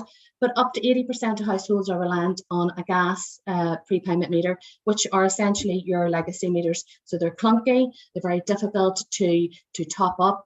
And essentially people need the money up front in relation to oil, to gas and electricity in terms of what they require to stay warm for a period of time. We have no warm homes discount, we have no eco, and we have no cap in Northern Ireland. And in particular, that lack of cap, and we've heard maybe today, people maybe saying there were some maybe benefits in that, but for us, there was no preparedness for people. You know, the price increases that are coming in, they're coming in at a size, scale, and pace that don't enable households to plan for the next and the coming weeks. They need to find the money right up front. And some of our energy is regulated, some of it isn't. So it's a very confusing market in terms of these increases. Some parts of the country have increases while other parts don't. So it's a very confusing market. What we can say is that the need is great and growing. Calls to our own particular scheme, Warm and Well, are up over 100%, and people are literally on their knees. We've heard earlier that 3/4 of our energy costs are concentrated over 3 to 4 months in the winter, which we're coming in what's ahead of us. So we understand that this issue is going to get bigger. In terms of progress to date, it's been slow and it's been clunky. We have had a statutory scheme for some time. It's delivered through 11 councils, focusing mainly on energy efficiency and heating systems. It is targeted, which for us is a good thing, but it's only dealing with such small numbers, around 1,700 a year, and dealing with a budget of about 16 million, which has been underspending year on year because of Brexit, because of COVID, because of supply issues. So where it once was working at its peak, it's eroding, and the numbers that we're targeting are getting less and less. And with the recent research, which indicates fuel poverty levels in Northern Ireland will be up at 75%, 76% in January, the level of support is just simply not enough. It's crippling for us, and the size and scale is getting so big that I think people really don't know what to do. We have another programme called the Northern Ireland Sustainable Energy Programme, which is our only carbon reduction scheme. It's lifted from electricity bills across domestic and non-domestic, and charges something like £5 to probably £8 now with the price of energy increasing from a household bill per year, and it's ring fenced for fuel poverty. Yes, that is regressive, but I think that if we looked at maybe even increasing that, if we could target to super insulate homes, that would potentially be something we could stand over if we could indicate that we could serve the worst first. The funding provides a lifeline for households, as I said, brings in about 80 million for fuel poverty, 80% ring fenced. It's a lifeline for our Warm and Well project, and we have campaigned in Northern Ireland for the introduction of the scheme in the first place, and enhancing that scheme and keeping that scheme until such time as Northern Ireland can introduce a socially just energy efficiency scheme with the similar principles that enshrines. So if all the schemes were fully functioning, we'd be spending something in the region of 24 million a year. Again, it's not enough to make a dent in the problem. The state of strategic play is very poor. Our fuel poverty strategy is wildly out of date since 2011. Our new energy strategy, which I have to say was very promising, was launched in December 2021, has really failed to deliver anything with the collapse of our government. Plans that we had within that were areas of one-stop shop, supporting things that Caroline was saying about energy efficiency. Where do we go? What programs are there? It promised an establishment of a cross-departmental steering group to look at short-term measures to tackle fuel poverty, which would dovetail with a new fuel poverty strategy, which is yet to be realised as well. It set some energy efficiency targets and looked at pilots to look at local area-based approaches, all very positive things, but nothing has yet been delivered. And the reason for these failures, we're being told, is the lack of a functioning government. And while, of course, that's causing us big problems, we still believe that much can be done, but the political will simply doesn't seem to be there. For example, earlier, a month ago, 2 political parties came out with from the same meeting with 2 totally different views on what happened at that meeting. So the people in Northern Ireland, as I say, we're on our knees. We don't know where to go. For the last couple of months, we've been fighting and trying to get the £400 equivalent out the door. We've been told that it can't go, it can go. But now I've heard today that, and we're heartened to hear that there is a plan that we're going to potentially get that out in November. So I hope that occurs. And while it won't hit the sides, it's a start. Secondly, the money that's come across from the price freeze, which Northern Ireland's expecting to get, will have to be targeted at the 68% of households reliant on home heating oil, and we haven't found a way to do that. So all these things need to be, you get the main people in the room, people who know where the issues are, know where these individuals are, and we need a task force to do that. And we've been calling on deaf ears for a task force now for almost a year. And as negative as all that seems, we do continue to work with the Assembly. We do have some really good champions up there. We convened all the suppliers together into the room at the beginning of the year, up at the beginning of the month, I should say, up to the Long Gallery. And we did get good support from MLAs and others to hold the suppliers' feet to the fire, to ask them to set out their stall around what they're doing about self-disconnection, what they're doing about a moratorium on installations of prepayment meters, moratorium on debt. So we've tasked them with going away and coming back in a couple of weeks to see what action we can get there. We don't feel that was our role, but a lack of government action forced our hand to bring those people together. But look, finally, as Caroline and Dominic have outlined, these issues have been prevalent for years, but never before has the depth been greater for so many people. We're nowhere near where we need to be in relation to the needs of decarbonisation and fuel poverty, but we'll continue to engage with those with any levers to expose the need and secure the warmth for all. Thank you. Thanks very much, Pat. Some really powerful messages there, and some very clear priorities. So thanks very much for that. I'm going to turn across to Fraser and see how much of those are common problems. Obviously, you're within GB and there's some shared schemes because of that. But yeah, a bit of an update from you, please, Fraser. No problem. Thanks, Peter, and good afternoon to everyone. And it's really great to join with our colleagues from across the UK to have a reflection at this particular point. I mean, I'm hoping I can cover a couple of things. I had some slides, but I'll no bother, to be perfectly honest. Only one of them's really interesting, to be perfectly honest. You find that, don't you? Design slides, one of them's interesting, the rest of them not so much. But I'll try and focus on the state of fuel poverty in Scotland, and I will say that I feel that it's important to reflect on those definition differences that we have, because we're all talking about a term which doesn't have a common definition operating across the UK. But the definition that we operate in Scotland is statutory, it's defined, it's enshrined in legislation as part of an act in 2019. And it is the one that reflects, I heard colleagues talking earlier about minimum income standard. It's a definition that relates to the minimum income standard. And one of the kind of features I would say about it is that therefore it perhaps underrepresents right now the number of households in fuel poverty, which is broadly identified by other colleagues, because of that minimum income standard reference point. It essentially means that people on higher incomes, household incomes, would never fall into that definition, not unless their energy costs were remarkable because of the relationship to the minimum income standard. They're more likely to always be above that level, even if they were spending 10 or 20% of their household income on energy costs. Their actual household income is high in relation to the minimum income standard. But Scotland in 2019, when that definition was introduced, had 1 in 4 households meeting that definition, and about 12% of households met the extreme fuel poverty definition of 20% of households in spending of their income. Whereas at April, that figure changed remarkably. The introduction of the April figure, the cap on energy, saw a 43% increase in the number of households in fuel poverty. It saw us go up from 24.6% in 2019 on fuel poverty 36% of households. And more dramatically, perhaps, and is perhaps the factor on the minimum income standard, is that it went from 12.4% of households in extreme fuel poverty to 25% of households in extreme fuel poverty. And that's at the introduction of the April price cap.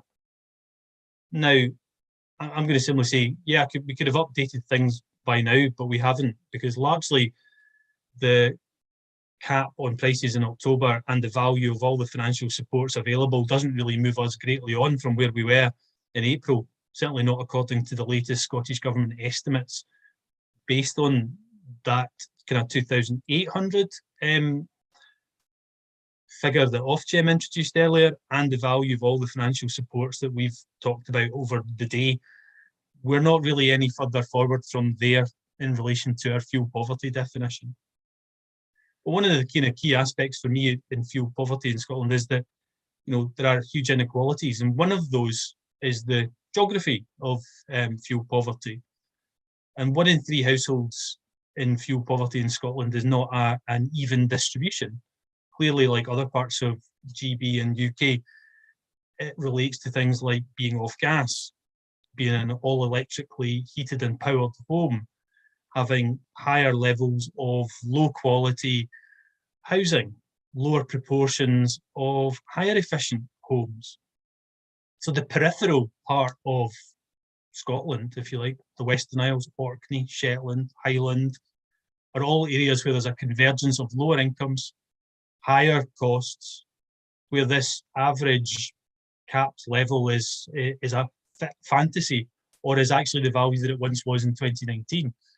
You know, these are the kind of levels, the 50% to 100% uplift in energy costs that would be experienced by households in those communities, even heightened further by other inequalities, whether that be disability or the need for essential medical, all of which would enhance the need for households to have higher levels of warmth over longer periods of time than many other households.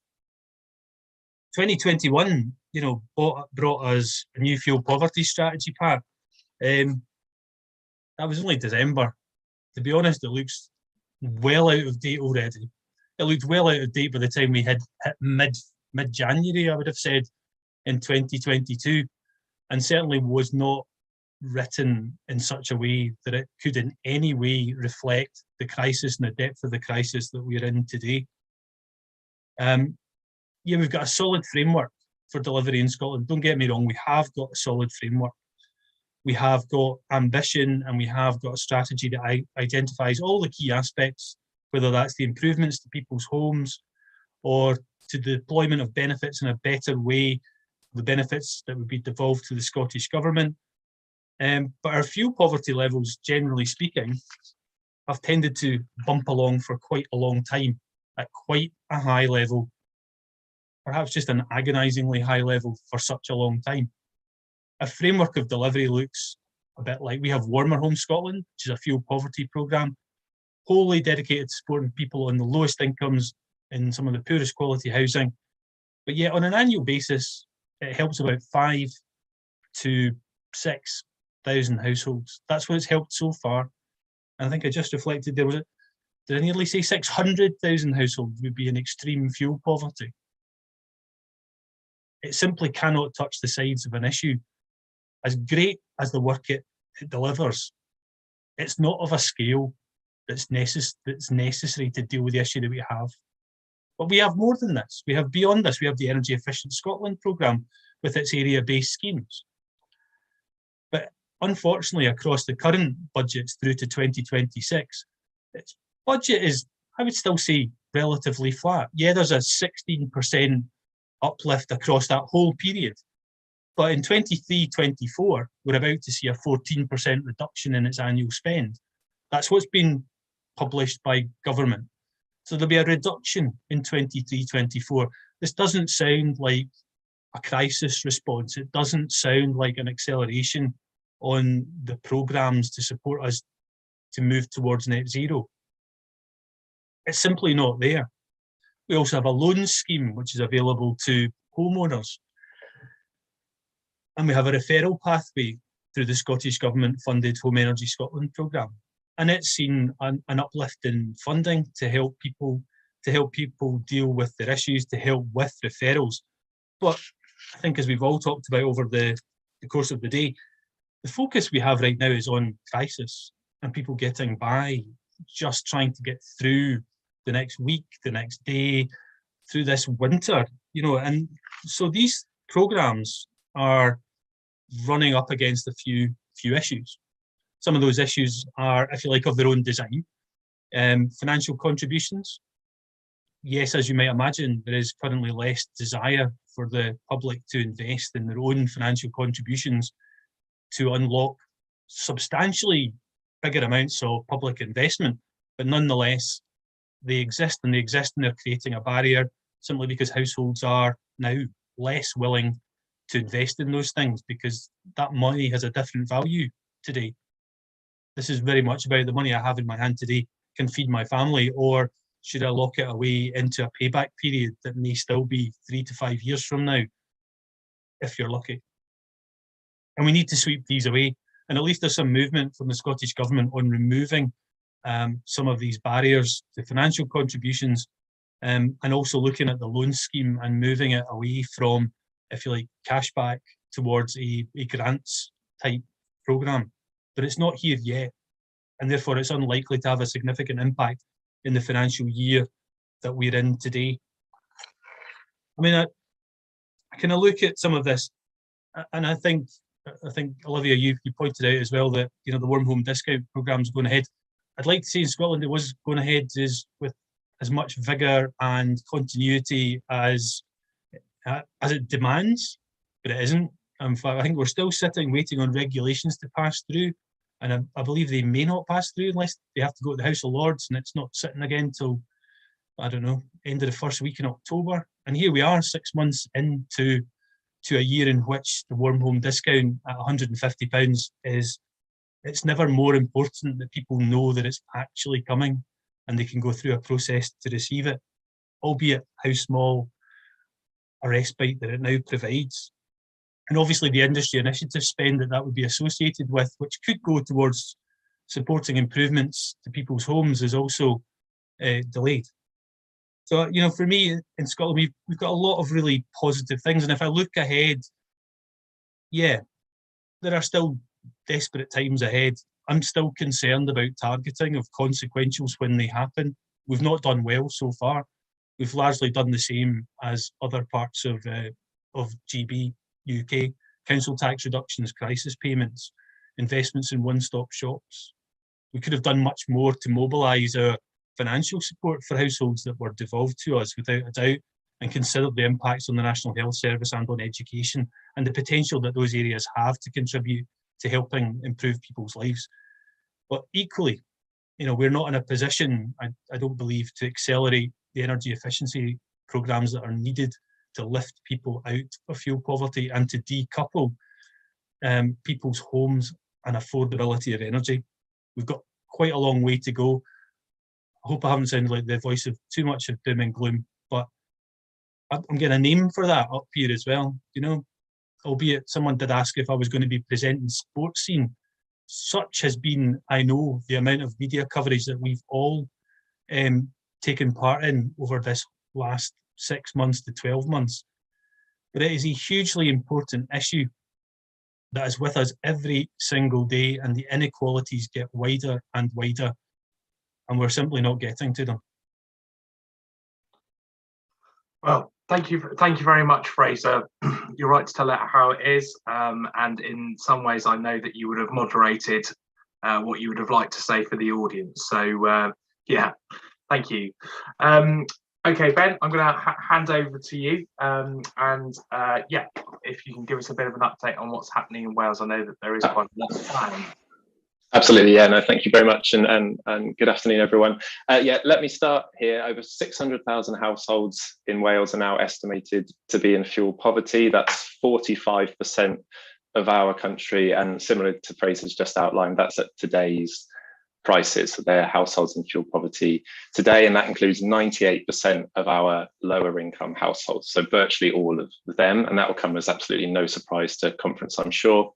And worryingly, that includes 4 in 10 of those are now estimated to be in deep, severe fuel poverty, having to spend huge portions of their income just to keep warm. So it is desperate. And to its credit, the Welsh Government has proactively responded to this crisis. It has, and it is in the process of providing a package of expanded measures targeted largely at those who need it the most, which is very welcome indeed. And obviously in the context of the recent announcement from the UK government and its guarantee, no doubt that'll be relief for many. But as others have said today, this is far from job done. This cruel mix of exceptionally high energy prices, very low incomes and poor housing mean that already many households here, as indeed in other nations, are in desperate difficulty. The numbers of people in fuel poverty in Wales, the numbers of people in fuel debt, the numbers of people rationing and going without supply, the numbers of people seeking advice, and the number of people applying for emergency assistance are all reportedly at record levels already. And I don't doubt that that won't be true elsewhere either. Wales also has among the oldest and draftiest housing, not just in the UK, but in Europe. We have the lowest percentage of homes at EPC C or above, and unsurprisingly, therefore, require the most investment to get to that level of any UK region. And we also have among the lowest gross disposable household income. So these are homes which just can't be kept warm at any reasonable cost, and homes that urgently needed to be upgraded and insulated as we decarbonise. We need to make them home again, as Caroline was saying, with bills that are permanently low. So of all the drivers of fuel poverty, it's arguably energy efficiency that sits within the Welsh Government's gift most neatly, its sphere of control and influence. And the Warm Homes programme, which is its key flagship delivery mechanism and programme to tackle fuel poverty and upgrade the energy efficiency of fuel poor homes and help make them sustainably warm, is currently under review. It has been for some months. And unsurprisingly, we have been engaging extensively on this, as some of you here will no doubt know. It's also been the subject of an Audit Wales review. It's been the subject of a Senedd committee inquiry. It's been the subject of a Welsh Government consultation and a series of consultation events that we led in partnership with them, with over 100 frontline staff. And of course, it's been a key focus of the Fuel Poverty Coalition Cymru also. And since its launch in 2011, the Welsh Government has invested about £394 million, I believe, which has supported about 67,000 homes via its 2 schemes. So you have Nest, the on-demand led scheme, and then Arbed, the area-based scheme. And in large part, it's done good. You know, it's been a source of much needed support for low income and eligible households, no doubt. But, and these are going to be similar to some other comments that people have shared, it's long been widely acknowledged that it's not been at sufficient scale. Even by 2018 fuel poverty estimates in Wales, which saw a national average of 12% of households in fuel poverty.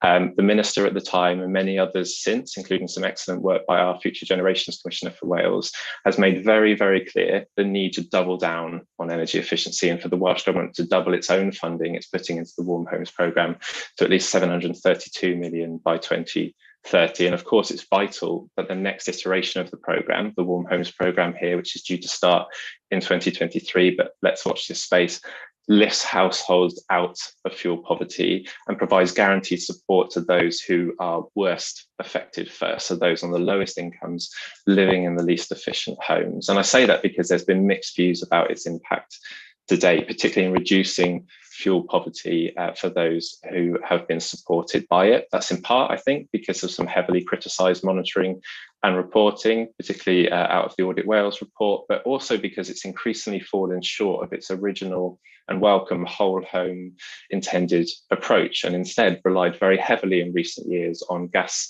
central heating and boiler replacements, which of course is both to the detriment of urgently upgrading the fabric of people's homes, and also to the detriment of particular issues that affect rural areas, who of course often find themselves off gas and often in hard to treat solid wall properties. So just by way of an example, in 2020, 2021, 95% of the measures that were installed by the Nest scheme were for gas central heating boilers and boiler replacements to central heating systems, leaving about 5% for insulation. And when we talk about insulation, we're talking largely loft insulation with a bit of draft proofing. And in the year prior, 0.5% of all measures installed in off-gas properties were for insulation, suggesting that fewer than 10 homes, not 10 or 1,000 or 10,000, just 10 homes had solid wall insulation, despite there being 65,000 households in fuel poverty at that time living in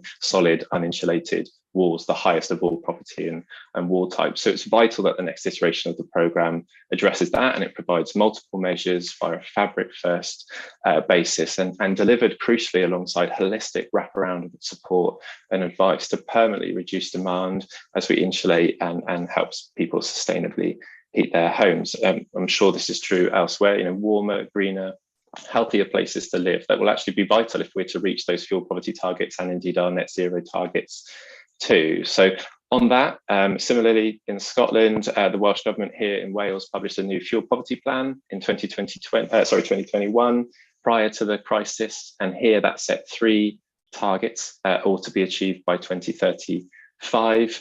But those targets are non-statutory and they don't yet include interim objectives or interim milestones to get us from where we are now to where we need to be by 2035, despite the obligation for it to do so under the Warm Homes and Energy Conservation Act. And so that's something that we and many others continue to call for, and we would like to see at least one interim milestone tied to improving the energy efficiency of fuel poor homes. The Welsh Government has said, and this is very welcome, that the worst first and the fabric first principles will be core to the next iteration of the Warm Homes programme in Wales.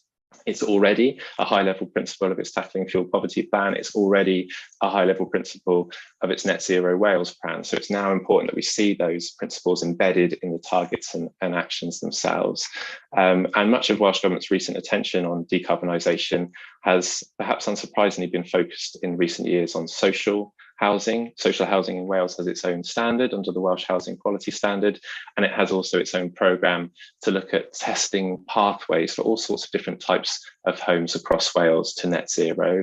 That's welcome, that's really important, and we believe that will probably inform retrofit across Wales. But honest, the real litmus test for fuel poor households in Wales, and the majority of whom find themselves in private housing, will be the immediate future of the Warm Homes programme. And so it's very important indeed that, like others have said, that Welsh Government need to back that with sufficient long-term commitment, sufficient funding and sufficient legislation to give everyone the confidence that that support will be available year in and year out. That's confidence to advice partners and third sector organisations working on the ground. That's crucial confidence to industry and supply chains to build up and scale up ready for the challenge ahead. And that crucially most important of all, that's confidence to the households themselves as well. So I'll close there, but I'll also, Peter, if I may, just put a shameless plug in for an event that we have coming up if you're keen to hear a little bit more about the work in Wales for our Fuel Poverty Forum. That will be online. It's Wales-wide at 10 a.m. on the 12th of October. Clearly, as others have said today, this will be a winter like no other, and I think it's important to get together. So if any of you are working on the ground or have staff working with communities in Wales and are keen to know about the support that's available and what more might be required, then please do attend, and perhaps a colleague can pop a link to the registration into the chat at some point as well. Thank you. Thanks very much, Ben. That was really, really clear. And again, thank you for teasing out some of the similarities across the different nations as well. In some ways, again, a frustration that some of the aspiration that was there isn't being lived up to in people's homes as we go out and do the business on energy efficiency. So we've got about 15 minutes, I think, remaining. We're going to turn to a couple of questions which have been feeding through from the Q&A, but if you do recall, I did say that I'd come back to one or two questions which were raised with the Minister earlier. I'm pleased that, Olivia, you've been able to hold on for another few minutes to be able to field these questions. In fact, the first one was from a former chair of the Committee on Fuel Poverty, David Blakemore, who's now a trustee of NEA in full transparency, but he asked the consultation for improving energy efficiency of private rented homes in England and Wales closed on the 30th of December. I think from memory that this followed a commitment that was first given in the Clean Growth Strategy in 2017. He asks, why has the government not acted on the consultation to set out minimum energy efficiency standards of Band C in the private rented sector? A big question, but a very important one. And I'll follow up with a follow-up to Caroline Flint, which relates to that, depending on what we hear from Olivia. What are the chances of meeting our fuel poverty target in England if we don't have that commitment guaranteed pretty shortly? So apologies, Olivia. It's a big question, but one that I know that lots of people would like to know the answer to. Yeah. Unfortunately, I don't have a sort of particularly exciting answer. We obviously had a lot of responses to the consultation and spent some time considering those and making some sort of adjustment to the policy. In terms of publishing the response, all I can really say is in due course, and it will obviously depend on decisions from our new ministers when that gets released. Thank you for that, Olivia, and we'll work hard to try and draw the attention to the minister of the importance of making that decision. Caroline, can I hand over to you with my supplementary that I asked? Sorry, you're on mute. Sorry, I thought you were in charge, Peter, unmuting me there. I thought I handed the reins to you. So first of all, I think it makes it difficult, really difficult. And I think that it's, so our view has been with a lot of these decisions, and I think it's, to be honest, it's difficult, to be honest, for civil servants in this. Ultimately, it's about what is the collective agreement in government about how to address these issues. And undoubtedly, civil servants are providing advice on those fronts. And so again, these delays, whether it's on the private rented sector or for other programs, and I see in the chat box someone said about getting schemes up and running takes time, and I totally understand that and agree with that. But it's slowed even more by the sort of the knives that are put in to stop things progressing and going forward. On the private rented sector, one of the questions in the chat box was also about, and I commented on it, was about the different types of private rented sector. I think this is quite interesting. We actually had to our last meeting of the Committee on Fuel Poverty earlier this month, representatives of both tenants and landlords to hear from them. I know from I live in South Yorkshire in Doncaster. I represented this area.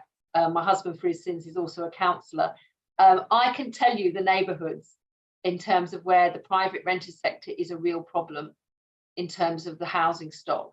And I think that's another issue and I don't know the answer complete to this, but I'm interested in it, is whatever the government announces about the private rented sector, as well as, if you like, an overall ambition for where we want the whole sector to go to, whether there needs to be some more focusing on some of the worst aspects, if you like, of that sector in terms of the housing. So if I give you Doncaster, for example, and I'm sure there's other places from those on the panel, effectively we've got Victorian coal-board housing that is our low value private rented sector. And in the mix of that, there's a few social homes, but there's also people who bought their council houses as well, who haven't got the means to make them fit for where they should be.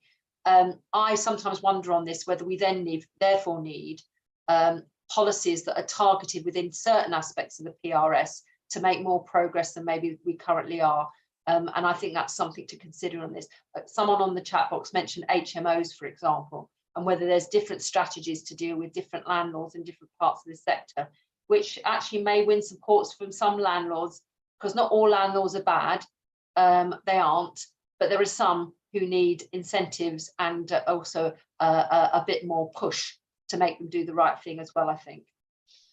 Thank you, Caroline. I agree entirely about segmenting the PRS, and HMOs is a great place to start. There's a natural incentive in the sense that most HMO landlords pay the energy bill. So currently there is a big incentive on them to do something, but it requires a bit of a push or a carrot or two. Would anybody else like to come in? Pat, Fraser or Ben, would you like to come in on the conditions in the private rented sector and opportunities to improve them? your own sort of national context? Should we move on?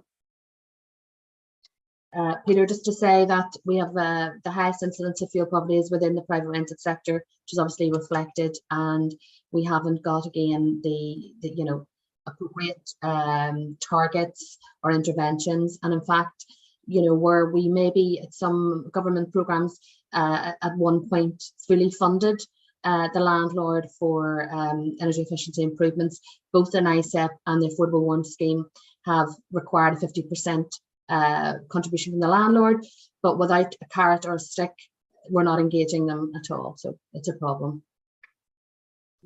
Thank you. Anybody else want to come in on this? No. Okay. Another question that we'd had in the chat was in regards to delays to get eco started. There was a question about whether or not we're still waiting for the eco regulations to be made, i.e. we're working off draft regulations. Can someone confirm, Olivia, could you confirm if that's the case or not? I'm afraid I've lost touch on the detail on that key point. Fair enough, Peter. No, the regulations were laid before the summer recess, so regulations are all final, and as far as I'm aware, the guidance from Ofgem has all been finalised. I think what we're hearing in terms of we're aware that deployment under eco is slow, and when the figures come out later this month, that will come through. I think what we've been hearing is that part of it is that it's taken installers and the energy suppliers to some extent a bit sort of longer to familiarise themselves with the details of the new scheme, which is sort of always happens at the start of a new scheme. Obviously, the start of the scheme itself was delayed, and that was BASE's fault. Hands up to that. But I think some of the delay now is just people getting themselves familiar with it.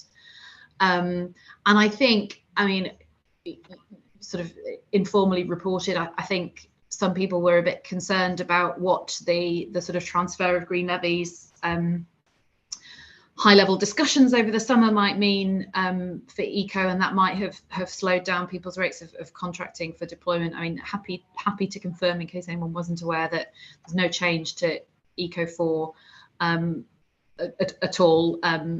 With that, though, we're sort of accepting that the costs of eco are effectively being met through the energy price guarantee now. So but in terms of the operation of eco, it's here to stay. It's live, it's go. So hopefully we should see deployment increasing pretty rapidly from here.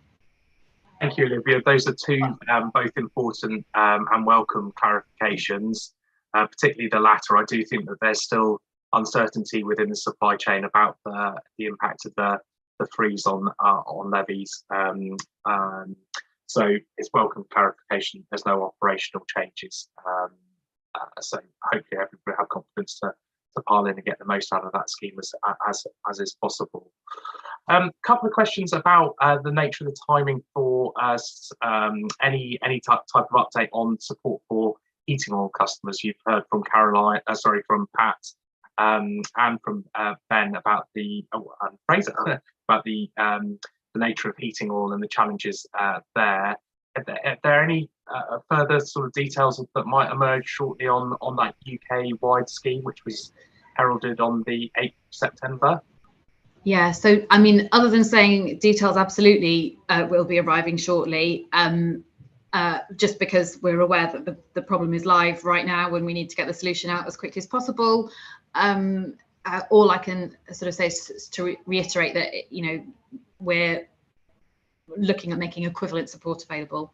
I can't give any more details today, but there is a large team of people working very hard on how to make it happen. So we will release details as soon as we can. Yeah, thank you. And that was obviously a very welcome supplementary commitment alongside the high-level freeze. So yeah, looking forward to sharing information about that when we can, and we can cascade that through our network when that becomes possible. Does anybody from the panel want to offer any thoughts in addition to what's been highlighted? Ben, you've just had your hand up. No. I think it might be Fraser's actually. Sorry, I'm losing track of little yellow hands. Apologies for that. Fraser, please go for it. That's all right. Thanks, thanks, Peter. I was trying to use that kind of old-fashioned protocol thing. You're right. It's a hit or a miss. But you know, I think that there is a real issue for the hundreds of thousands of households out there who have anything other than gas or electricity for their main heating source. Obviously, for oil and LPG, one of the key issues there is the minimum order requirement of 500 litres at a certain value. And that value is incredible between what people once were able to pay for that minimum order versus where things are currently in terms of the price per litre. You know, and I know that the price per litre shifts incredibly in comparison to the prices that we have at the moment for gas, in that the fluctuations are on a kind of daily basis. But you know, about hovering at about £1 a litre for oil versus 30 pence a litre for oil, that 500 litre minimum order is a huge cash advance. And albeit that there are, I don't know, I'll say voluntary agreements in place, and that many of the suppliers offer sort of fairly decent credit terms, we're still talking about debt and people having debt issues right now with the oil companies that supply oil and heating oil and LPG right now. There really does need to be something quite swift in place to support people this winter, because you know the point at which you order things is like now. This is when people are doing it for their winter period. The spend that they have is so different, perhaps, to people in direct debit for gas. And I think we just tend to forget that it's so different. And people choose different options in this space. And if I could just touch on eco as well, I know that the winter is not the best period for us to ramp up our eco programmes across GB, and certainly from my Scotland perspective, yeah, it's not the best time in order to do any form of works in the outdoor world for many months of the year. And, you know, we ought to have been doing this over the summer period, not the winter period. Thank you, Fraser. I completely agree with you. I can obviously see a huge amount of technical difficulties getting out to people during the midst of winter, but I'd imagine that's amplified in Scotland. So we've got about 5 minutes remaining. What I'm going to ask our panelists to do is sum up with any final thoughts, sort of 30 seconds back to you for anything that you wanted to come up that we haven't raised in the session today, and any final reflections. So I'll hand over to you. Who am I going to go for first? I'm going to go in the order that we did this initially. So Caroline, can I ask you to come in with your final reflections, if that's okay? I think first and foremost, the priority is obviously the present crisis. And I think, you know, everybody at this conference and beyond who are working incredibly hard on the ground in local communities, you know, want to know that government is listening, and not only listening, but is attentive to where more will be necessary. I mean, for goodness sake, I don't know how long this situation is going to go on in terms of the Ukraine conflict. It's absolutely awful. But actually, you know, I know we might have this price cap of 2,500 for the next 2 years. But the truth is, you know, for people, it's not just going to be this winter, it's potentially next winter as well. And we're going to have to think both over the weeks ahead, but also the months ahead, about what more needs to be done. On a positive note, if there is in this crisis, is there the positive notes? I think it's really galvanized thinking in this whole area about fuel poverty and what it means, who sees themselves as fuel poor, who may not have been within our different nations' headlights before this present crisis. I think it's probably, you know, out of this adversity, dare I say it, it's allowed us to expose more clearly some of the problems that we all face and have been commented on today about how to bear down on fuel poverty and the households who are deeply affected by it. So I think if there's anything within that is how can we marshal our knowledge and understanding to better put forward ideas for both the short term, but also the medium and long term.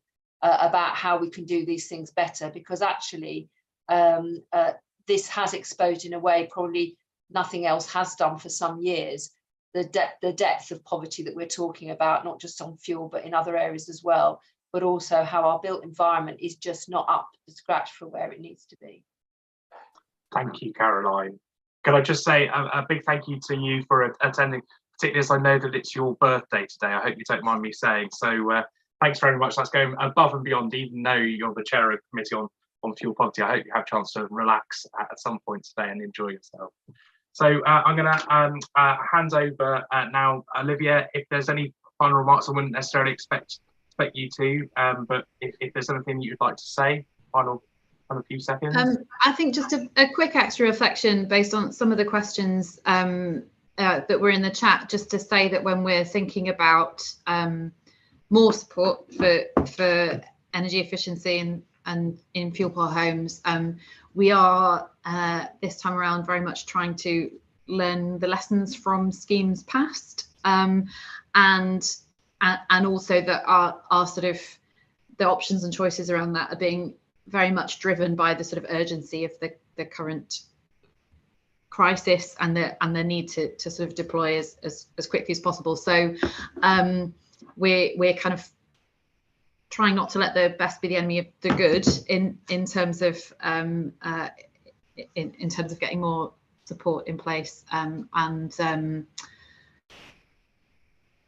yeah, I'm sorry I couldn't share more detail on that today. But not at all. You've been candid where it's been possible to, and I'm sure everybody appreciates the tensions that you do need to work to. I hope that there is further information, and obviously learning from lessons learned can be a positive as well, of out what worked really well as as what could have been improved. So I hope that that's the spirit of it as well. Okay, I'm going to hand over to Pat now. Anything finally that you would like to say? Comment on? Just to say that I would reiterate calls in Northern Ireland, and I'm sure throughout England, that people need money in their pocket right here and right now. So the introduction or the reintroduction of the uplift to universal credit would be a number one ask as well. Number two, Caroline talked about marshalling understanding. The best way, we talk about co-production, co-design and policy. The best way to understand and know what's happening is to talk to people experiencing the issue. Caroline talked about that today. People experiencing fuel poverty and poverty need to be party of the solution that we're talking about, to understand really what's going on behind the doorstep. And of course, you wouldn't forgive me if I didn't say that we need a national-wide energy efficiency retrofit program. The cheapest unit of energy is the one you don't need to use. It's criminal that at a time when incomes are so low that people are in leaky houses and we're heating the streets. So that's a must as well. Thank you very much, Pat. Christopher Fraser. Thanks, Peter. I mean, for me, in this current crisis, one of the positive outcomes is that the changing nature of the financial support that's being provided, not necessarily the scale at which we want it, but that financial support has changed. However, the lack of targeting is still evident. Our energy efficiency programmes, as a reflection though, are not being realigned in such a way in a crisis. The Eco 4 was not designed during a crisis or indeed for a crisis, but it isn't seeing any great consideration of how we might do things differently for the length of time that we all see this as persisting. I would say the same for Scotland in terms of the Warmer Home Scotland programme and the area-based schemes. They were not designed during a crisis, they were not designed for a crisis, but yet they're the only tools that we currently have being deployed. I'd suggest they're not likely to be as effective as a consequence because of their design. So we need to move to this. We need skills programs that will help build that army and that workforce that is going to be so necessary over the coming period. And that's not been happening. But I think one of the big questions we're always going to have is how we pay for things. And that exists in the world of energy efficiency too. And we're still not grappling with that. And we're still not coming up with the solution as to how best we are going to address that issue over the longer term. And we need to get there soon.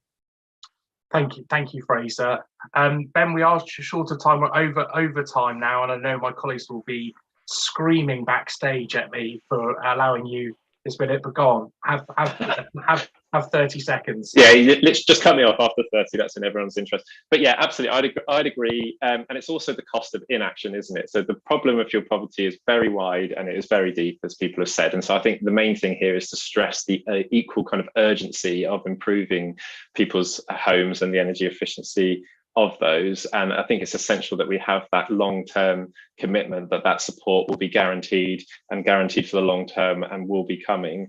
Yes, learn lessons, yes, make progress, but without that long-term commitment that such support will be provided, we won't reduce demand and we won't give that valuable confidence to all those that need it, including the industry and supply chains and the householders themselves, that this help will be available and will permanently keep their bills low. Thank you so much. That was bang on. I think the final thing from me is just the value of talking about this stuff across the different nations and keeping that conversation going. There's so much commonality, there's so many issues which overlap, and we should find some consistent mechanism beyond our UK Fuel Poverty Monitor report to build this in and hardwire it into our thinking in the future. So thank you again for all the panelists. You've been first rate, and I've certainly enjoyed chairing this session. I'm going to hand you over now, without further ado, to Adam for the final session. Don't know if something happens magically now that we disappear or we need to hang up, but hopefully someone will tell me. Or we'll just hang up and hope that it all works.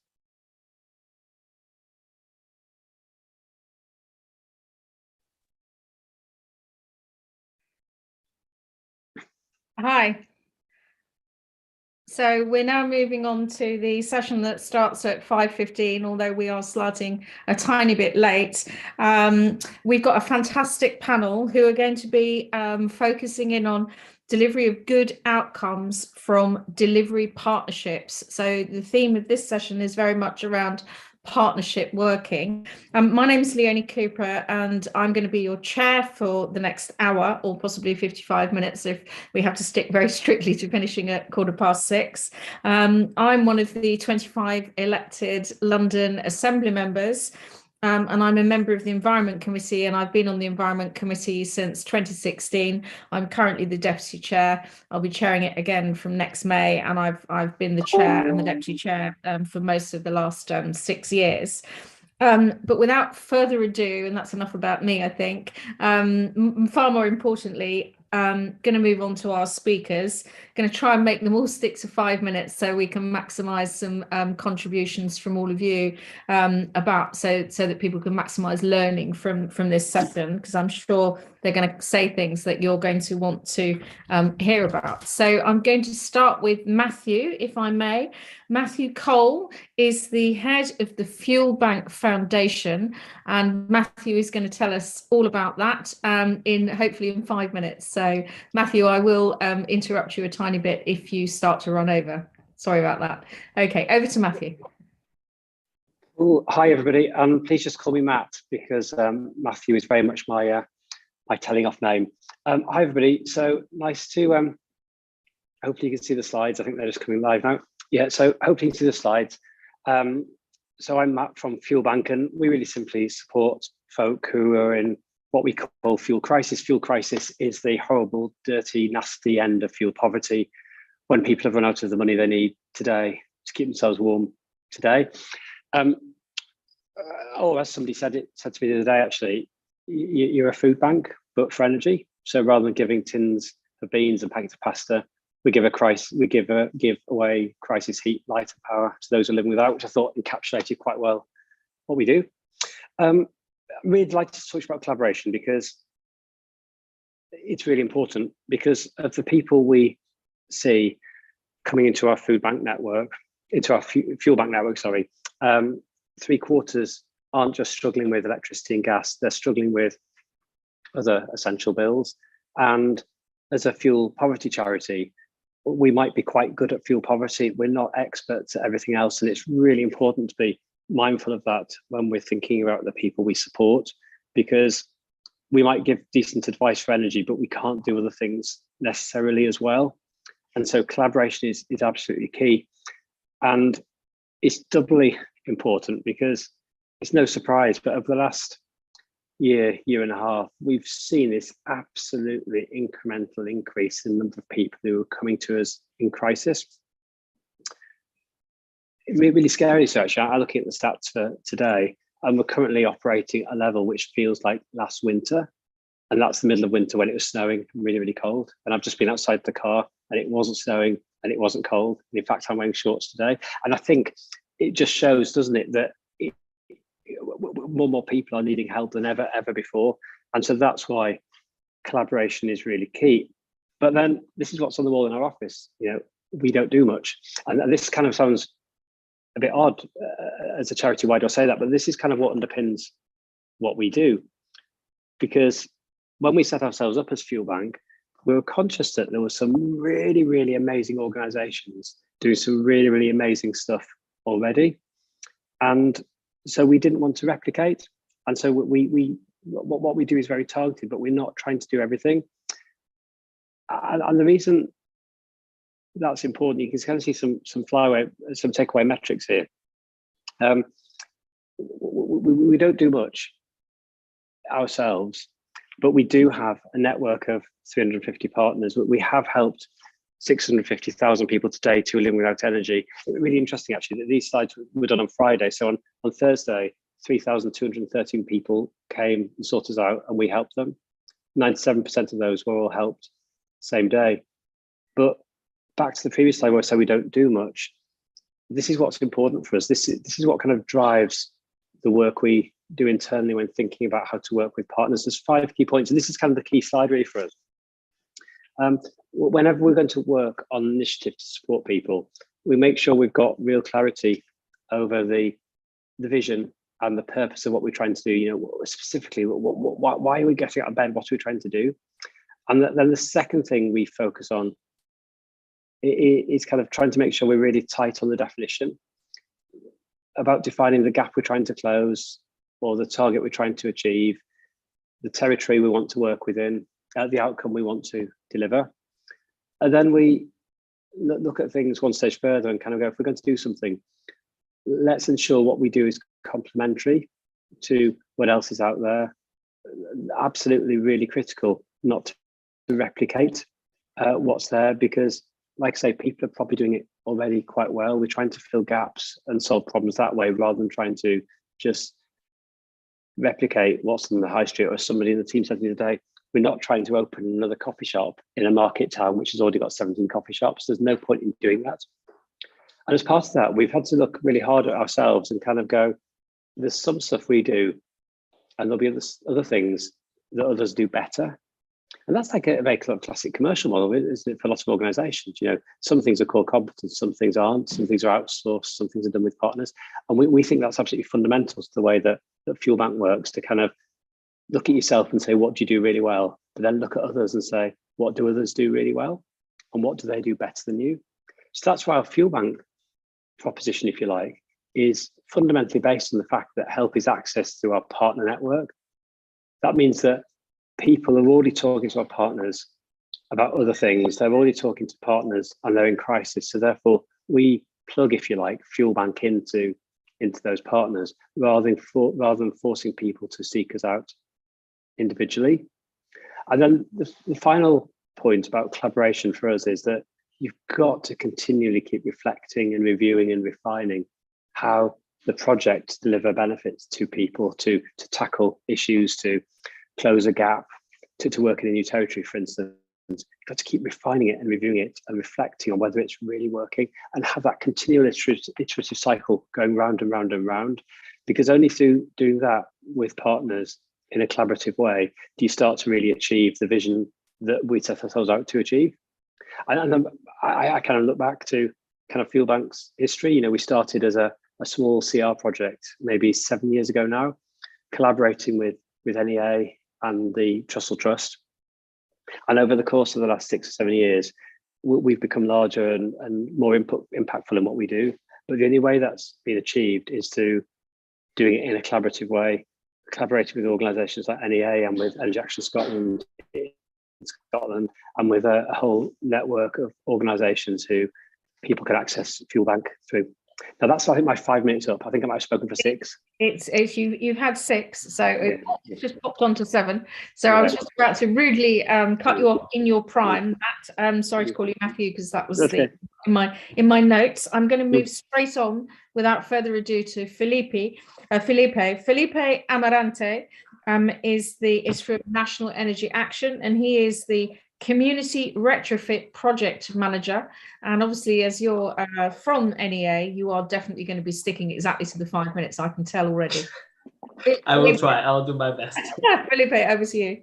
Thank you. Thank you. I'll just share my screen. Hopefully, everyone can see my slides. I'll promise that it's very simple slides.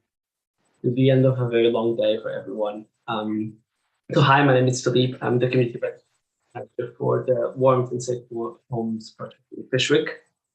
I will briefly tell you the story of what are we doing and why are we doing, why are we in Fishwick. So in 2013, circa 380 households in Fishwick had external wall insulation installed by an energy efficiency scheme called the scheme. Due to the funding deadlines, it resulted in a rush delivery with poor workmanship and quality of works.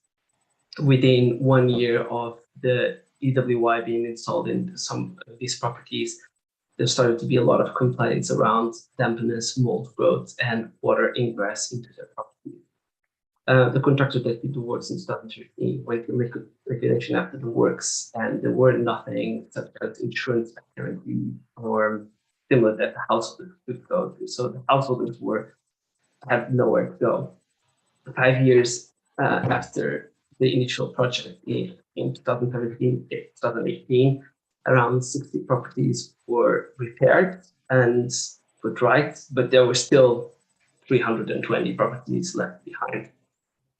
NEA got involved because we don't believe it's right that the scheme was supposed to make the houses warmer and healthier. Did not achieve that and actually did the opposite. NEA was not involved in the original works. We decided to step in with the limited funding that we got access to, and there was no way we could ever deliver this program alone, and we needed partnerships that are crucial for the delivery of the project. And we also know that EWI, when installed correctly, can make homes warmer and healthier. I have here a simple diagram that does not contain all the partnerships that we have in this project. But for sure, all partnerships are crucial, either strategic, technical, or to improve the community engagement. All of them have a crucial role, an important role in this project. We always strive to have the house at the center of the project, and we can see it here. We have the partnerships that have direct contact with the householders and partnerships who don't have direct contact with the householders. Or the partnerships that don't have direct contact with the householders are the oversight group, for example, that we have that gives advice on how to better deliver the program and contains people from the Preston City Council, Affordable Home Solution, Ofgem, the local MP office, funders. We also have other people like the building control from Preston City Council that are helping our project, but not directly in contact with the householders, or the Preston Community Hub, where our main contractor put their offices, and it's a way to redirect more funds of the project into the community and making the community more involved. But these three is the core delivery partnership that are in constant contact with the householders. Well, in one corner we have NEA and that have our community engagement in constant direct contact with the householders, management of the project, social evaluation, technical monitoring. On this side, we have all the designers, the architects, the ventilation designers, the contract administrators, the retrofit designers, etc. And on the bottom, we have our main contractor and who's delivering the project, doing works in their homes, and all their special subcontractors. That the list is also very long, and I won't be naming them, but you can imagine the EWI installers, electricians, etc. And what NEA wants to have the households in the center of the project, and we want all of these people that are involved in delivering this project to have in mind that they're not here to fix properties, but they're also here to fix homes that have stories and families inside and people. And we as a charity put the people at the heart of what we do. And it's important for us that everyone involved in this project has have the same message in mind, and everyone to be aware of what these people have been suffering for the past 9 years, of how this affected their health, their mental health, their well-being, economically, etc. It's so if there is any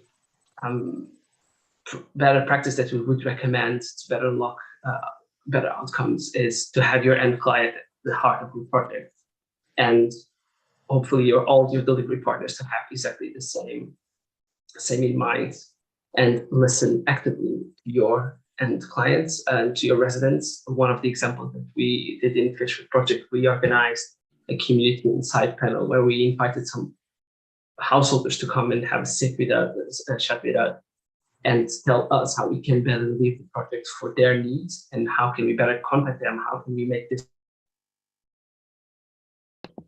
work for you, and incorporate that constantly in project delivery. And sorry, just to finish, and I would say also just delivering the project in phases, and each iteration we incorporate learnings from previous phases and making the project always better on each phase of delivery. And thank you so much for your time, and yes, I passed the time, and thank you. Okay, thank you very much for that, Felipe. And just before I move on to Emily and Anis, who are going to also be focusing on some other areas, if anyone has got any questions, if you want to put them in the Q&A, I think that will be easier than trying to put them in the chat, and I will then try and put them in groups to the speakers, whether that's about how do you actually get your client to the heart of the project and work with a multifarious group of agencies, or how do you get that help accessed via other partners, as Matt was referring to. Whatever your question is, I've already seen a question about heating oil for Matt. If anyone else has got anything else they want to put forward, do put those into the Q&A. So without further ado, after that, I'm just going to move on to Emily. Emily works for Groundwork, and she is the Director of Climate Change and Fuel Poverty. It's good to see them in the same sentence, because I think all of us who are involved in this conference would say that there's quite a strong link between them. In a previous life, before I was elected as the Assembly member, I actually worked as an environmental sustainability consultant and did fuel poverty advice. So all of these areas are very close to my heart. So Emily, let's move over to you now. Thanks. I've been doing this role for about 3 years now, and I came into it thinking, yes, it'll be both aspects, but it's very much become focused on fuel poverty since COVID.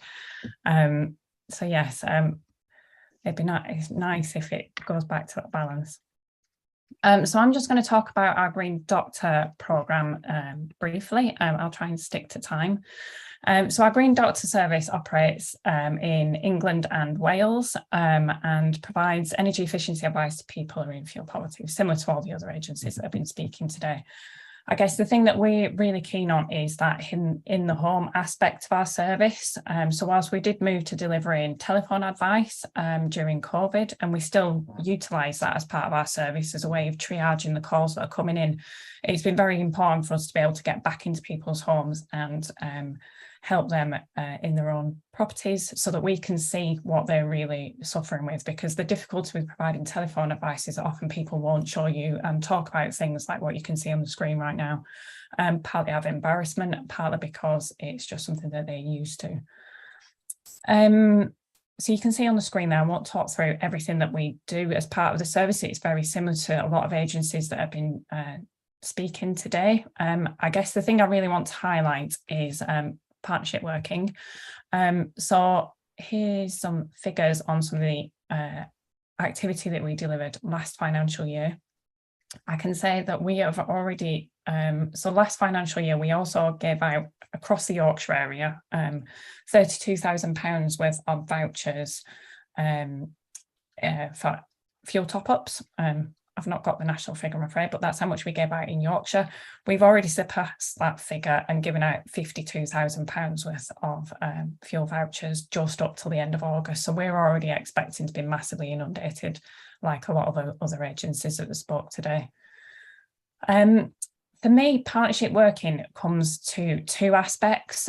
So there's the delivery element of the service, but also the wider aspects of partnership working in terms of development of the service and the wider networking that goes on. So in terms of the delivery of the service, one project that we've got that is a really good example of this is our Warm Homes, Healthy People programme, which is funded in Bradford. That's been funded through the local authority in public health for now 8 years, and that partnership includes In Churches, which is a food bank, Age UK, and Hale, which is a community food action charity. So they've really brought together the aspects of food and fuel poverty in Bradford, and that's worked really well as a service. For the last 8 years, we gain referrals from right across the district, from housing partners, health agencies and frontline workers. And if someone comes into the service, they are, whilst they might come in with a query about fuel poverty, they'll have food issues addressed as well. And as part of that, they can receive white goods and any home appliances that they might require as well. So having that partnership working on the front line is really important for us, and ensuring that we cross-refer to an awful lot of services is something that is central to what we do. So whether that is us being in the property and being able to identify things like what I showed previously, we can then do referrals onto environmental health. We might identify safeguarding issues in a property, adult social care needs. So it's that whole wraparound support that you can really identify for someone if you're in a property, and can see them and speak to them and talk to them about their issues. And certainly part of that has definitely become the money advice. So as part of our Green Doctor service, we're going to just stop sharing the screen, I think. We provide 3 aspects to our service. So we have our fuel poverty energy advice service. We also have money advice. So a lot of our staff have been trained to deliver basic money advice, so they can give fuel debt and casework. But we're very aware that without wider partnerships with energy and money charities, that we haven't got the complex knowledge in terms of benefits and debt advice. So we need those agencies and support to be able to cross-refer onto. And then we've also got a team that deliver retrofit advice and assessments for properties. So again, we need to have really good partnerships in place to ensure that we can give the best advice to households around the wider eco and other funding that's available to them. Property upgrades. Another aspect of partnership working that I think is really important, and that's definitely been highlighted in a lot of the talks that I've listened to do today, is that advice between our advice agencies collectively. There's an awful lot of us that deliver very similar services, and we can often do that in very similar geographies. So I think it's really important that where we operate, that we work together with other agencies. I'm always really keen that we don't try and compete with others, because that makes it more complex for the householder to understand who to approach for advice. So I would love to see some sort of national website where it's really clear that if I put my postcode in, here's a list of agencies that I can find energy advice from, or money advice, whatever that might be, because I think it can be very complex for households to be able to understand. And if I'm not educated about what benefits I'm able to claim, or what advice and support is out there, I might not be able to understand where I can access that advice.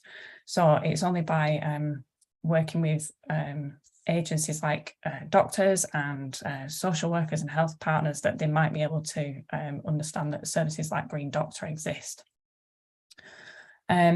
And I also think in terms of support for staff, I think it's really important that advice agencies have an opportunity to link together, because an awful lot of us have talked about the mental health strain on our staff at the moment because of the increase in demand.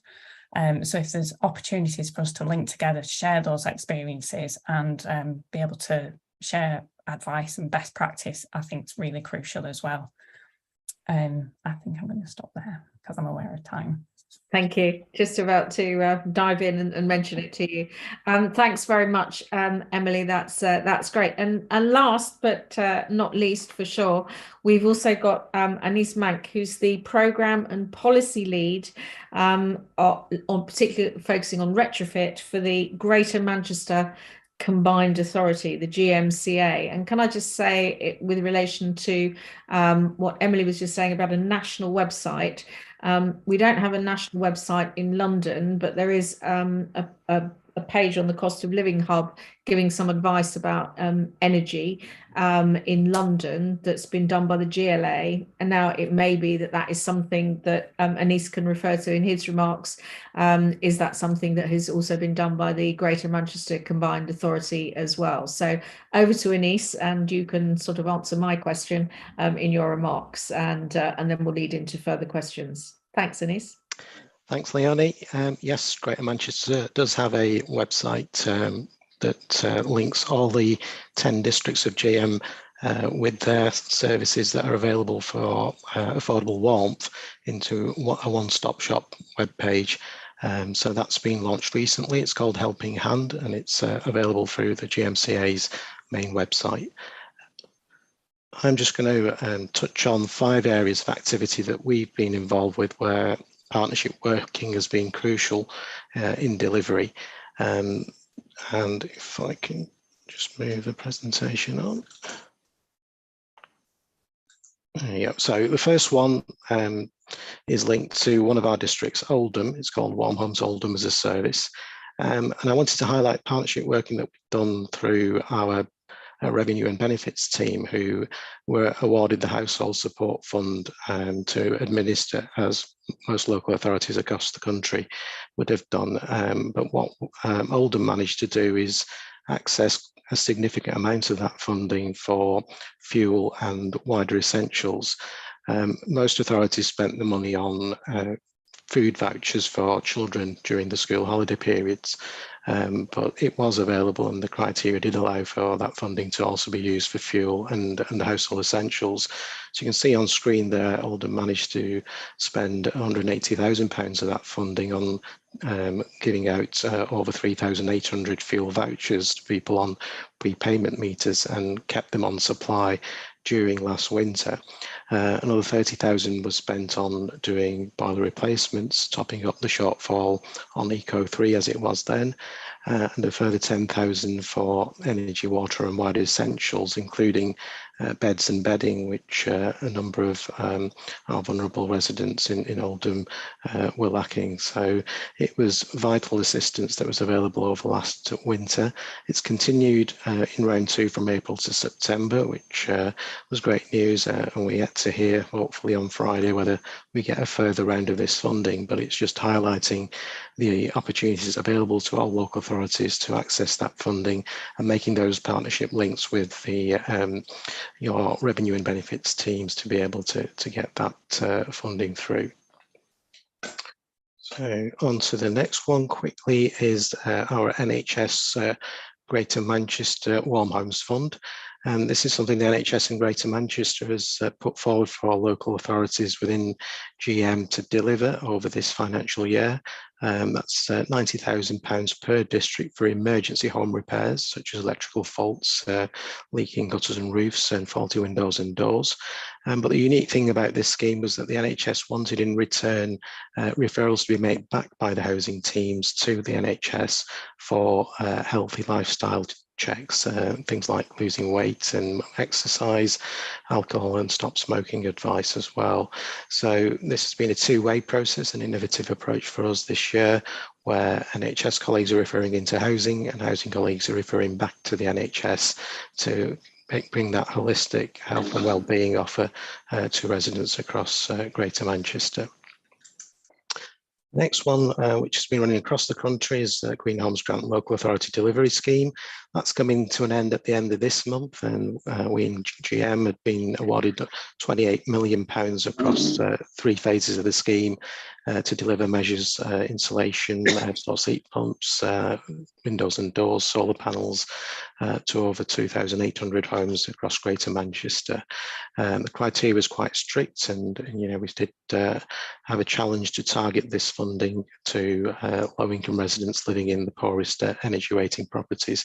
But again, working with colleagues such as ground workers we've heard before, they were really helpful in trying to identify those areas where we can allocate this funding. So, as I said, Green Homes Grant is coming to an end, but we're hoping that Eco4 will be able to take over. We've at the moment just in the process of developing our statement of intent for the flex element of Eco4, and hopefully that will allow us to target again that funding to the lowest income and the lowest performance properties across Greater Manchester. We should be doing a procurement exercise to work with certain contractors, again in partnership, to deliver that at scale within GM. And then finally, very quickly on Social Housing Decarbonisation Fund, GM was successful on the Way 1 offer with 10 housing associations working in partnership with us, Greater Manchester Combined Authority being the lead authority in accessing that funding, which will deliver retrofit measures to over 1,200 social housing properties to bring them up to an EPC rating of C. And Wave 2 is currently open to competition, and the competition will close in October. So if you haven't looked at that, there's over 800 million available across England to deliver measures to social housing. So those are 5 areas of funding that we've helped our residents within Greater Manchester, and happy to take any questions from the conference delegates. Well, thanks, Anise, and perfect timing there, just finishing. So if you do have any further questions to go into the chat, I've seen 2 or 3 so far. The first one, Matt has very kindly answered in the chat, but I wonder if you could just unmute yourself, Matt, and just in case people haven't, sorry, not in the chat, in the Q&A, what am I saying? So if you could just unmute yourself and just maybe run through for everybody. I mean, obviously heating oil is a huge issue, particularly obviously in rural off-gas areas where people are not on gas and therefore have to buy heating oil. And I wonder if you could just run through what the Fuel Bank Foundation is able to do to assist people who are in that circumstance, because it's always been incredibly expensive, actually, heating oil. Yeah. So an example of one, I have a heating oil tank in my back garden pre-COVID. It was 350 quid to fill it, and now it's £1,050. And my daughter said when the oil was more expensive, it doesn't smell any nicer, does it? It doesn't, it doesn't make you any warmer, and it's just, that's the issue. So Fuel Bank Heat Fund is a proposition we have just for our Fuel Bank partners. And in effect, our core Fuel Bank proposition, if you like, is about helping people who prepay for their energy. 95% of those people who prepay through a top-up meter, but there are some people who have to prepay for heating oil and fills of log stores and coal bunkers and the like. And so we do the same for those communities. We arrange emergency deliveries of fuel to get people warm again. Same criteria as Fuel Bank proper. We are helping people in crisis rather than people who might be in crisis in a few months' time. This is a tale of 2 halves, really. If you live in Wales and Scotland, we have some money from the Scottish governments respectively. So that allows us to deliver a more integrated service kind of across both of those 2 countries. However, in England and Northern Ireland, we offer more limited service based on geography and basically whether we have the funding to support it. Okay, thank you. The next question is one that somebody has put in for Emily, which is about the retrofit contractors that Emily referred to in her presentation. And the question is, where do you source the names of those contractors? Obviously, you were describing working in partnership with a number of different partners. Do you keep a list of retrofit contractors, or are you getting those names from local authorities or housing association partners? How do you do that? I was just typing an answer to that one. So we have retrofit assessors and coordinators as part of our staff team. So it's kind of, it happens the other way around a little bit. So we deliver on local authority contracts, so providing the retrofit advice and coordination as they need. So they've often already procured contractors to deliver the works.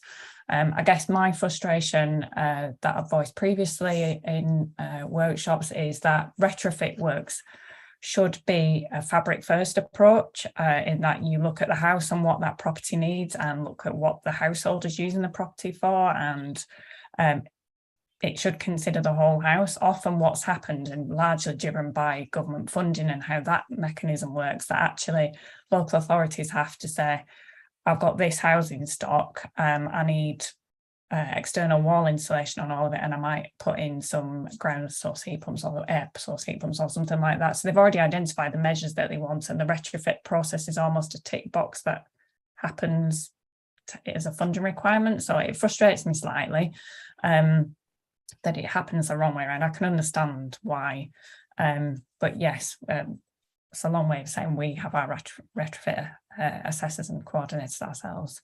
Yes, it can be very sort of itty bitty and not really doing that sort of holistic approach either to a whole area improvement or indeed to a whole house improvement. In my previous life of working as a regeneration director for a large housing group, and what you would really prefer to see is something that would come in and actually deliver proper regeneration for a whole area, not knocking things down, but doing that sort of restoration and improvement on some properties. There might be some that might need to have very significant attention. There might be other that it might be a bit more light touch, but it's so difficult with the way, and also bidding so regularly on small programs, and of course in some cases programs then getting cancelled. However, I'm going to move on to the next question, which I'm actually going to read because it's quite long, and it's come from somebody called VW8624. Under the government's Troubled Families programme, the DWP are working with local authorities. Each local authority has autonomy to run the programme how they wish. The DWP workers are allocated to each local authority are called Supported Families Employment Advisors, although employment is probably not so much what they're focusing on. There are allocated DWP workers linked to GP surgeries as well and to prisons. VW8624 is suggesting it would be a good idea to link in with local authorities and establish SFEA workers to start collaborative work with these shared resources, and this would significantly increase partnership working. And I'm going to ask Anise, is that something that, obviously there's a very famous prison, for example, in Manchester, in the Greater Manchester area, Strangeways, as I'm sure we all know. Is this an area that you've been considering, the troubled families, either the funding or the staffing that's attached to that? I must say it's not something I've thought of before, but it's an interesting point. No, I'm afraid not. It's not something we've come across either directly at the GMCA, but it's an interesting point, and it's something I'll go back and take a look at and work with our colleagues in social care in particular to see if there is any partnership working we can introduce through that. Okay, that's thank you for that. And I can see that Emily has put up her golden hand and she wants to come in on this one as well. Yes, so Groundwork also delivers employment advice as part of our wider projects. I guess because we've had to, like many other agencies, massively increase our frontline workers for delivering energy advice, actually we've utilised some of those staff who've come from employment programmes because it's a similar skill set in many ways. They've got the ability to talk to people in need and have difficult conversations with them. So actually then training them up to give energy advice is relatively straightforward. I wouldn't say we've worked directly with troubled families staff within local authorities, but we've got staff who've done similar work, and we've worked with agencies that do similar activity with similar families.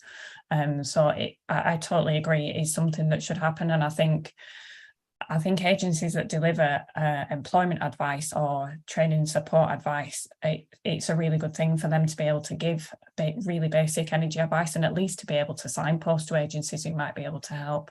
There's an awful lot of agencies and community groups that have started giving energy advice, particularly since the pandemic.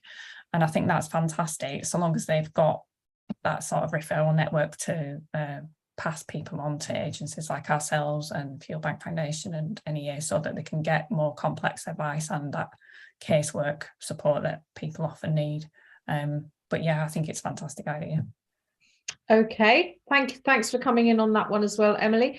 Anis, I've got another one for you, which is, how are you ensuring that there will be no customer contribution under Eco4? Is this area subsidised by the local authorities that make up the Greater Manchester Combined Authority?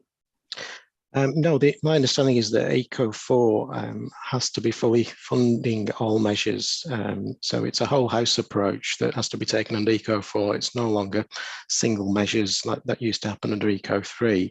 And the energy companies will need to provide funding to bring to carry out that whole house approach and bring the APC rating of that property up from the EF and G starting point. And in doing so, they have to provide the funding in full without requiring a contribution from the local authority or the resident. Okay, well, hopefully that will make David Miles, who put that question into the Q&A, happy to hear that. We also have a question from Nikki Long. We're coming back to the heat fund that Matt was discussing earlier, and Nikki is asking, does it cover Shropshire residents who are not in Telford and Wrekin? She's running an oil buying club, and a lot of our very rural members are struggling to pay for their oil, and one issue that they have is that the minimum order is 500 litres. I don't even like to think how much money that might cost these days. Matt, back to you. Is there anything that you can say to Nikki on that point? I'm going to sit on the fence until I get splinters in my bum. I think Nikki probably needs to get in touch with us, and we can check exactly where she is, which postcode she covers, and see whether we can support.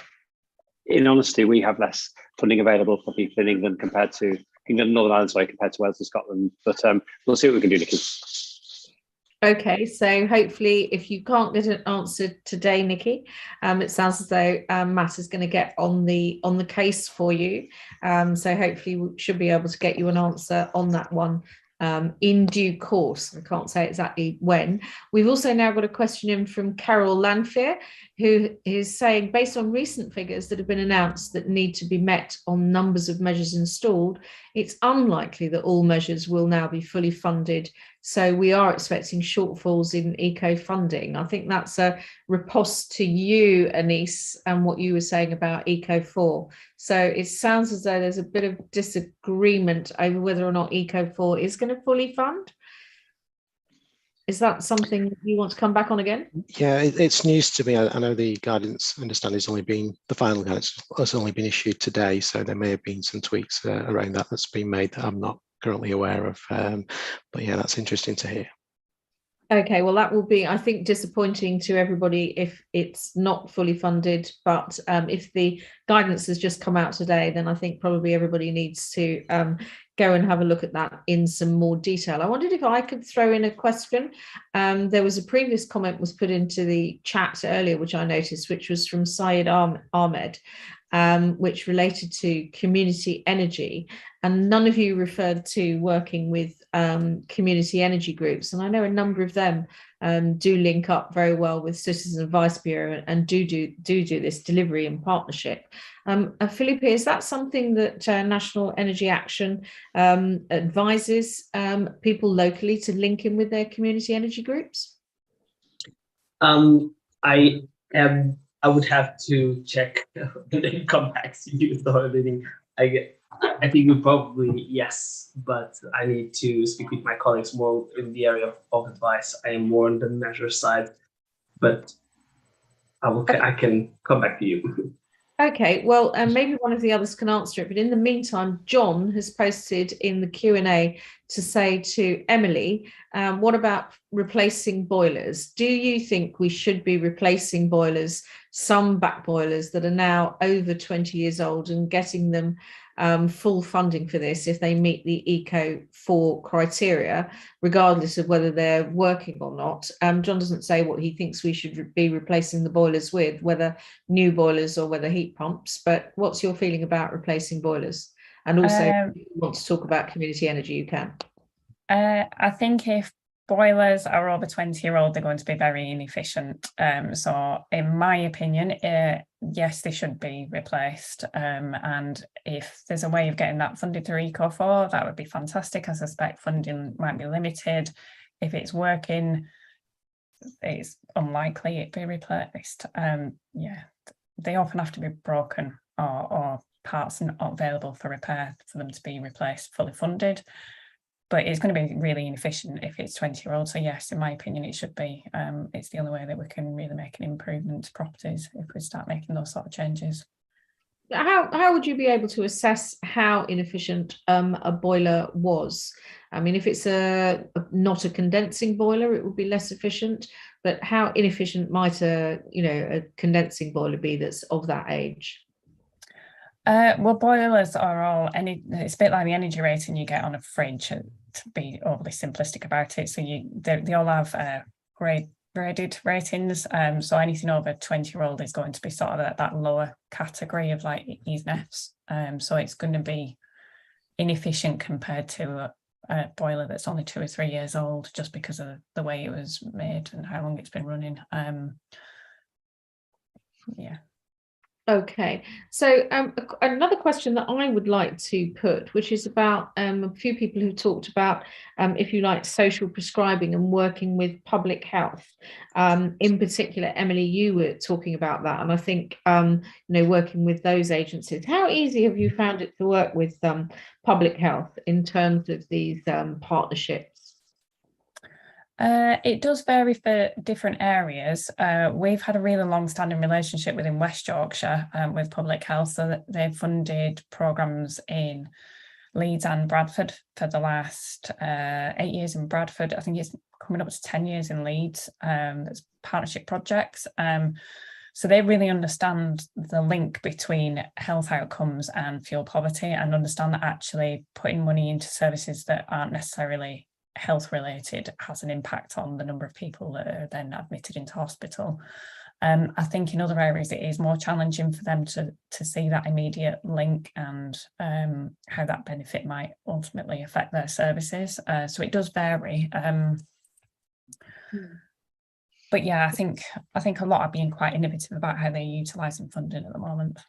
I mean, it sounds, and thanks for that. I mean, it sounds, Anise, as if, the relationships have been building up in a two-way sense in the Greater Manchester Combined Authority. In your experience, is that something that you see now starting to be replicated, or is it something that could be replicated and needs to be showcased more and that sort of rolled out in other areas?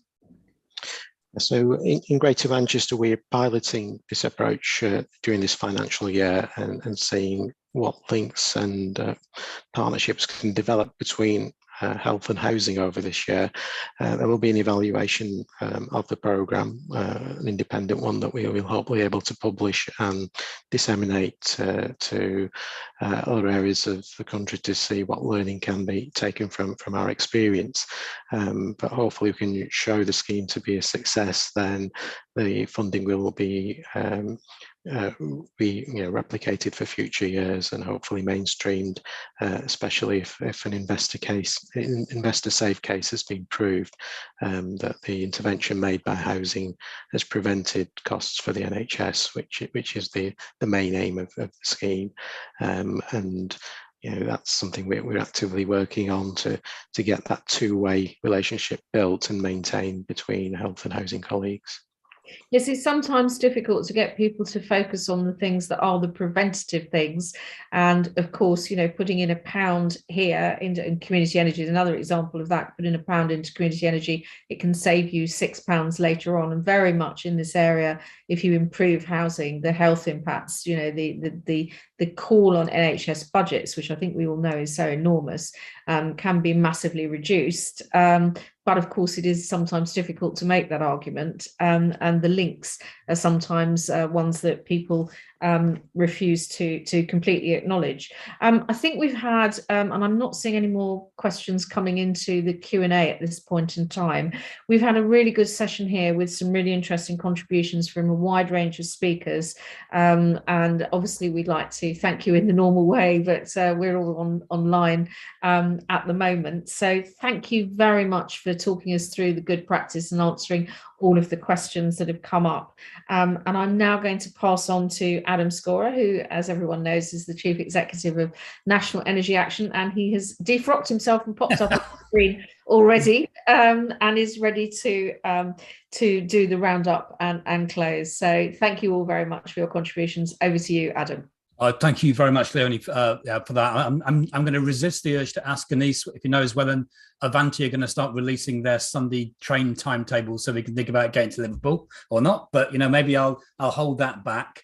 Look, I'm amazed. We've got over 100 people. This has been a long day, and I think we all know you need perseverance and a good engine in able to kind of drive forward on issues like fuel poverty, and maybe we've needed a bit of it today, but it's been so tremendous at such short notice to have had so many people at the online conference. If we'd been able to have it at Birmingham, we'd be able to whisk you all off to some convivial hostelry to celebrate the day and put the world to right, and maybe cause a challenge to the chairs of the sessions tomorrow morning. But we aren't able to do that, unfortunately.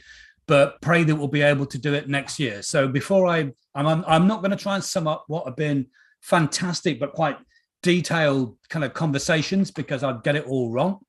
But what I will say is that we have postponed the physical conference until January 23rd to 25th in Birmingham. I know a number of you are booked and have carried your booking forward, but maybe those who haven't, and this has made you kind of feel that you might want to, kind of please think about it. On the 2nd of December, we have Fuel Poverty Awareness Day, which is the day in which NEA, and we never do anything in partnership deliberately without partners. Deliberately, everything that we do is in partnership. And this is the attempt when we try and make those partnerships and that movement really bigger than the sum of its parts. I know every day feels like it's Fuel Poverty Awareness Day, but particularly on December the 2nd, I can't really sum it up. I want to start by saying thank you. Thank you for the speakers who were due to have been up in Birmingham to do it online. Thank you for everybody who either was intending to be at the physical conference or has joined the virtual one, for being present, for being so fantastic and receptive and challenging in the questions. Obviously, I need to say a huge thank you to the NEA team, who've switched from anticipating putting everything into transit vans and getting it up to Birmingham to set up a conference, to putting on an online conference where we had over 650 people registered to participate at different parts of the day. It's been phenomenal. It looks like we planned it this way. Look, there's a huge number of issues that were rehearsed today, some in great depth, some quite challenging, some pretty emotional in terms of the testimony that we've had from people either living with fuel poverty and the threat of it over winter, or working with people living in fuel poverty and distress and helplessness and the challenges that leads to. But there's three things, I guess, that I kind of take from today, and they're dead simple. The first is just how much more we have. Every time I start a sentence now, I have to begin with, notwithstanding the energy price guarantee that's coming in. We have to do, the challenge is so great in order that we get through this winter with those people whose lives and well-being and health and budgets are under serious jeopardy, can do so with a decent level of confidence and assurance that their budgets and their lives won't get exploded by a doubling of energy prices in a 12-month period. So there's some real urgent stuff that we still need to do to get that deep targeted support to people who need it the most. Then we have to remember that this crisis ain't going to be over by the time spring comes next year. It's going to be a bit longer than that. So we've got to make sure that those existing mechanisms or new mechanisms to get greater levels of protection to people in fuel poverty or vulnerable to the cold are supported through the benefit structure, through the energy market regulation, through the sorts of partnerships we've been talking about, because this crisis is going to last probably to next winter as well, at least.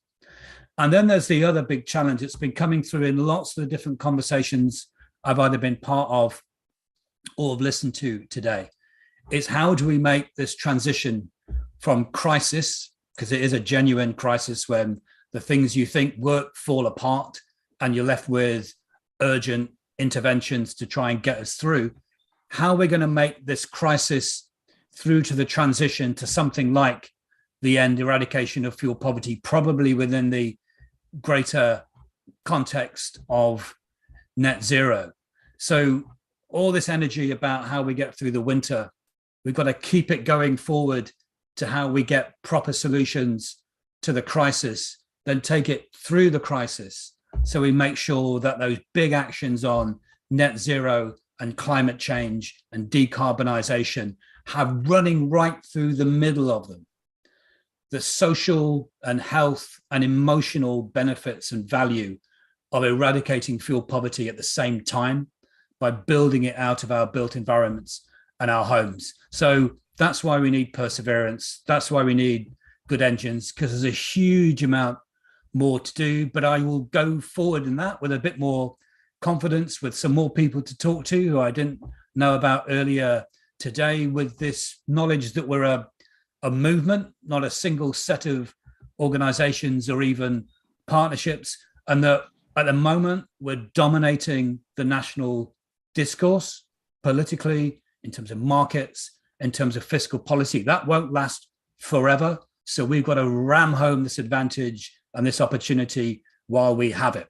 And that's the important lesson I've been taking away from today, but I've been given lots more ways of doing it, or more ways of thinking how we do it effectively.